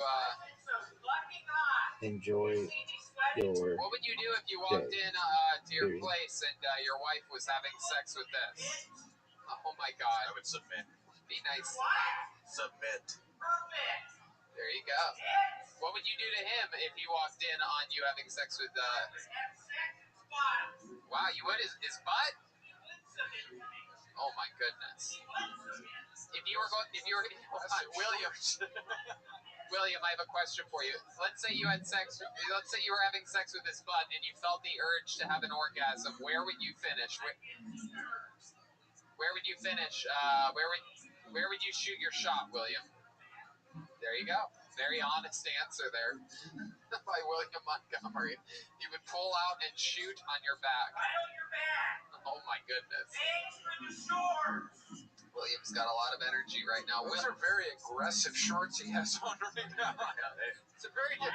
Well, I think that the gym shorts were with the elastic made you a little bit less, a little calmer. I think the button is riled him up. All right, there he goes, William Montgomery with another new pair of shorts. He's going to be back out again soon, any moment now.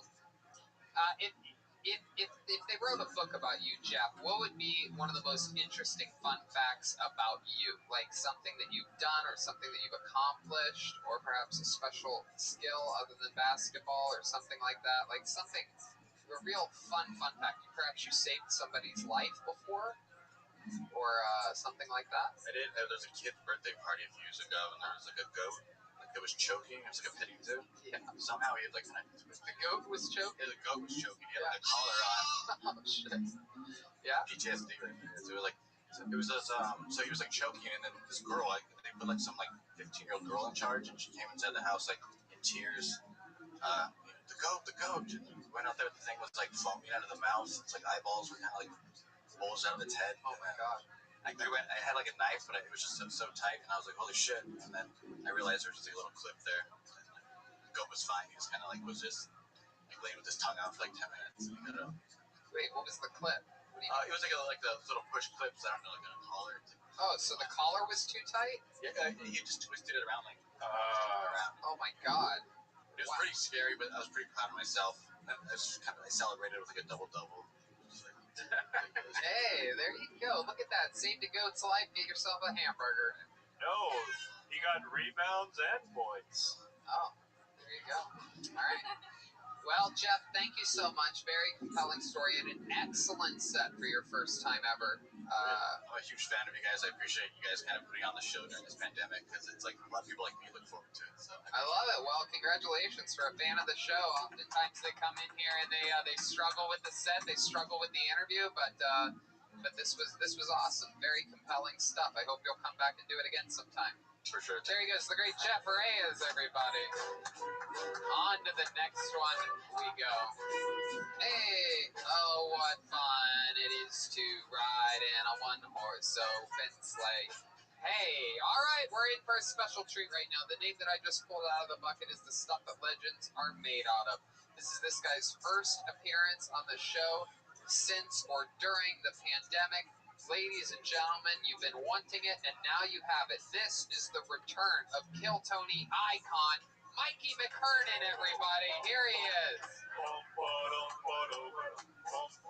Thank you. Mikey McKernan, everybody. I like to text women you up, but I do in the morning to see which ones like to sleep in.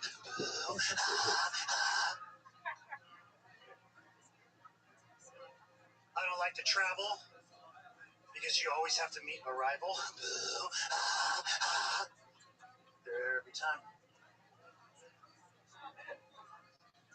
They say it doesn't cost anything to be narcissistic, but I'm pretty sure you have to pay a few selfies, and then I go boo-ha. I was hanging out with my folks during quarantine. Dad told me about how they met. My dad had a mattress store next to my mom's meat market. They humped, opened a sandwich shop. True story. They got married right in front of the chip stand. They had to exchange onion rings.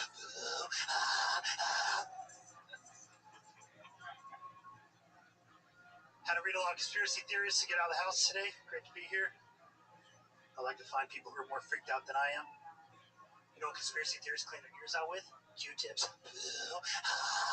I'm still doing it. I love it. Doing it and doing it strong. Great. Mikey McKernan. I forgot how much I missed the return of Mikey, and we got the trademark. This was not like going to a Pink Floyd concert and wondering if they're going to play Comfortably Numb. He did it, and he did it throughout his set. The famous boo-ha from Mikey. I have to, forever. That's what the people want. You're giving them what they want. That's how you fucking sell tickets, my friend. Is that your merch? Because if so, that's awesome. Oh, no, shout out to Todd Smith. This is his clothing company. It looks like you. Super cool. I have a question for you. Sometimes I get shit on the internet because people will be like, "Oh, come on, they were joking, and you asked them about their joke." And like, of course it's a joke, but I have to know, was any part of that mom and dad meeting story true? Did he really have a mattress store? Was she really at a meatball, what'd she say? Meat market store. That is a true story. Wow. Did they really start a sandwich shop? They sure did. Wow. Did they really get married there? They had married right in front of the chip stand. Wow. My mind is blown, and I'm so glad I asked. That you could have very easily been like, no, that was a joke, Tony, and then I look like an asshole, but there I got to stop telling lies with boo-ha, so I had to find a real one. That is incredible. Grew up in a sandwich shop. I was actually not born yet, so... Did they get rid of the sandwich shop once they had you? No, they had... My dad picked up my mom when she had 3 kids with an idiot, and they had 3 more kids. I just actually found out that we have a sister. They actually did not tell us that their firstborn they gave up for adoption 40 years later over quarantine.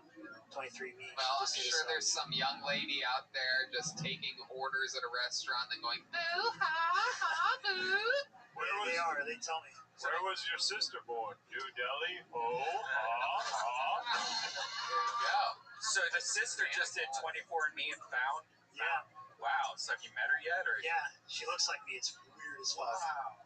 That's crazy. My crazy. parents didn't tell us for 40 years. They've been holding on that guilt. So after that happened, I was like, all right, you better tell us the truth now. Like, what else is going on out there? Where's the money buried? Did they give you any other information? No, that's it. That's it. Just a sister. Yep. What a crazy Star Wars-like twist that is. You You have a sister. So, what have you been doing during the pandemic? You have a lot of energy. You were working at Bubba Gum. What's going on now? Lame shit. Funny you bring up Star Wars. I've actually read all the novels in Star Wars canon during quarantine. Shout out to the Curbside Library. Wow, that's incredible. What do you do when you're reading books? Are you normally laying in bed? You listen to music? Right now, I'm sitting in my car with the AC on because you can't really hang out anywhere. I don't like to read at home, so it's pretty depressing. Yeah? What's your home situation like? I'm actually about to move out, but I got a house, a couple guys. Okay. Why are you moving out? We got one guy leaving, and then the other one was like, I don't want to be here either. So I'm like, all right. So I'm probably going to have to go home for a minute. Where's home? Rancho Cucamonga. Whoa, Rancho Cucamonga.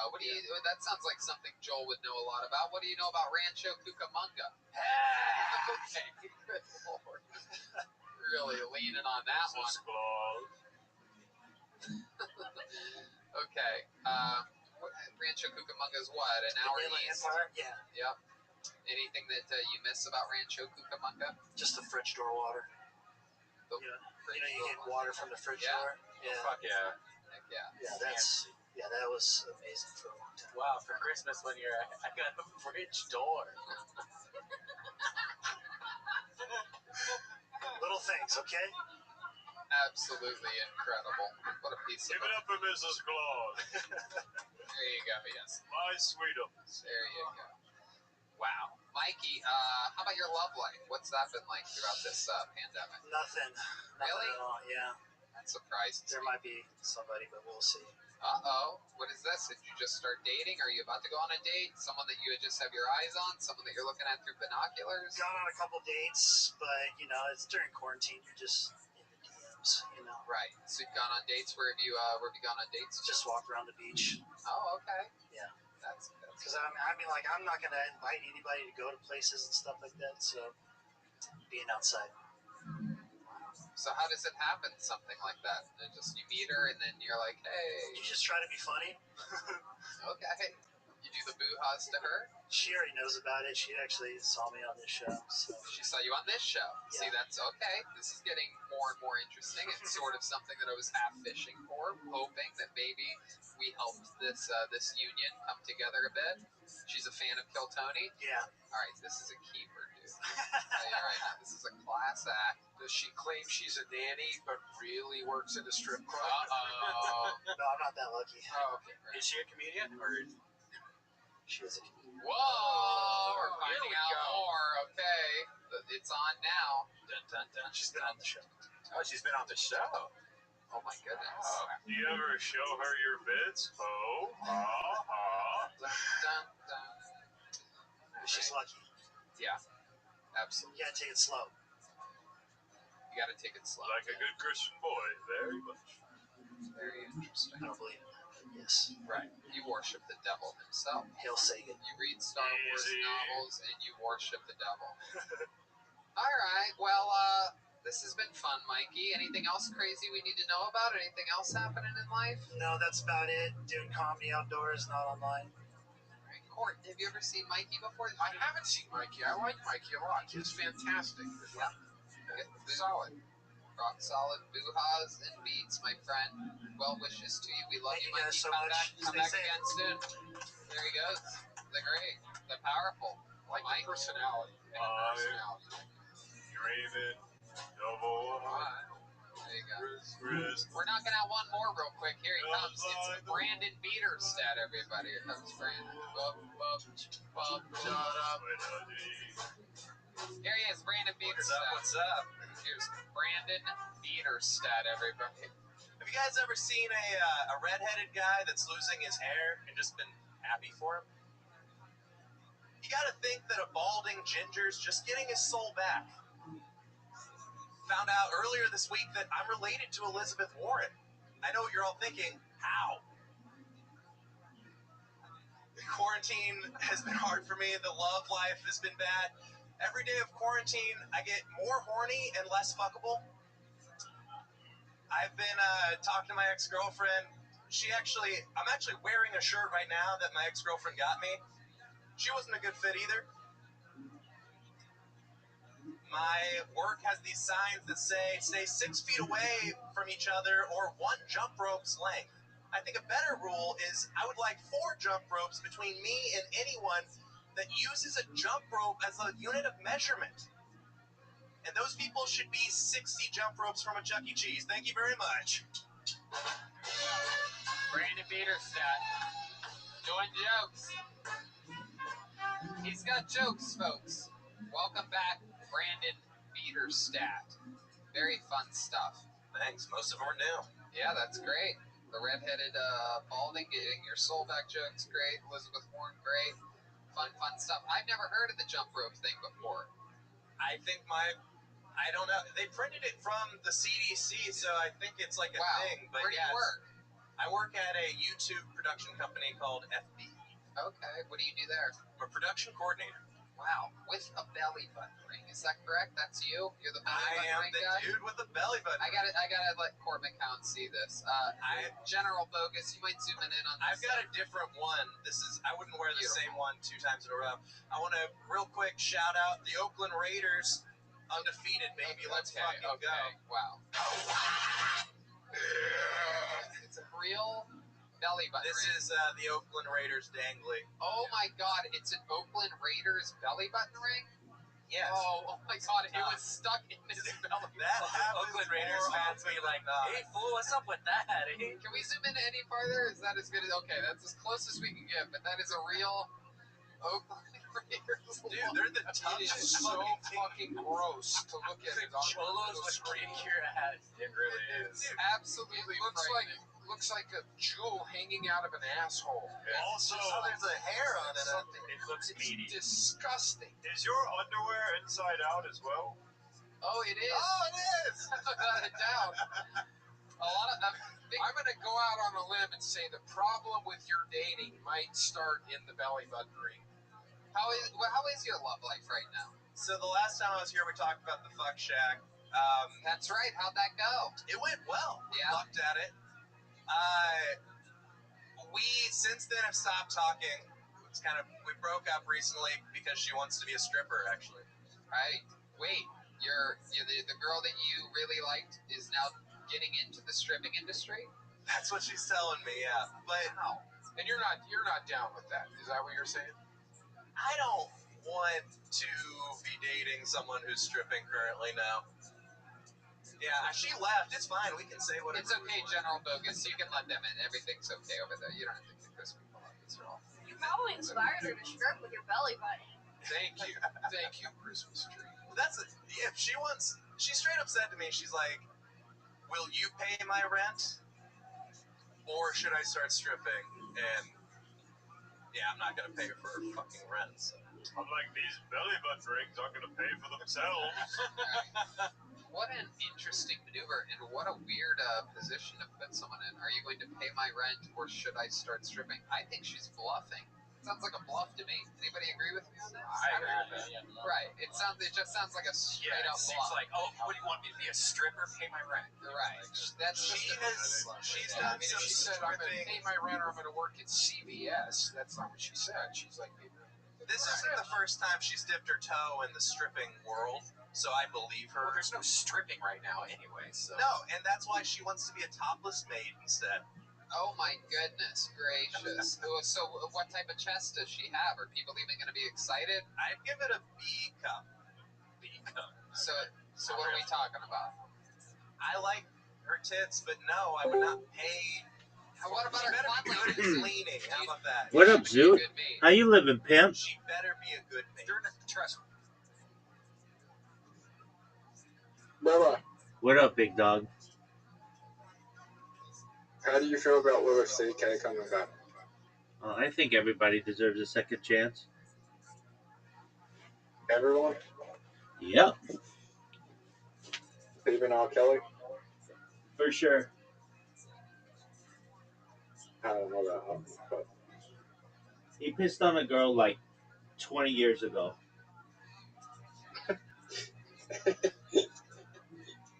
and multiple sex trafficking things. Dog, they're gonna let Ghislaine Maxwell out and allow her to perhaps be pardoned. So if they're willing to do that, nothing surprises me at this point. Is there anyone that you think doesn't deserve a second chance? No. Except you, with your bullshit mini golf play.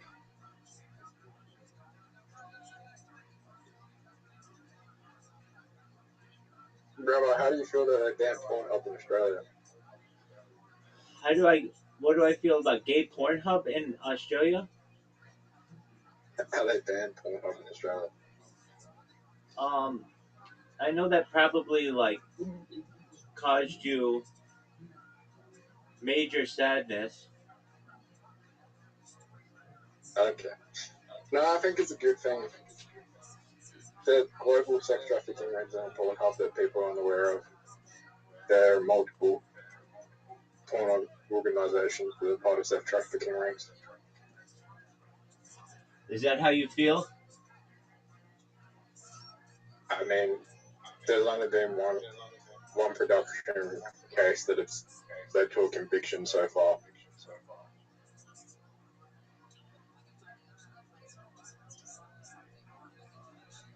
That was called Girls Do Porn. Alright. Dude, what are your thoughts on Bonnie Blue? This one. Okay, but she's a good contributing member of society. Are you in love with her? She's a good contributing member of society, and she's absolutely innovation. She's absolutely revolutionary for her time. Okay. Rabbi. Yes, sir. Cryonics. What about them? Do you think it will work? Oh, for sure.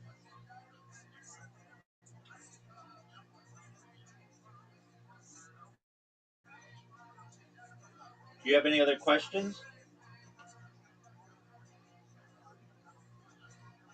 If I suffer from major depressive disorder, do you think it should be illegal for me to freeze myself so that I can come to a time where I can be cured? No, I think that's tight. You think that should be legal? Word, dog, don't you? If someone has the money, they should have the right to be able to freeze themselves. Okay, what if they don't have the money? Shouldn't there be some kind of system that allows other people to freeze themselves, as opposed to this random system that we currently live in? You know, I watched Futurama. I thought Futurama was the coolest shit. Okay. What did you like about it? Imagine waking up 1,000 years from now. Okay. What did you think about this? What did you think about the scene with his dog? Where the dog does? That's sad. Why didn't they freeze the dog?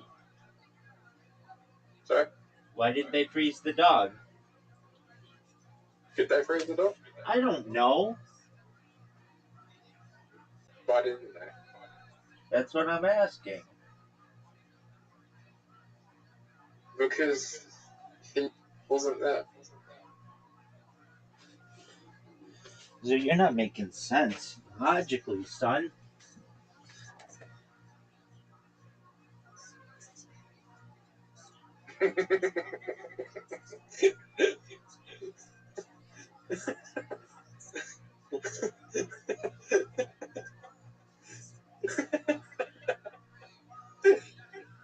I'm scrolling on Instagram, and there's a photo of Kanye. As my therapist quit after the second session, she said she needed therapy after meeting me. Kanye West. I don't get it. Do you know what? I don't get it. My therapist quit after meeting me. She said she needed therapy after the second.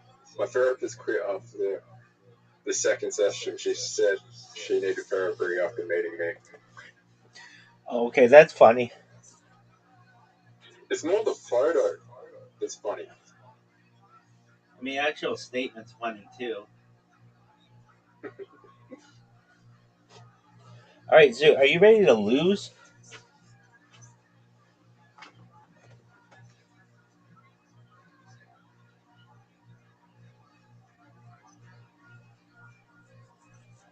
All right, if you don't answer, then I'm not gonna fucking send the invite.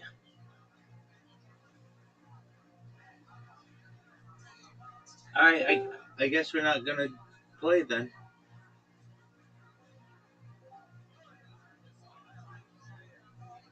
Shout out to Zoot. We're playing. No, you didn't answer, man. You gotta pay attention. I was.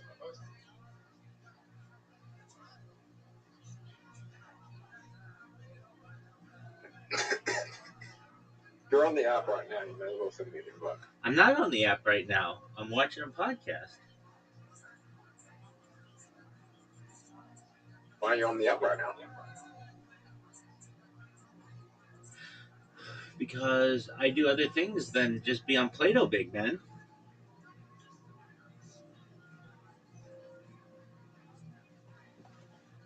I accidentally started a game with a brain table. Rabbi. What up, pimp? Will I win this game of baseball? No, you're terrible at it. You're one of the worst basketball players in the history of the game, son. No, 8-ball. 8-ball.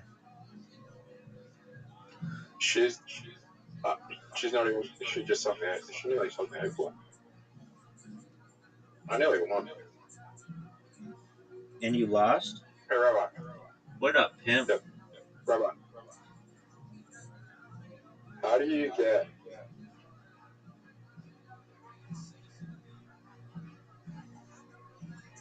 How do we time travel?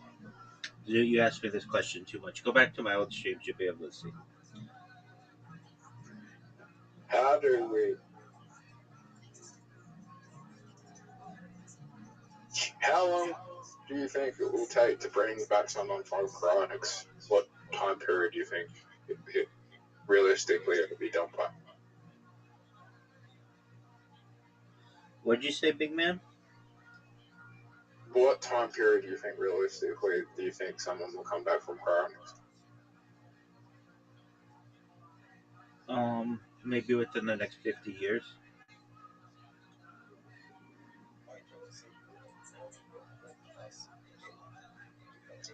So here's the thing, Rabbi. What's the thing, Zoot? I think you might be right, but I think realistically, in 50 years, it won't be fully done, and they'll come back in like a comatose form. But over time, you can just refreeze them while they're comatose and work out what needs to be done, and then you can fix them from there. Is that what's going to happen? Yeah, so I think the first couple of people that will come back from cryonics will be in a vegetated state, and they'll be comatose, and then they'll need to work on like you don't want to be the first person. You don't want to be the first person to be like. You don't want to be the first person to be unfrozen from cryonics. I agree.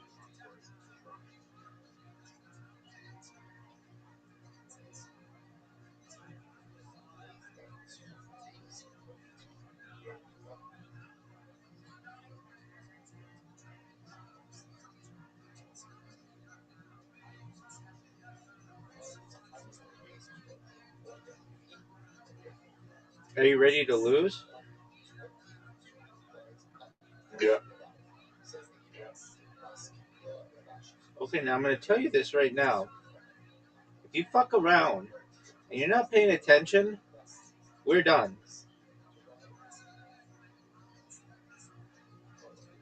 Do you understand? All right, this is 8-ball. Zoo. This is 8-ball 1 versus 1. Normal scoring. All right, I'm gonna next question. Would you rather be the first person on Mars or the last person on Mars?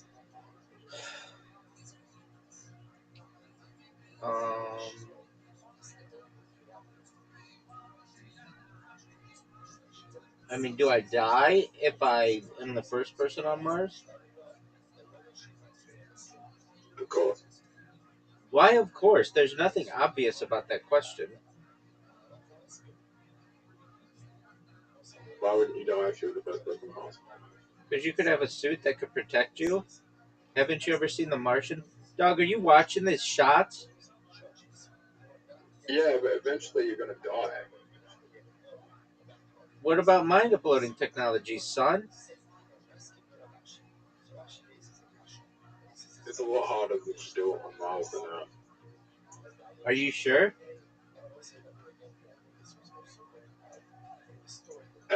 The signals, the connection, the signals, the internet connections, all that. It's not going to be as strong on Mars as it is on Earth. How do you know?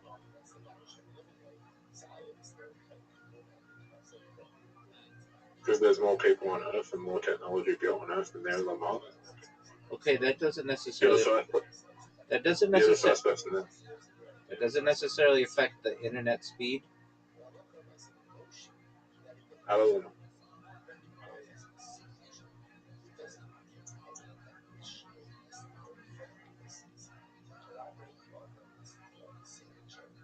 Are there any satellites close to Mars?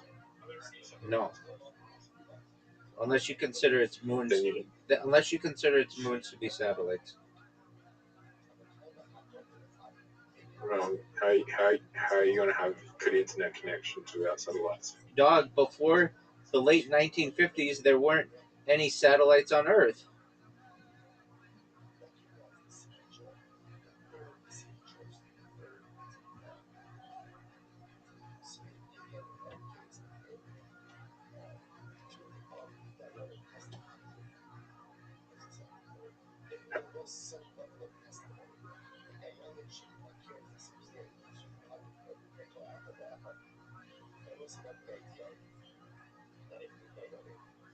What a miss, Zoot.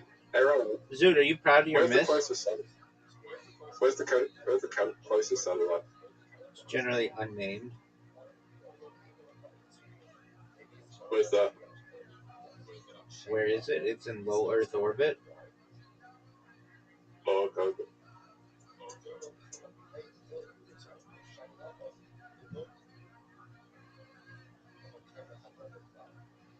Zoot, are you proud of that shot?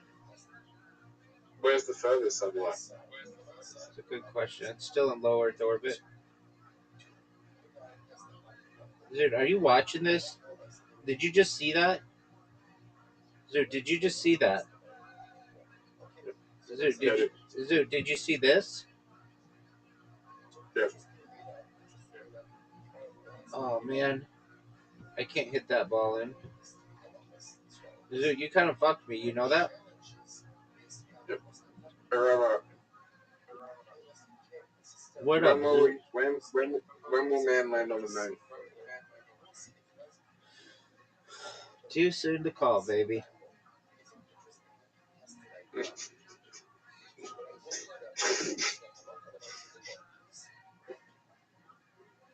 You really are moon landing denier. No, I'm not. Sorry? No, I'm not. I'm just a smart person who understands that governments occasionally and legally lie to the public.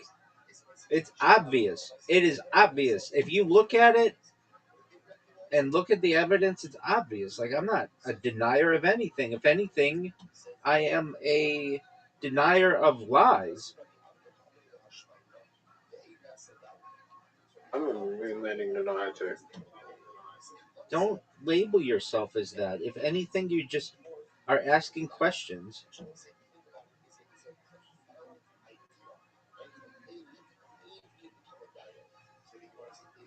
Well, I just know that the fucking just like 50 years, 50 years on, we should have the technology to go there again. That's the argument. We should have the technology to go there again. We should have fucking satellites on the moon right now. It's an argument. Dude, you know you kind of fucked me? Yeah.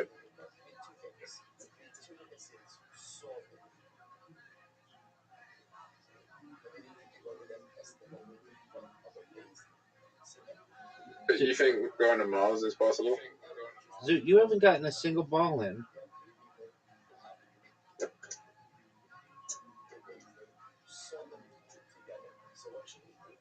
Alright, is it possible to go to Mars? Perhaps someday.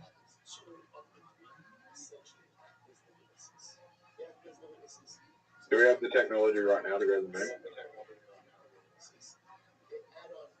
Not, to my knowledge, not with the current unclassified or declassified technology, no. Perhaps with classified technology, absolutely.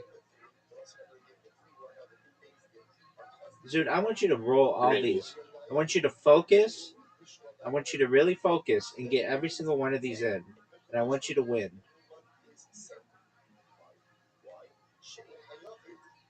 Oh, that was beautiful. Dude, you need four more balls. Come on, dude, you can do it. This would be the biggest comeback in the history of the game. Folks, he's going for the biggest comeback in the history of pool. How do I get? Zoot, focus. Zoot, focus. How do I get it? Oh, holy shit. Wow. That has to be the best shot in the game. Zoot. Oh, no.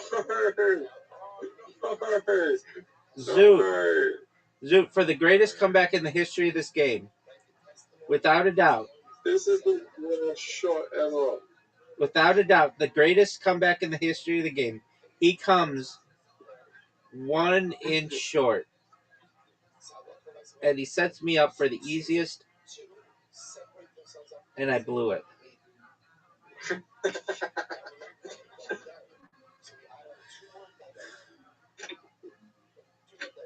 Oh, I got big news.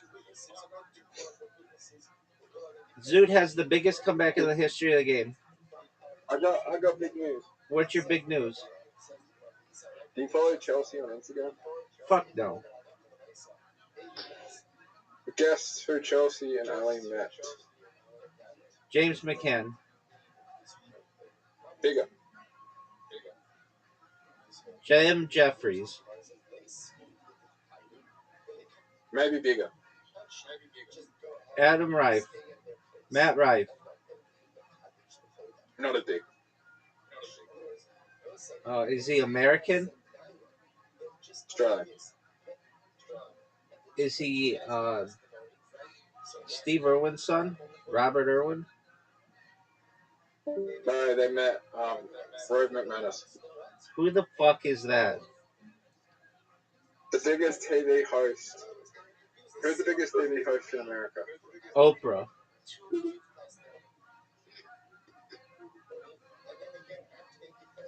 Yeah, they kind of met the Oprah of Australia. The male Oprah of Australia. Yeah. Well, who's the biggest nighttime?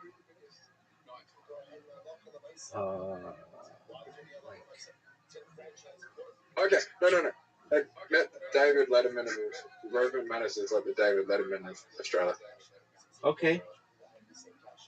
And guess what?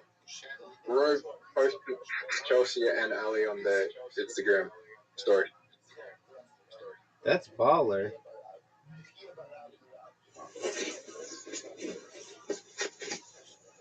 And they made Peter Hellier as well, which is like where it's like sidekick. Wow, how did they get to meet so many cool people? They're in Melbourne. Oh, for that thing? For the comedy festival, yeah.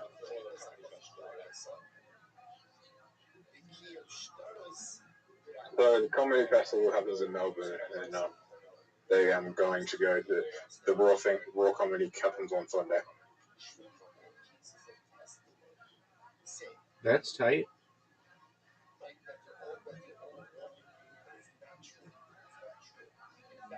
Are you gonna watch Raw comedy this year? Aren't we watching it together? When it goes on SBS, Bystand. Are you excited for that? They're gonna be shit. Why are they gonna not be good? Because I should have won. Because what? I should have won. Oh yeah, no doubt. Everybody knows that. Can we play Dice Party? Yep.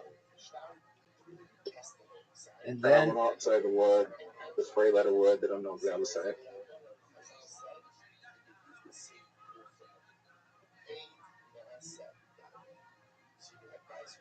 alright, and then we're done.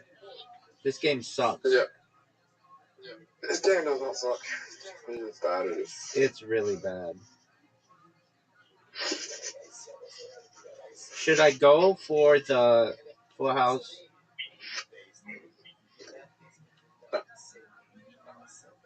Oh no! Do I do the 5X or do I do the... Yes. You know the chances of getting a number 5 is very low. Why would you do that? Because I never get the bonus. Yeah, but if you get 2 5s in a game, Rabbi, you get 150 points. Yeah, but chances of doing that are wild.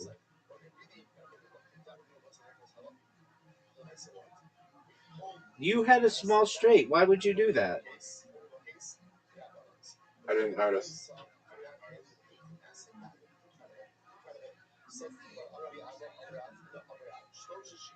What are you doing?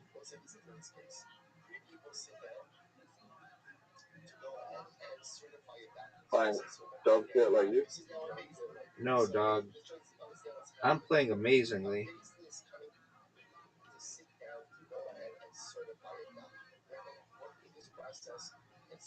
That sucks. Why does it suck? You didn't get the 5 times. Play on the left side.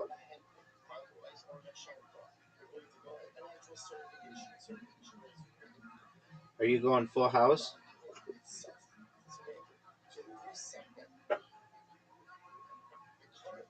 No point going Full House.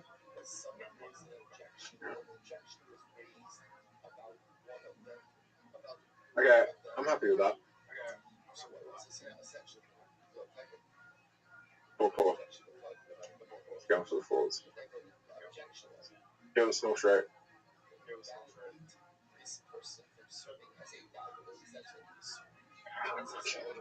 He's got the large straight. Alright. Small straight. You think the small straight hard to get? No. Did I get a small straight yet? No. Got a large straight. You got the large straight. Oh no. Oh fuck.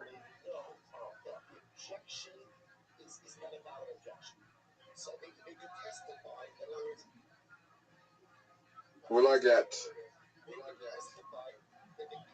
Did I get the small straight?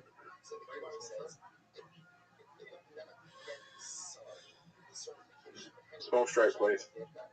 Did I get it? Large straight. Oh, straight, small straight. You should be able to play 2 large strikes in a row. Oh, that isn't good.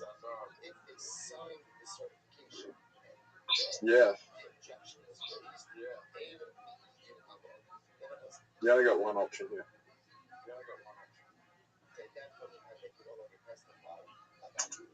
Rabbi, how bad is that? I'm watching. Full house. Are you proud of that? Yeah. I haven't had to play a chance yet.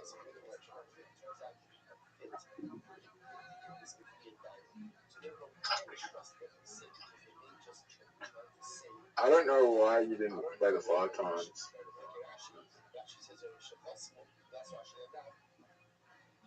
I think you're going to regret that later.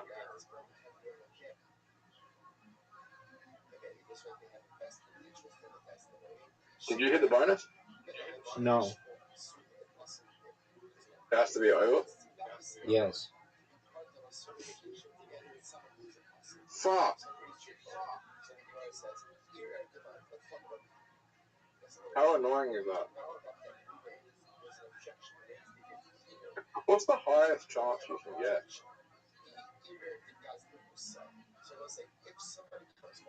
Is it 30?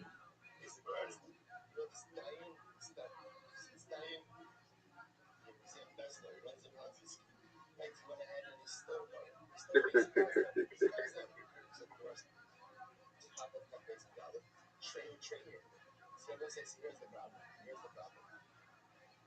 Okay, I win. Incorrect. Okay, 3 times. Fucking hell.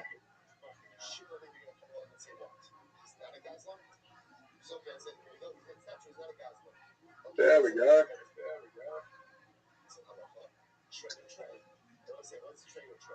Rabbi just did a good move there.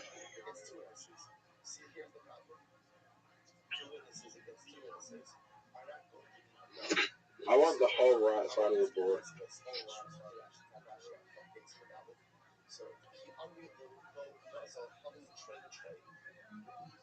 Hey Rabbi, do you know you would be winning if you played the 5 times?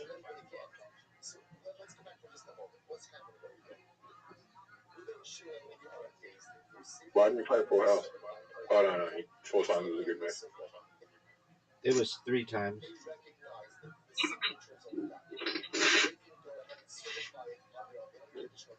Fuck. Not good. This is too risky.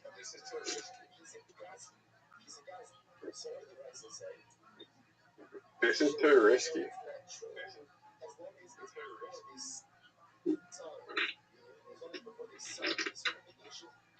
That hurt.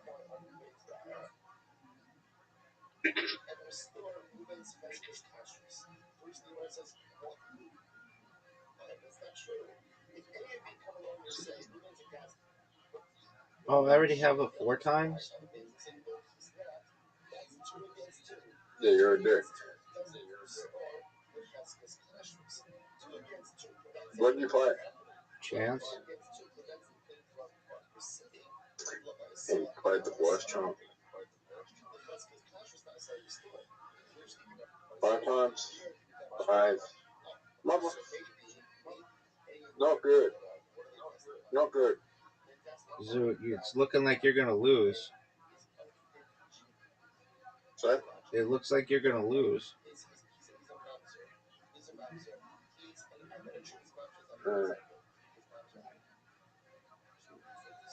You already got the 4 times.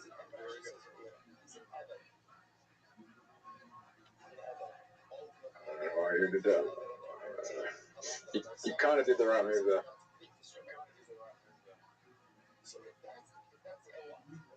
You did the right move there. Thanks, big man.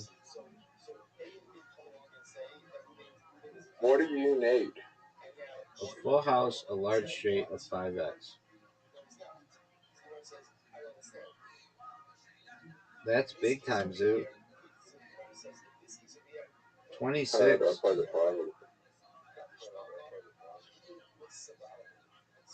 Did I make the right move there? Potentially. And he gets the 0 somewhere.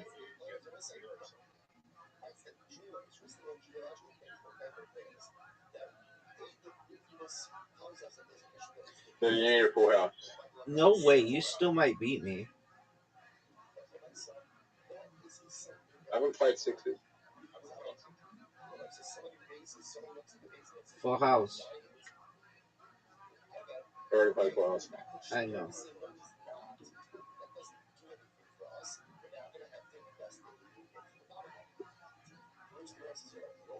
I haven't played 6s. I'm in front. How?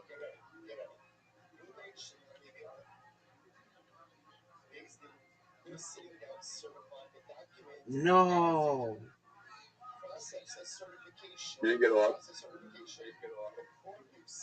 What's easier for? Bob, How are you in front? because I got more.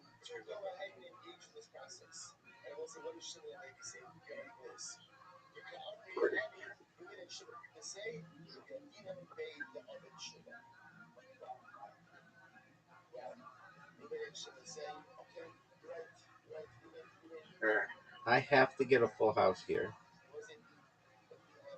Yep.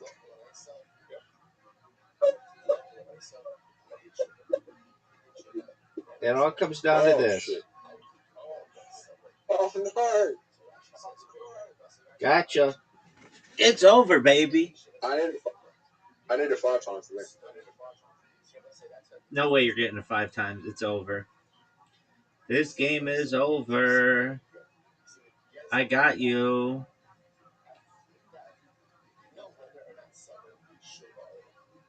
You finally beat me. It's over, baby. Champion. You haven't beaten me in like 10 games. I know. All right, we're leaving it at that. Come back later. How does it feel to win? Feels marvelous. Hey, how did you write that in your bio? Later, biggest pimp of all time. Where do you go to write that? It's in the profile. Where do you go? Click on your profile. Yeah. Where do I go from there? Edit profile.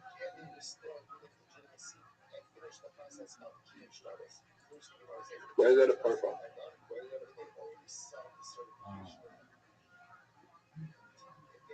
What are you gonna write? Oh, say something. Say something here. Yeah, exactly. Right there. Say something here. Say something here. All right. So say something there. I thought say something here. Oh, is it? Do you think that's witty? Yeah. So do you know that I'm champion? Do you know that I am champion 2? Yes. Do you know I'm going to win this game of Dice Party against this random stranger on the internet? Do you really think you can?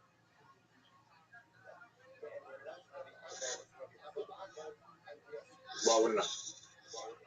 Who knows? They're all the small straight. Let's go. Do you know what I rolled on the first go? What did you roll on the first goal, Zoo? Go, Zoo. Close to a small straight. Are you proud of that? I just rolled it 5 times in the first shot. What 5 times? 3. Are you proud of that?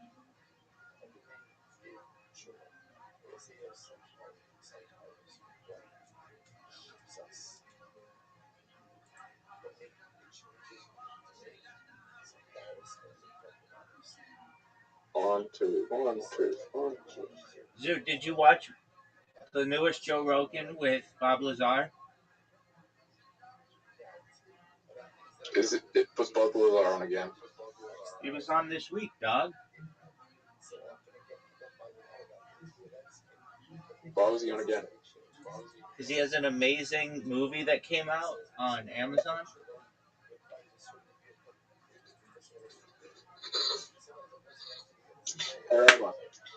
What's up, Zoo? Do you think we'll ever be able to see into someone's brain and see what they think, like what they can say?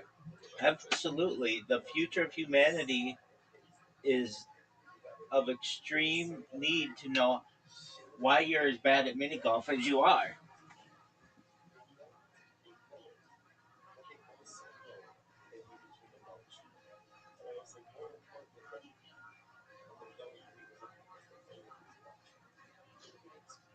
Rabbi, I just got another 5 times.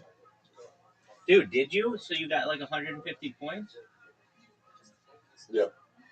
What was really annoying is they made me put it in. I couldn't choose where I was going to put it. Why not? I don't know. Let's roll again. So do you feel that you are one of the top 5 best players at Dice Party in the world? I just lost to you. Yeah, but maybe I'm a top 5. She just resigned. I was just destroying her. Did you get 150 points? 196 points. Like, she your, resigned. What's your all-time high? What's your all-time high, Biggie Smalls? All-time high of what? Dice Party. I think I got 400 once. Are you sure? Yep. No way. That would mean you'd have to get, what? How much do you get? 150 if you get double 5s or whatever? Yeah.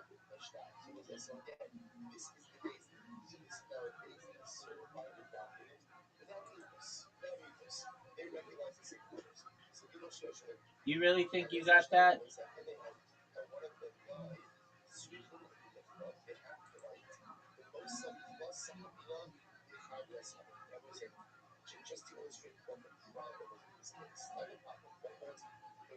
What the hell just happened? What happened, Zoo?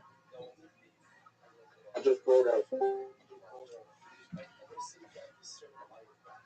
Zoo, what happened? Apologies.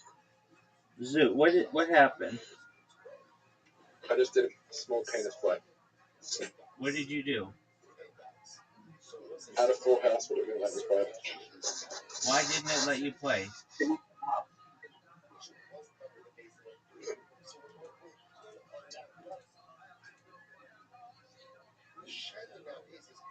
Zoo, why didn't it let you play?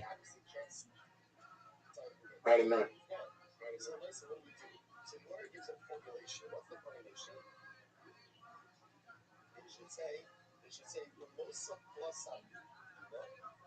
Why didn't it let you play, Zoo?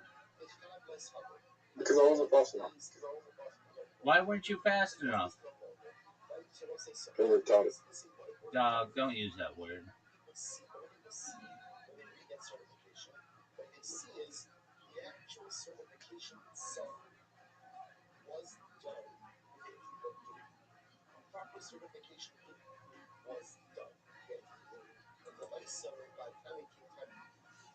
Are you ready for a question?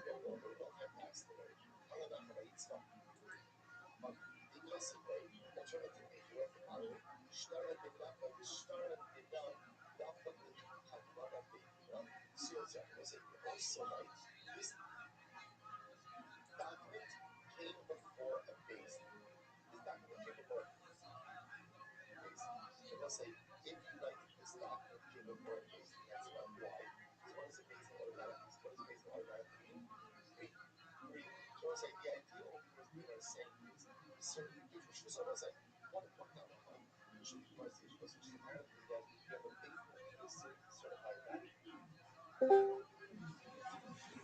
order to pass a certification, what the number of guys before signing the certification is still valid. But somehow, here's the problem. Certification is valid.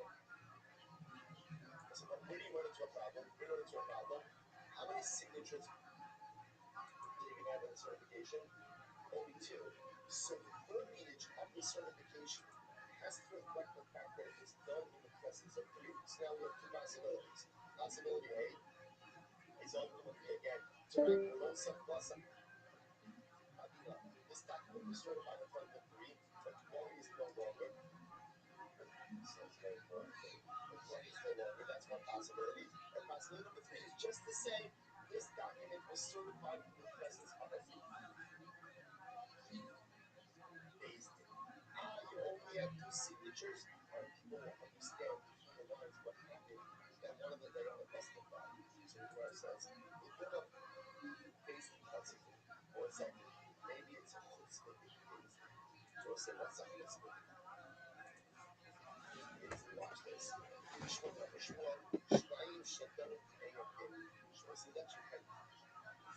says that they got it.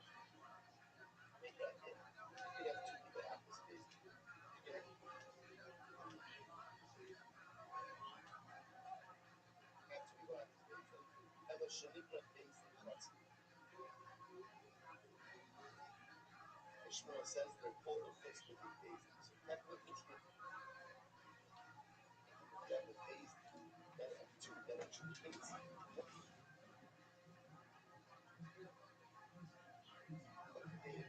They call them both based. Sid.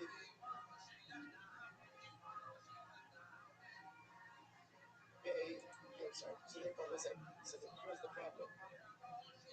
Maybe you have a document that says this certification that says this certification was done in the presence of based in. Oh, I got 2 signatures. People say, oh, so you see here that what? A based of 2 works. And a based of 2 is called a what's really based in. First person, but Sinde, Beidina, Iraq, Lahash. It says in the document, use the wording of based in, like the based in of Rabbi Nash or Rashi. And I say, Rashi, Rashi plus Beidina Rabbi Nashi. Or the Rosa Lakish, or your Rosh Shiva Rosa Lakisa. Yeah, that's about it. So, the Baran Shmaita, the Banda Beidina Rashi, not the Rashi. Or it was like, you're adding some type of verbiage that essentially says this based in operates in accordance with the standards of what they did. Like this based in operating the based in of Rashi. And therefore, what you're doing is you're certifying that this was a based of what? A based in of 2. Just happened to be one that they got died before they can settle the back. The Gemara says, "I will know what they're all of it." Rashi, Yiddish was it's Sid Beko, and I love Rashi. I was like, maybe a other shmuel, but ultimately I get a base of 2. Ultimately, the book as well. To which again, the document says, well, Amar Lera Rashi. Rashi says, is that okay? That is that okay, right? The Chayim Rashi, the phase, so I say, in other words, they added a document itself. That Allah provides in this report as a balance of Rashi. The idea here was that Allah there has to be something in the document indicating that his faith operated in accordance with the standards of what they did, which only means what they did. So I will say, but comes out usually something interesting. As the way Kim starts with the fire, and I said, again, they were present for the actual certification.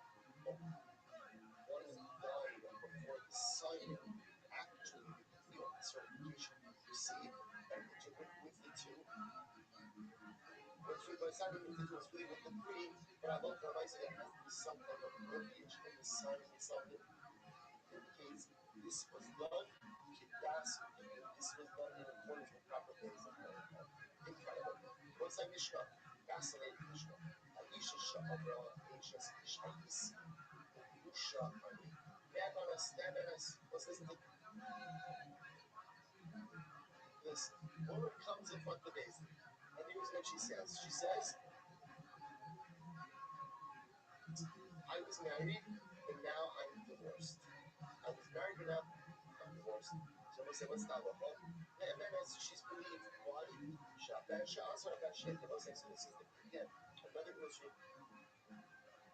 Which is all about using up the last couple of shit, which is, if you come in the basement and you provide information that you did not know how to, then what? You are going to qualify that information as well. They will say, what's the logic of it? It's a legal. What's the legal? What's the legal? You could have said nothing at all. You could have said nothing else. Oh, you've never known anything. So a woman comes into the basement. She says, I was married, and now I'm divorced. What do you say? What do you say? Okay. In other words, fine. In other words, we believe you because we did not know you were married. So now that you told us, you gave us the information. Right? That should also be that should be there. You assert yourself, so to speak, by saying that you are a married woman. Now you committed yourself by saying that you are divorced. And then we believe you. We believe you. However, however, if there were witnesses that she was married, he Omer is Kusha. And now she says, no, but my husband divorced me. They know that. So she's not, I will say, when you say she's not believing, she's not believing without producing some type of proof. In other words, because it was like in this case, remember again, her status as an Isha's Ish is independently established through papers, and therefore her mere word is not enough to change that status. Similarly, Amra Ishbasi Torah was in this particular case. She says, I was taken captive, but I was not violated by the captors. She is believed one. Shakasan Asher Bashir is also her again. We had no idea what she was being captive. So again, she's providing us the information that she was taken captive. Therefore, she is believed to qualify. However, in the Idim Shenishbis, the Yomer is the Torah. Ain't no evidence. And I want to say that however, if there are even that say that she was taken captive, but she claims I was not violated, she's not believed. Right? I must say why. Because remember again, we assume that Snam Shuri, a regular woman taken captive, is violated by her captors. So if her Shuri status is independently corroborated, she is not believed by herself to qualify without some type of witness. So I'm going to say some cases. She says, however, if she remarried and then witness is come, she does not have to leave her husband. So I'm saying it is not clear at all what that line from which was referring to. We'll discuss it. Let's say, here we go. Let's say it's incredible. Amar Rabbi Asi, Minai Laben. Shots are actually hit here. Incredible. We've been talking about this for like 3 months. I used to have the rest of Anyway, how can we know the concept of Pesha Asar Pesha? How do I know that idea? That if I, the purveyor of information, I find the source of the information, I am believed to qualify the information as well. Singing up our Shnemar as Biti Nasaki Ishazem.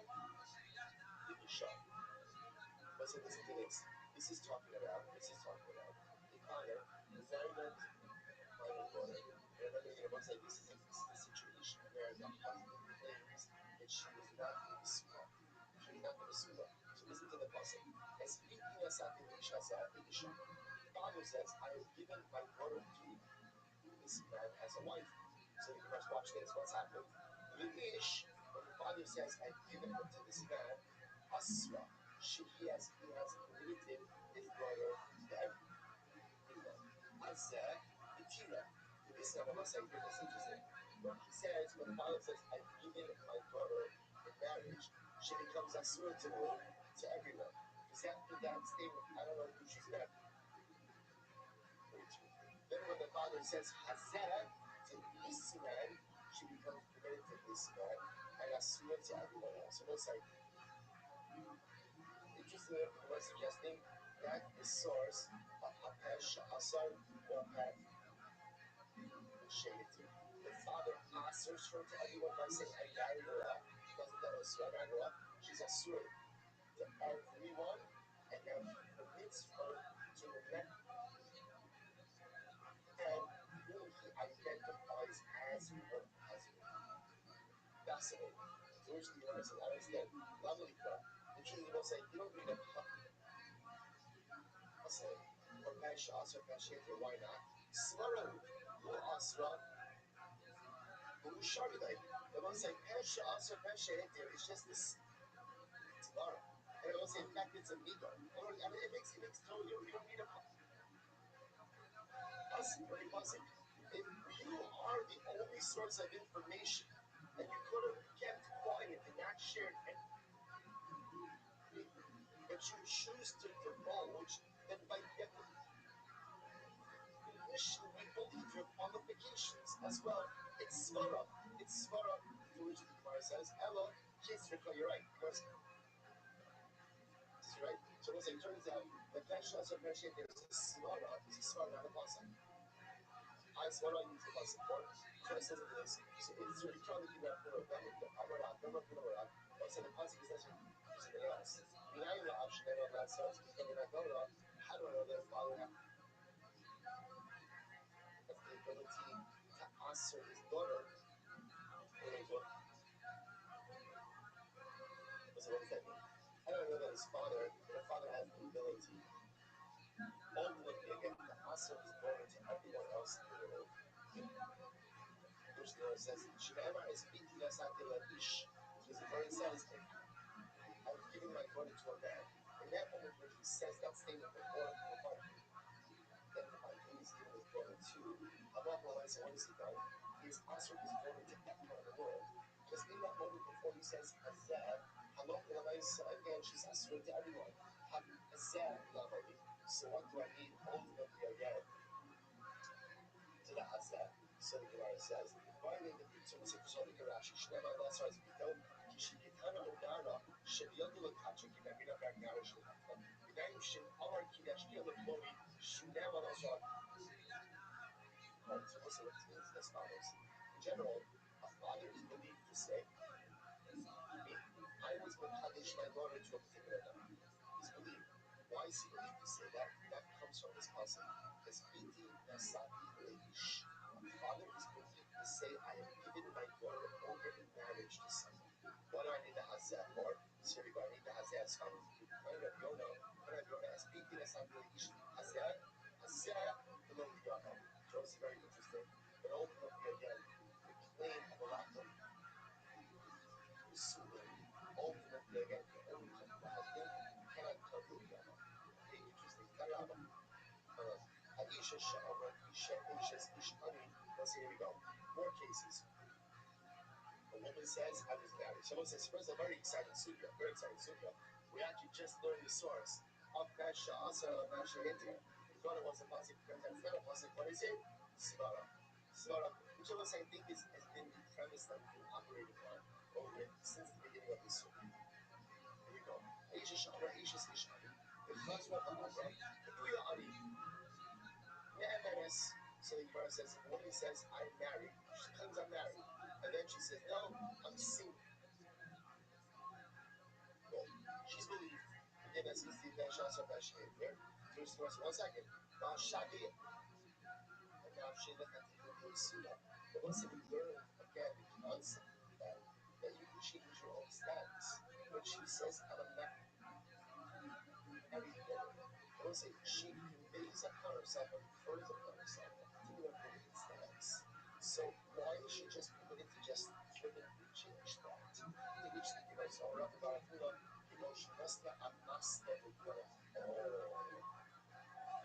what's happening over here?" The one saying when she gets a Masla is an excuse or an explanation. Where we'll say, what's happening over here? She makes a claim, I'm a married woman. And she turns around a little bit later. One single. They say, hey, what's up? What's up? And she explains why she said what she said. Not you, she's believing. So the Gemara says, that support this Amr H's Ish'ari. The Chazar Ba'amr Kibuya Ani, Amr Ne'ameres. If a woman says, I'm a married woman, and then she turns around and she says that I'm single, she's not believed. Because once she says she's a married woman, she's conferred upon herself the status of Nisr. She's not then believed to simply say, no, I'm not married. However, if Nasna Amasna, if she provides an excuse or an explanation of the words, then she's believed. But once the Gemara gives a story, listen to this. The mice never believe. Sha'atis Gedola, Sha'atis Gedola Gedar. Let's listen to this. There was once a very beautiful woman, and she was beautiful, and she looked beautiful, and she also was chashuv. She had status. What happened? Because so Allah bin Adam Lakash. What happened? So I say, so what happened? So they were in a number of men were obviously very interested. And they were pursuing her, and she kept saying to these men, oh, I'm sorry, I'm making dashes. So what are you true? And a little while later, right,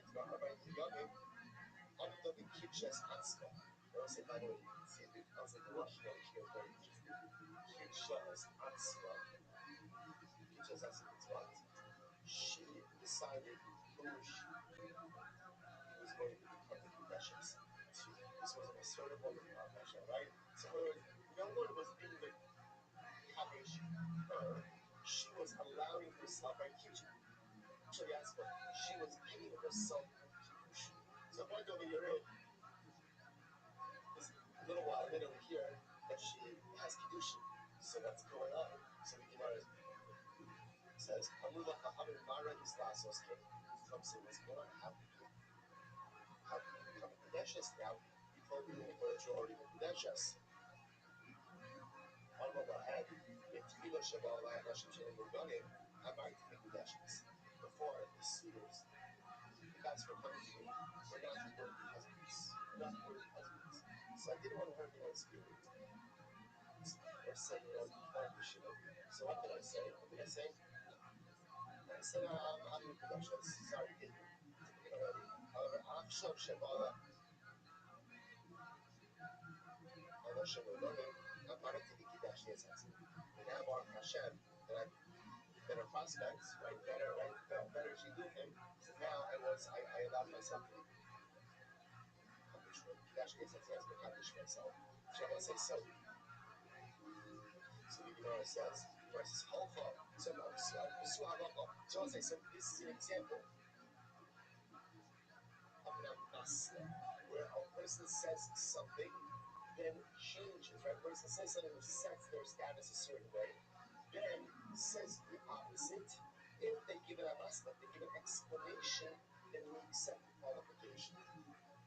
And this was the Tzalach of Abba. The Sarabir went ahead and looked for Kamadusha. The Amru, in Nasla, Amasla, Vitvarah, Ne'emenes. If indeed she gives an Amasla for her words, ultimately, she is believed. So we'll say, that seems to be the halacha of Isis. So we'll say, we have a lot of different things happening over here. So first of all, we have Pesha Asar La Pesha Yeti. Right, so we'll say, so remember again, Pesha Asar Pesha Yeti, we'll say is, you give information, you're believed to qualify that information.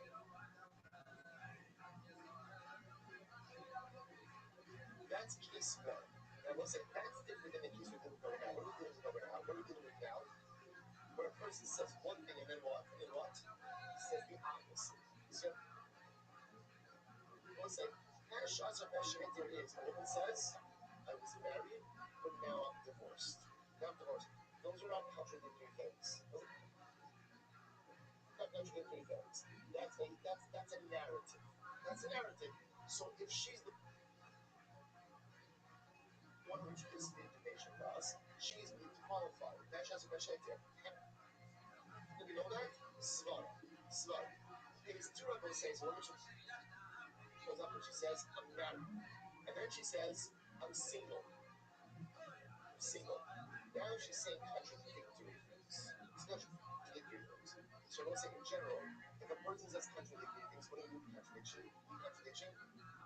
We ignore it. You say no. Shabi Arashi Katikadi Surah. Once you said first established your status, you can't just simply flip that switch off. However, if the person provides an explanation as to why now they're providing contradictory statement about themselves, then what? So a woman said, I'm married. And then she says, I'm single. You say, no. You said you're married. Shut up.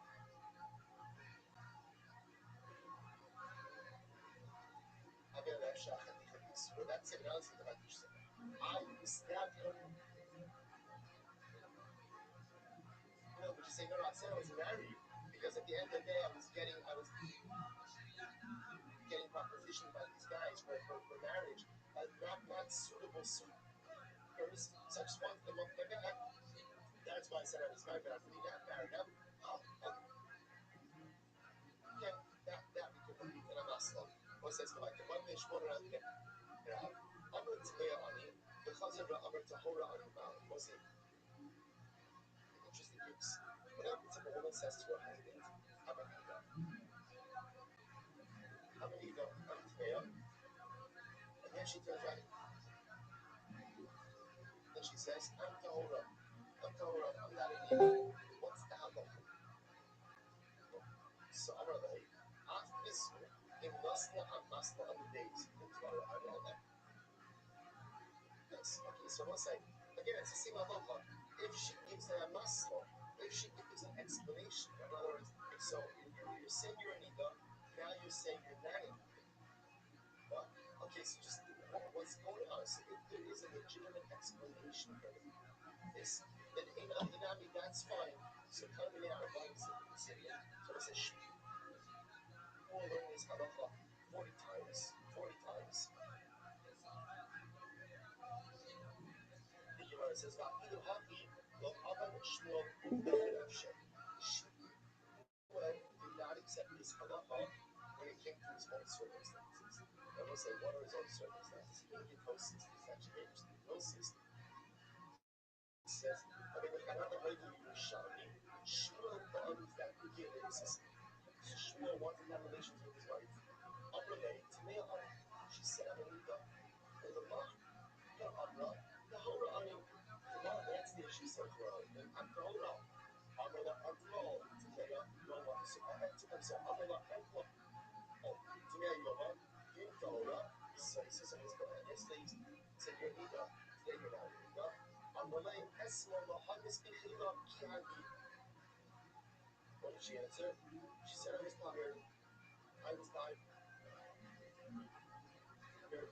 So when I was tired, I just thought it was too difficult to get the explanation. I just said, I'm going to go. That's it. So I tell you some of the things. Listen, what a Muslim has to do. Shmuel's life is an open book for us. What you see is that days and days. Was it after man that we go on to days that show up. When I started thinking about that, why that? What is it? This is like, was it after 120? Life is an open book. Life is an open book. And from to the days that show up, from to the days that show up, every detail of my life is read and discussed and talked about from the most mundane to the most intimate. And it's all there. And it's all there. My family's there. And everyone else is there. And everyone there. It's there. And so it's such a Muslim skill to make sure that we eat the rhymes, that someone reads about it, whether it's in Tosis, it's not from days and days, or to the days in Shalala, I'm going to give you about the right one. And again, it's hard.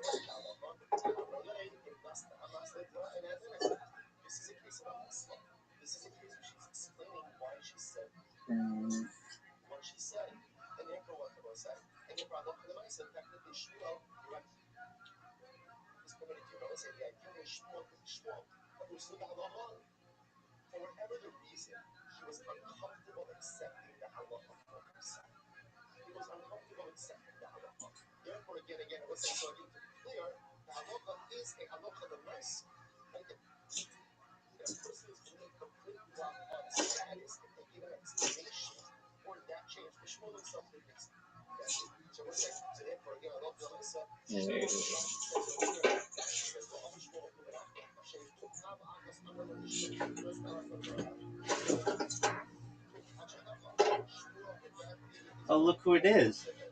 Mr. Loud. How are you, big dog? Yo, everybody, stop what you're doing. Yeah. Everybody. Stop what you're doing. Everybody, stop what you're doing. Stop what you're doing. No. Seriously, everyone. Stop.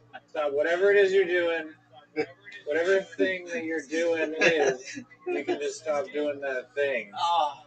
Because Rabbi Rothschild has entered In the hizzy. What up, son? We're on Rabbi Rothschild time. That's right, baby. Stop what you're doing. That's right. Are you ready for Bob Lazar night? Yes or no? I'll wait.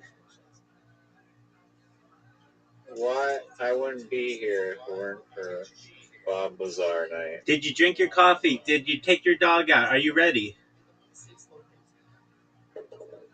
Yellow is kind of looking. Are we watching the movie or the podcast first? Oh, we're watching neither. We're watching a press conference first.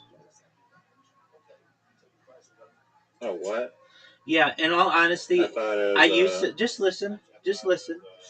I used to be a major detractor of the UFO phenomena. I used to think it was bunk and garbage. I used to think that only weird people were into it. I used to literally publicly debate people on the issue until I saw this press conference. And after seeing the press conference, my view on the matter was changed 180 degrees.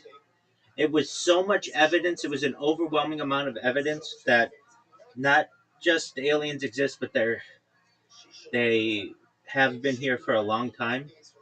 That it then caused me to really do deep dives into Bob Lazar and everything. So the first thing we're going to watch is from 2001. It is from May 9th, 2001. That's how well I know it. I'm almost positive that's the date. And it's called The Disclosure Project. It's by Dr. Stephen Greer. And we're going to watch that first. Now, it's a little slow, so we can watch it at 1.5 speed or 2 speed, whatever. But I want you to watch it. It's very important that you watch it. Does that make sense to you? So it's not Bob Lazar? Correct. I want you to have a foundation before Bob Lazar. Because Bob Lazar is not that good at explaining aliens. He worked at a site S4, but he's not a real alien guy. He doesn't have the FAA data. He didn't work at NASA like many of these whistleblowers that are in this press conference did. And they talk to you about what's happening. They talk to you about the plan. Like this was in 2001, before 9/11, and they're talking about there would be major wars. Then there would be a war against the Middle East. which was like foretold in this, and then eventually there may be what did they say? One of the ladies says her name is Dr. Rosen.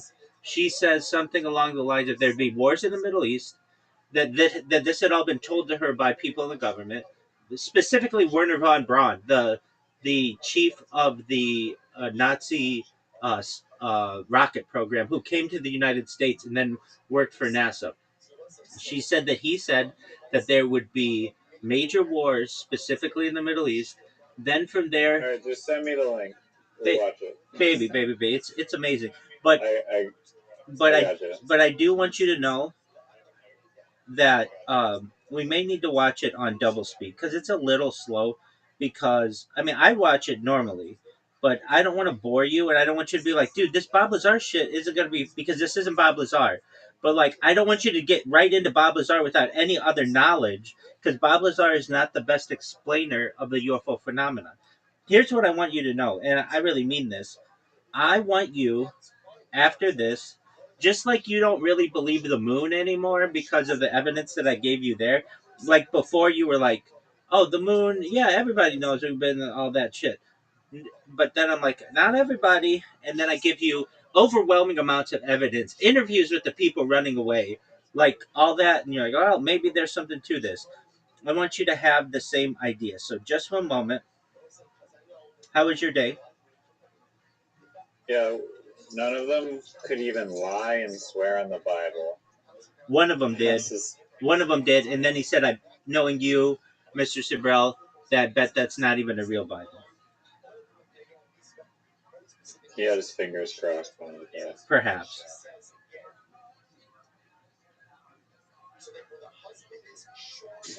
Or no. Neil Armstrong said that. Knowing you, Mr. Sibrel, it's not a real Bible. The one guy who did, he was like, they were like, "Yo, dog, why did you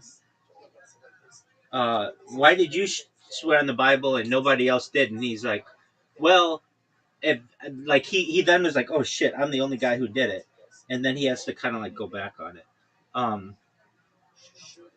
Okay, so this, so I'm basically taking you through my footsteps of what I learned